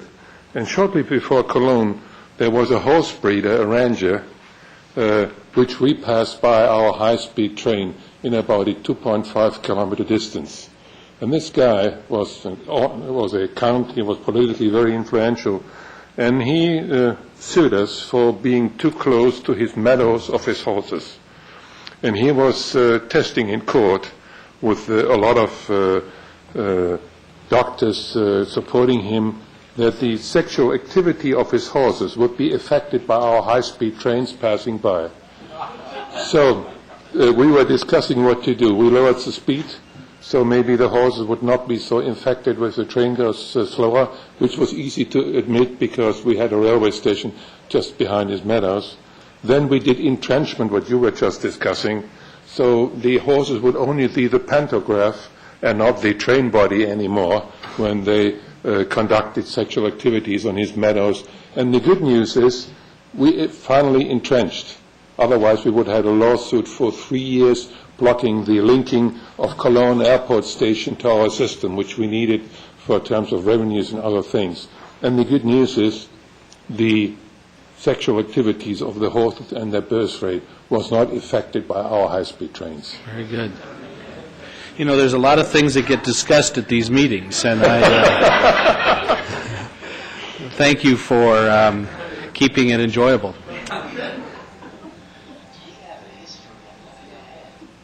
I think we should move forward. Yeah, let's move forward. Let's move forward. Well, what you see here is, you'll be surprised from the operator's viewpoint, but if we talk about high speed, we are basically talking about attractive feeder systems. And in Germany, our high-speed system is the backbone of public transportation. And with the development of high-speed, public transport really developed. And the key is that all the different modes of transportation have a very convenient access to high speed and really secure the utilization of our trains. As we have no major one center in Germany, like, for instance, you have in France and Paris, all of our major cities, in total, we link about 80 cities in Germany with high-speed services and or long-distance services. And the connectivity between all modes of transportation is the key point to filling our high-speed trains. And as such, I will come back to this. I think it's also an important point of consideration for California. I'm sure you are aware of this, that high speed really increases the value of entire regions and strengthens the competitiveness, not only of those regions where the train stops, but also of those regions where the train passes through and where you have convenient feeder systems to link this station to the next high-speed rail station. The key to this is passenger intermodality. Of course, even in, as you have seen when you were visiting Germany, old railway stations like Leipzig, we have built convenient car park facilities, otherwise part of our passengers will not come. You'll be surprised, but for younger families and for young people, the bicycle at the railway station, which they can use as an intelligent system using their mobile, is an important part of continuing their travel to their final destination. And of course, in almost all of our railway stations, we have normally light rail, commuter rail, metro within transit periods of maximum 3 to 5 minutes, so people can really conveniently change train. If you look at our Berlin main station, which you've been visiting, we have daily about 120 and to 180,000 passengers. And more than 40% of our passengers are changing their mode into another train, which is easily connected in the railway station. So passenger intermodality is the key, and this, if you want so, is really in its purpose with an integrated ticketing system where all of our high-speed train passengers can use the respective metro, rural, and light rail services in the city where they arrive to coming to their final destination. We've had here a lot of discussion of the environmental permitting and the route alignment. And it is an experience in all countries which have high speed that the land value increased significantly in cities with high-speed rail access. In particular, the commercial and industrial developments around those stations resulted in large job enlargement and, of course, for the local government, fiscal revenues directly linked to the railway station. Also, it gives a very good access to touristic development and provides high-capacity transport for events like the Football Championship 2006, where the backbone of this event was more than 10 million tourists in Germany, was basically our rail system with the metros and the light rail system in the cities.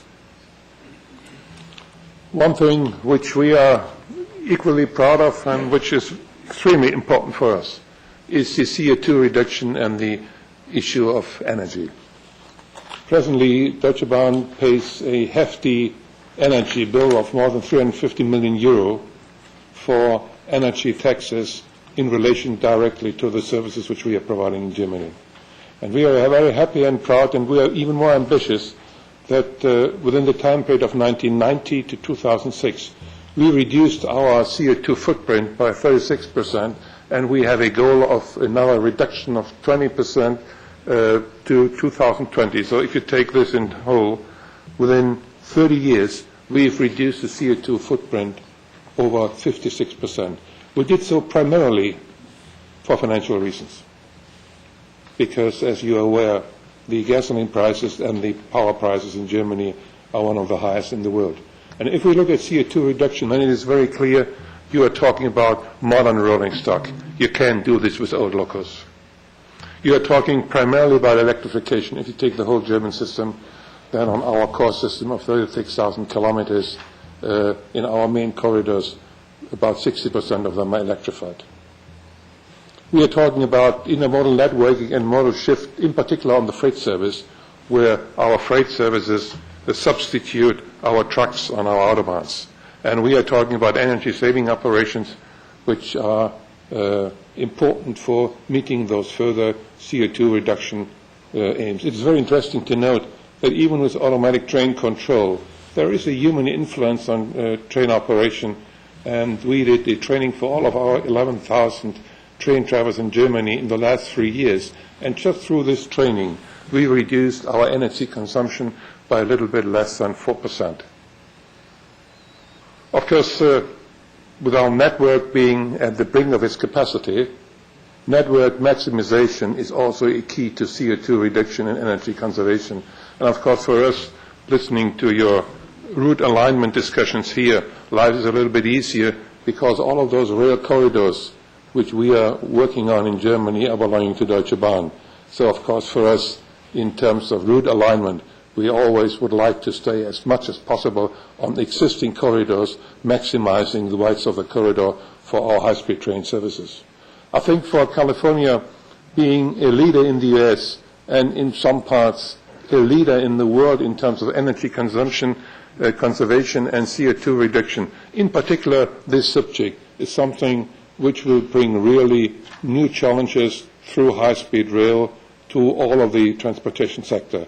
My colleague from Siemens, Ulrike Haug, will dwell on this matter, which I think California will be unique with the implementation of your system. Thank you. Yes, sir. Thank you, Martin, Chairman of the Board, members.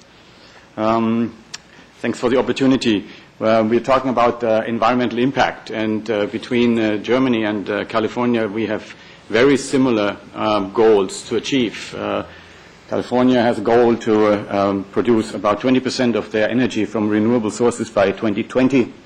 Germany wants to reduce their carbon footprint by 25% by the year 2020. So the environmental impact of any system that's built now is of utmost importance. Within Siemens, we have a long record of developing environmentally friendly infrastructure. Our own plant in Sacramento is an example for that.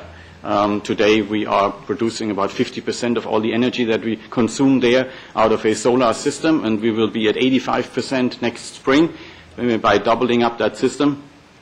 And we looked at the corridors, we looked at the high-speed system here in California and had our renewable energy group do a study, and in order to find out what can be done specifically for that system.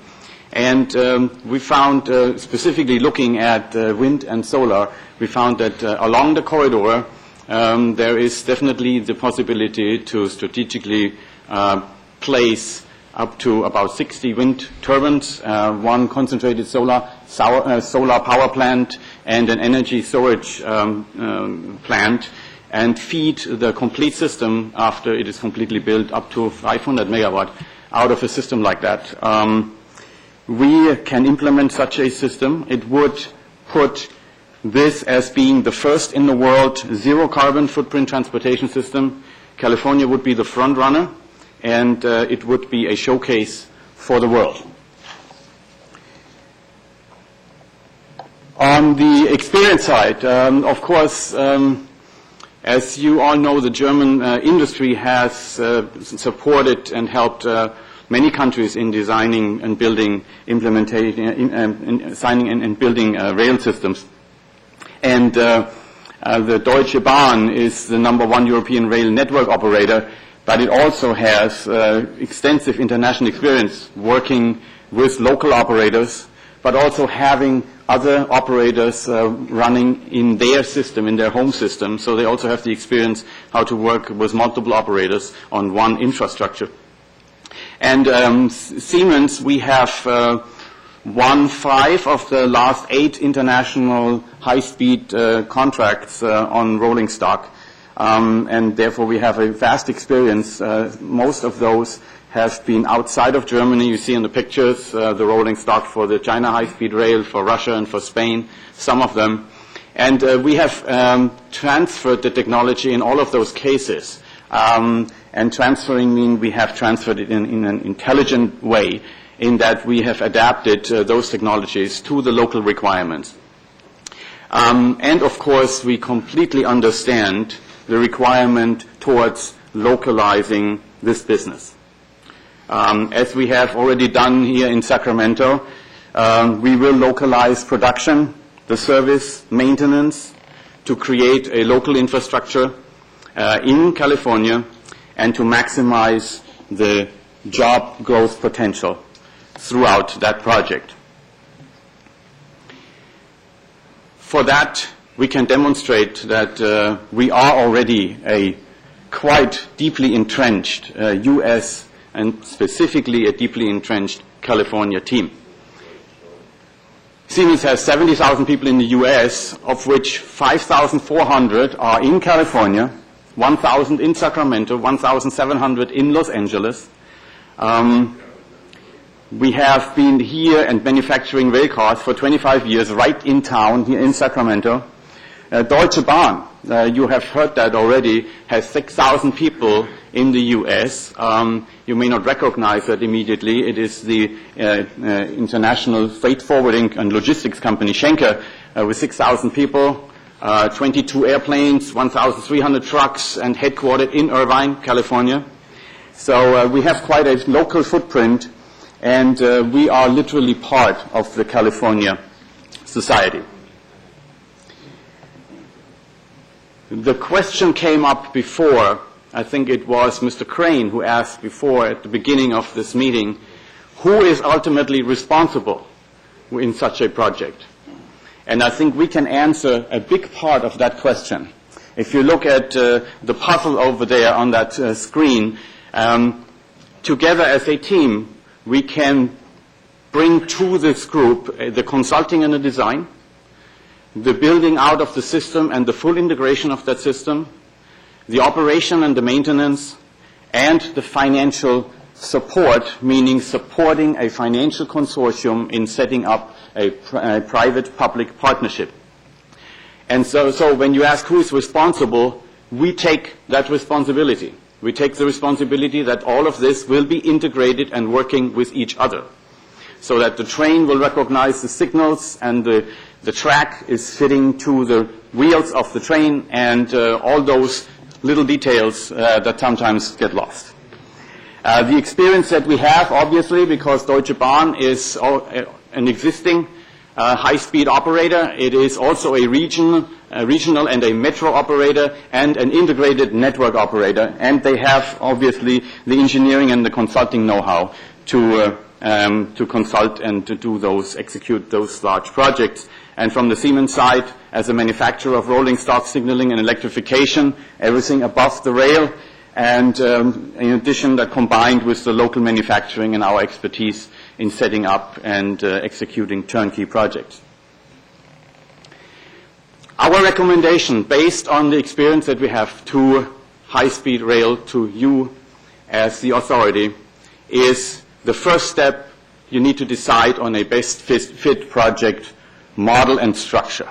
That will drive everything from there on.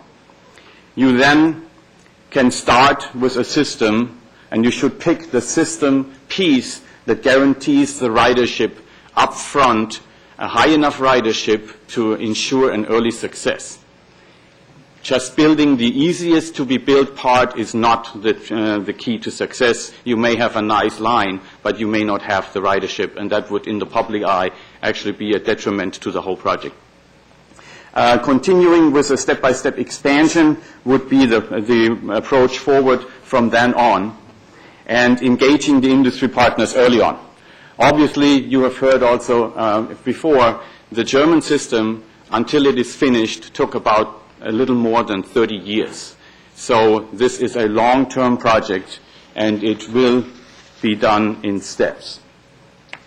I would have had a highly motivational short closing video, which is not running because of the sound not there. So I switch right to my last slide. And my last slide is our commitment to support California. What do we commit to? We commit to form a strong U.S. high-speed team. We commit to transferring innovative rail technology into the country and into California. We commit to bring our operations and our service know-how along with it, to create a sustainable and environmentally friendly solution, and to generate California jobs. And I mean good-paying California jobs. This is an historic opportunity to set up a new manufacturing industry in California. Considering the scope and the duration of this project, it would be a permanent new rail industry based in California, supplying from there the United States. Thank you very much. Well, thank you. And you know what? I want to be really selfish, Armin. I would like to see the fantastic, enlightening, powerful closing video with the limited sound that's there. If you want to lower one of those speakers down to that, they will be turned on. They will turn them on. He's watching from the very back side. Sam will make sure they're turned on. And let's do our best. But even if we have limited sound, I know it will be inspirational. Didn't they give us a copy of that?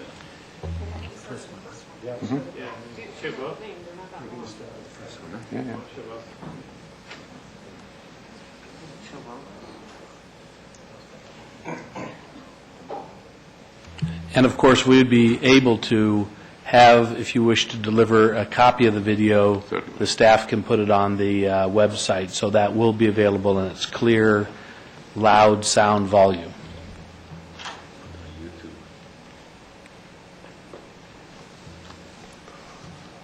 All right, how you doing?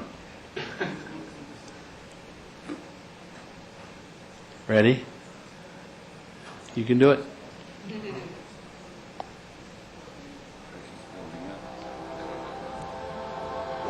history of looking ahead with confidence and turning visions into reality. We love the small things, and we love speed.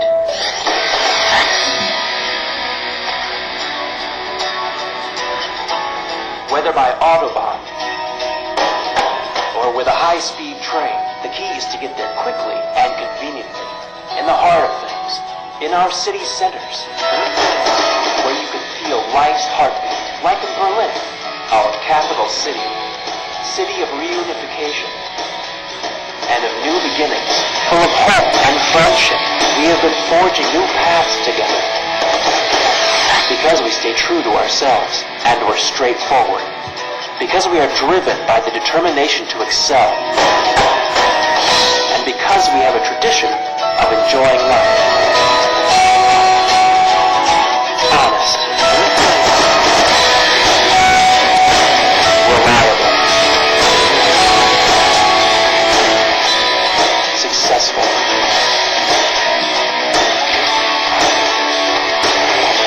worldwide experience.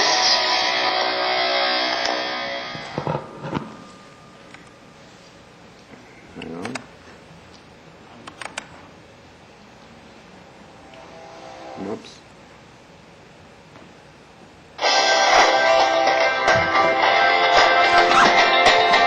We think it's time to make our next vision a reality. We want to do it in a sustainable way. And we want to do it with you.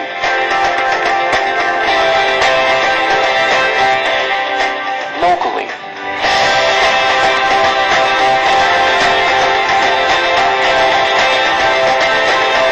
Together, we will shape the future.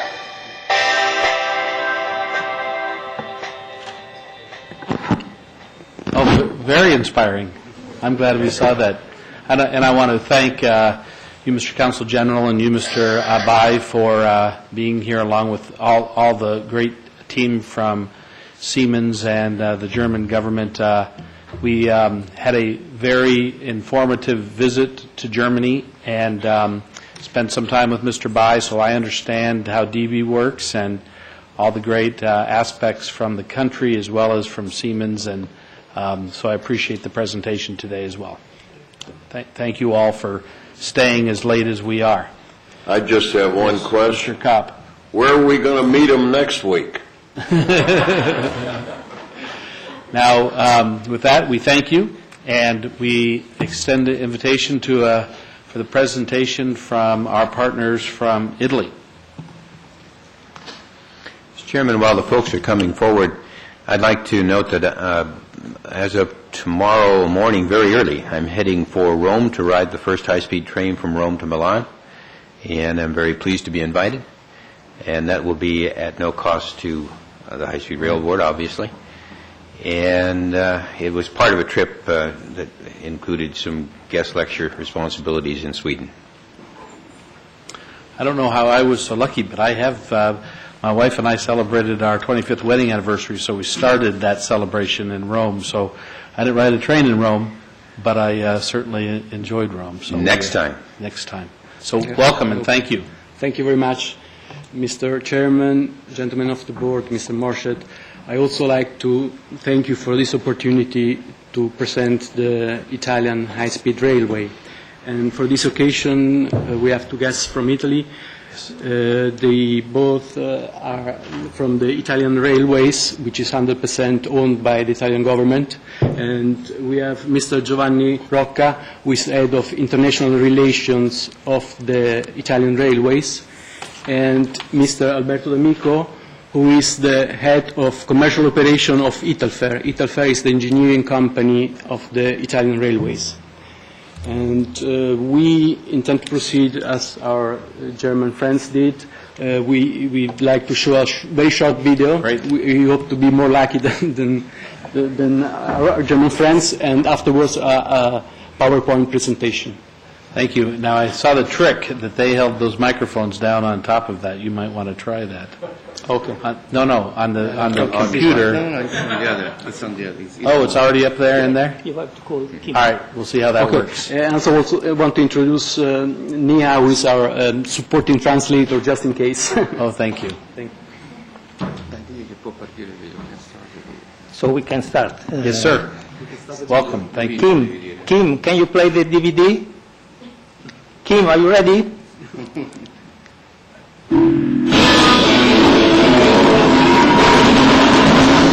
High-speed train has been launched.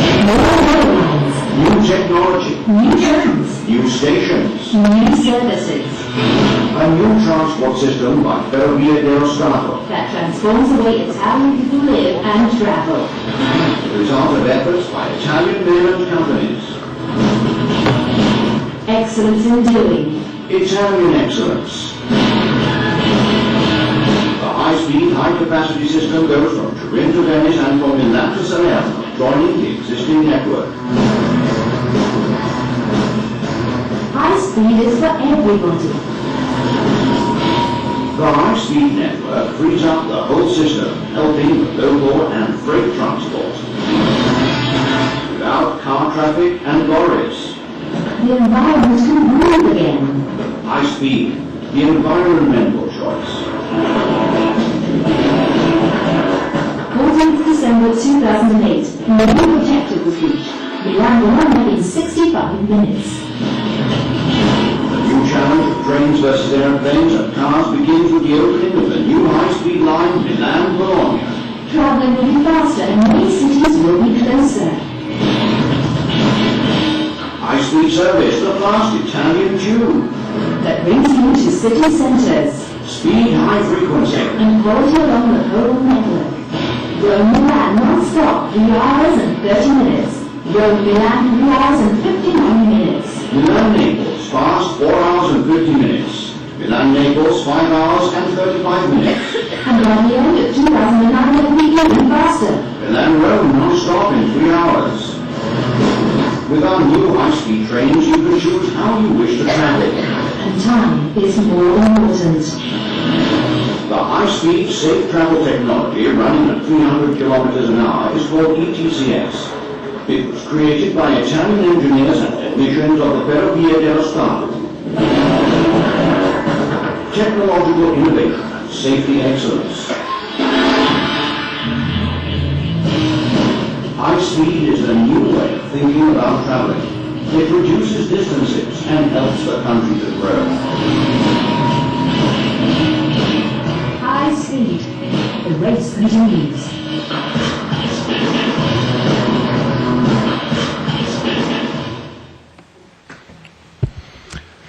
Well, thank you.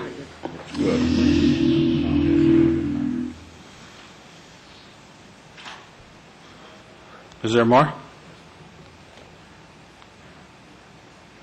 No? All right. Lights will come on and...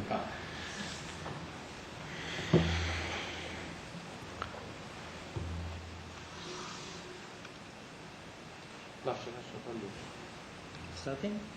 Okay.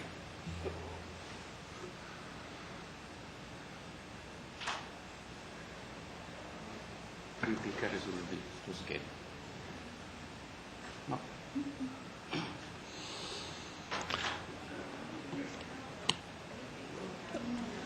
Clicca sullo schermo. Mr. Chairman, Yes. So I think good if you go... afternoon. Yeah, there Good you go. afternoon, and thank you for giving us the possibility to present our experience in the high-speed railway field. Thank you.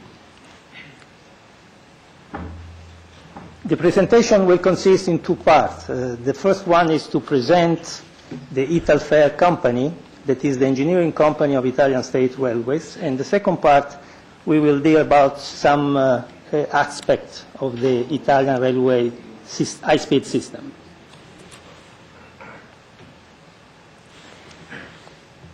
We are the engineering company belonging 100% to the Italian State Railways, and Italian State Railways is owned 100% by the Italian Ministry of Economy and Finance.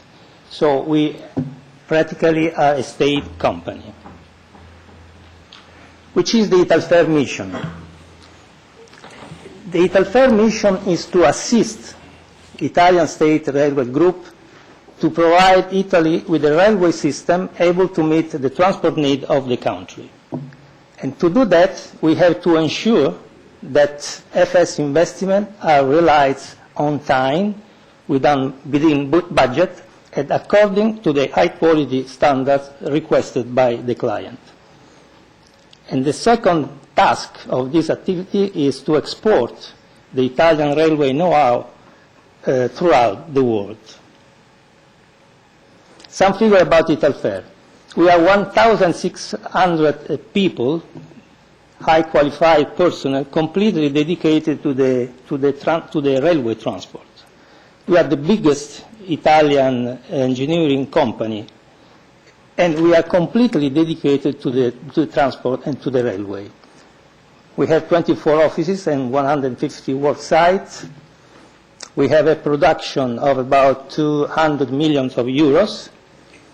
We manage 72 billion in railway investment in the last 16 years. And currently we have 450 projects ongoing. Okay, this is just to show that we are a company not in loss, but we are in profit. Our services. We can provide any kind of services, starting from the conceptual design, the conceptual idea of a project, up to the realization and putting into service the railway system. So we start from market analysis, traffic analysis, and transport master planning, to pass then to feasibility study, complete with environmental impact appraisal, conceptual design, and rail operation. Then we pass to the real project design that consists in preliminary and detailed design, cost estimate, and technical specification. During the construction phase, our task is to provide project management and work supervision. And lastly, in testing and startup, we have to guarantee the commissioning, pre-operation assistance of the system before the commercial operation, and also the training of personnel. We are, of course, certificated by third international authorities. The first certificate is just for our main task, that is the engineering services, means design and work supervision. The second one is regarding the environmental point, environmental impact appraisal. And the last certification is to show that Italfer is a certificated body for independent verification of projects to be tendered. That means that we can check officially with the certification projects that are realized by third party. These are some strength points of our company. Is the ability to integrate multiple components, what we call system engineering. So we are not designer of one part or something, of some pieces of the system, but our task is to design all the system in terms of components that are guaranteed to work together. Independency from manufacturers and suppliers. We are what we call neutrality. We are not linked to any supplier or to any supplier of equipment or material, neither constructor, of course. And our strength is also to have multidisciplinary teams of specialists in urban and rail transport in order to integrate lines and hubs. Okay, planning and control, an instrument of project management. Safety. Safety is very important for us. Safety is conceived in the phase of design, in which we have to assure that the system will run safely, and also in the construction phase, providing consultancy services for all types of construction. You know that in Italy, environment is an extremely decisive point, and I think also in California will be very important. Environment Protection Agreement. Environment Protection Agreement has been promoted by the Italian government and committed by the FS Group and other 10 major Italian groups as well. What does it mean? That the FS Group is committed to reduce the CO2 emission, increase the power generation coming from renewable sources, and optimize the waste cycle. So it's a combination between environmental respect, energy saving, and health and safety. The climate imprinting. Italfer, by its own initiative, has developed a methodology to measure and report the greenhouse gas emissions in the design and construction phases of railway infrastructure. It's one of the first applications in this case. What we call eco-sustainable design.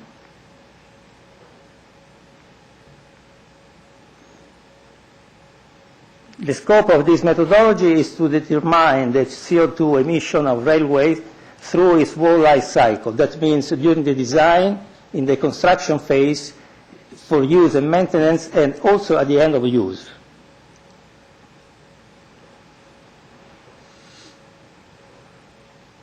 This is an experimental case that we applied in Italy just to measure the total emission in tons of CO2 and to demonstrate what we have already known, that the measure of emission of CO2 are during the construction phase for more than 80%. In Italy, Italfer in Italy is responsible for design and work supervision not only for the realization of high-speed railway system, but also for improving and upgrading the existing Italian traditional network. So we are dealing all over the country with traffic management and control technology, urban junction, passenger station, civil works, rolling stock, maintenance depots and workshop, alpine crossing, interregional and metropolitan links, intermodal terminals and interports. About the 72 billion euros that we have managed in the last 16 years, you can have here the sharing between what belongs to the high-speed lines and what belongs to the traditional, the improvement of traditional network. Traffic management and control technology. We have managed a lot of systems for command control, signaling, telecommunication, up to the European Rail Traffic Management System, the ERTMS system, that was applied at level 2 in our high-speed lines for the first time in Europe. We are dealing also with passenger station. I will have some picture at the end of the presentation. Rolling stock maintenance depots and workshop. Intermodal terminals and interports. And as you remember, we have also another task to expand, to promote the experience in railway field all over the world. And Italfer around the world has already worked on railway projects in more than 40 countries.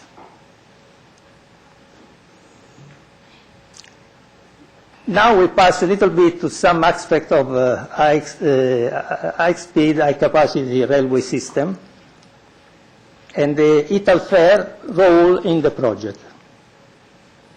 The concept of high capacity, in a synthesis, that capacity for Italy means that high-speed system not only is to speed and to gain time in moving people, but also to increase the capacity of the whole railway network. In fact, the high-speed railway network in Italy will result in a 50% overall increase in the transport capacity of the entire Italian network. Okay, this is the line that we developed in high speed in Italy. The total cost of investment is 32 billion, including also the works in the hubs, for more than 1,250 kilometers of new railway lines. About 920 kilometers of this project has already been operating.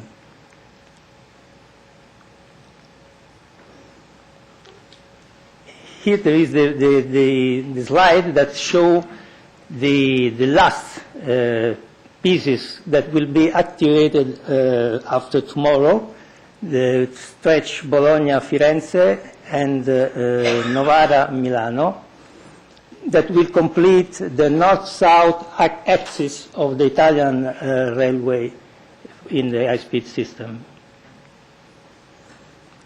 Okay, the main feature of high-speed system in Italy are 300 kilometers per hour as operating speed, with a maximum speed in pre-operation of 350 kilometers per hour.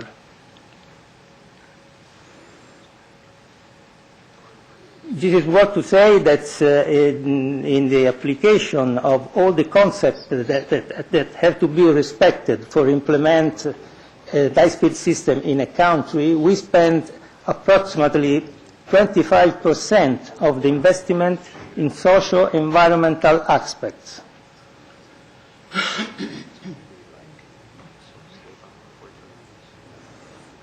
Now we pass to some picture regarding the realization that we did in our network. This is just for noise barriers that are devices to reduce the noise pollution.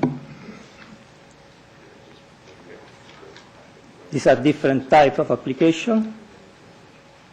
This is a type designed directly by RFI. I remember that RFI is the infrastructure manager belonging to the Italian State Railway. So it's the company that is responsible for the infrastructure, while Trenitalia is responsible for the train operation. These are the actors involved in the realization of high-speed railways. RFI, I was telling before, that is the infrastructure manager of FS, that is the client that commissioned the project. Italfer is responsible for design and work supervision, and then we have the main contractor that was responsible to realize the works. Which is the Italfer also in the process? It's worthwhile to say that we made all this kind of work by alone, without subcontracting to other engineering company all this amount of works. So during the design phase, we developed preliminary design, detailed design, and final design, and also the procurement procedure and the awarding of the construction to the main contractors. In the construction phase, we are responsible for work supervision and project management of all the entire system. Finally, the assistance to testing and service trial. This is again, the first option is the scheme that I have described before. The second option is an alternative in approaching the procurement procedure that include the design and build phase. So that means the detailed design, we stopped with the detailed design, and the executive design is let to the main contractor.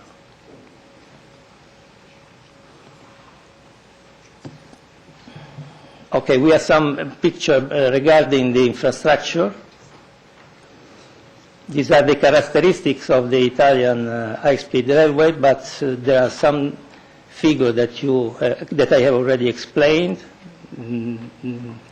Better not to do in the detail.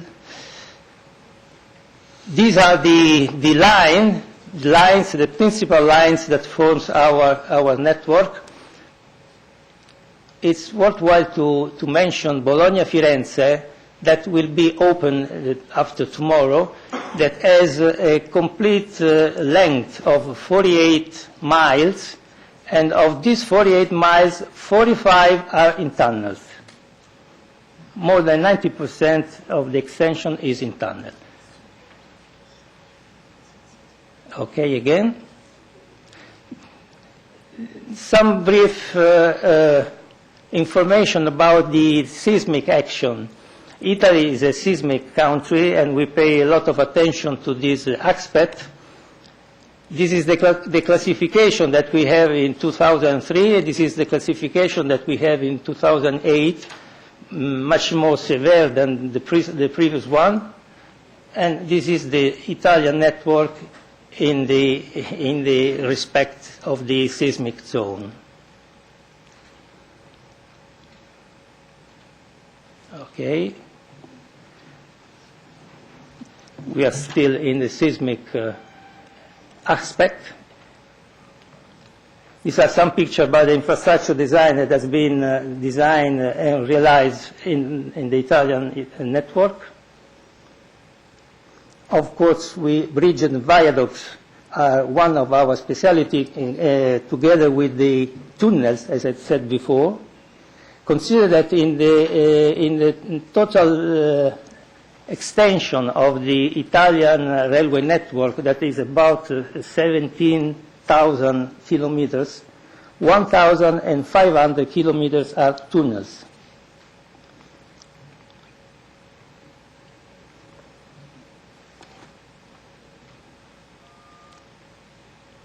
Okay. I want to go directly to some okay, this is the signaling system. As I already explained, ERTMS is a very innovative system, especially when it is applied at the level number 2. And the main characteristic of the level number 2 is, in our case, is not to have trackside signals along the line. So signals are completely eliminated.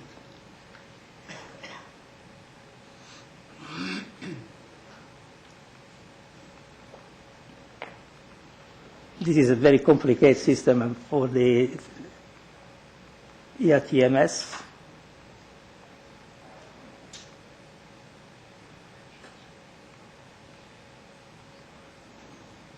ERTMS level 3 is, let's say, the future, probably it's the future of the signaling system for high speed.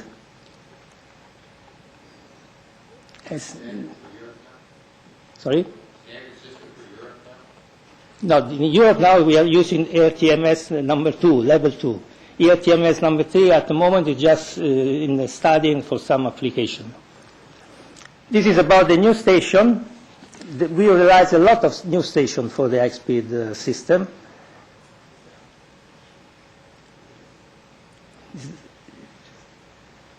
These are the stations, not new stations. These are the grid stations that has been refurbished, like the Torino Porta Nuova, Milano Centrale, and Napoli Centrale. But we have also the new high-speed station in Turin, in Roma Tiburtina, Naples, and Florence. This is the station in Reggio Emilia on the Milano-Bologna line that was designed by Santiago Calatrava, famous architect, Spanish architect. This is Rome Tiburtina, designed by Paolo Desideri. And this is Florence, designed by Sir Norman Foster. All these contracts were awarded through an international competitive bidding for architectural design. And they were the winner of these tenders, including Zaha Hadid, that was awarded the station in Afragola.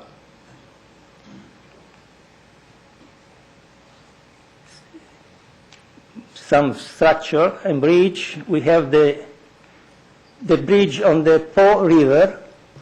The bridge on the Po River is a cable-stayed bridge that is the first cable-stayed bridge in the world in railway high speed. This is the bridge as been designed during the design phase, and this is the bridge as it is now, in reality. It's very similar. This is another bridge on the Milano-Bologna line, designed by Calatrava again. And this is the rolling stock that we use on our network. This is the ETR 500 multi-voltage, that is the train that runs at 300 kilometers per hour as a conventional speed, but has a peak speed of 360. This is the ETR 600 that comes from the old Pendolino, that was an Italian train. I have to say was, because now it is not more Italian train. And thank you for your attention. Well, thank you very much. That was all very informative, and I do know a little bit about the train control system, so I paid attention to that, so I know what you're talking about. So thank you. Any further comments? Well, we appreciate your presentation today. Again, I extend my apologies for being late in the day for your presentation, but it's still very much appreciated. It was an honor for us. Thank you. Now, we need to recess to closed session to address two items on our closed session agenda. When we return, Mr. Morshed, is there any specific additional executive director's report you wish to make, or would you wish to present it in a format that others may all see? The format that you asked for is a perfect opportunity to provide comment. I don't need any more. Very good. And if I could ask members to save their comments until next month. The only hope would be that the staff would help get out the information on the UIC conferences that are coming up. Those are going to be very informative, and we all ought to have a chance to attend them since they're going to be in Anaheim. Thank you. If there's no other business to come before us but closed session, we'll stand in recess to close session, and then we will reconvene in this room.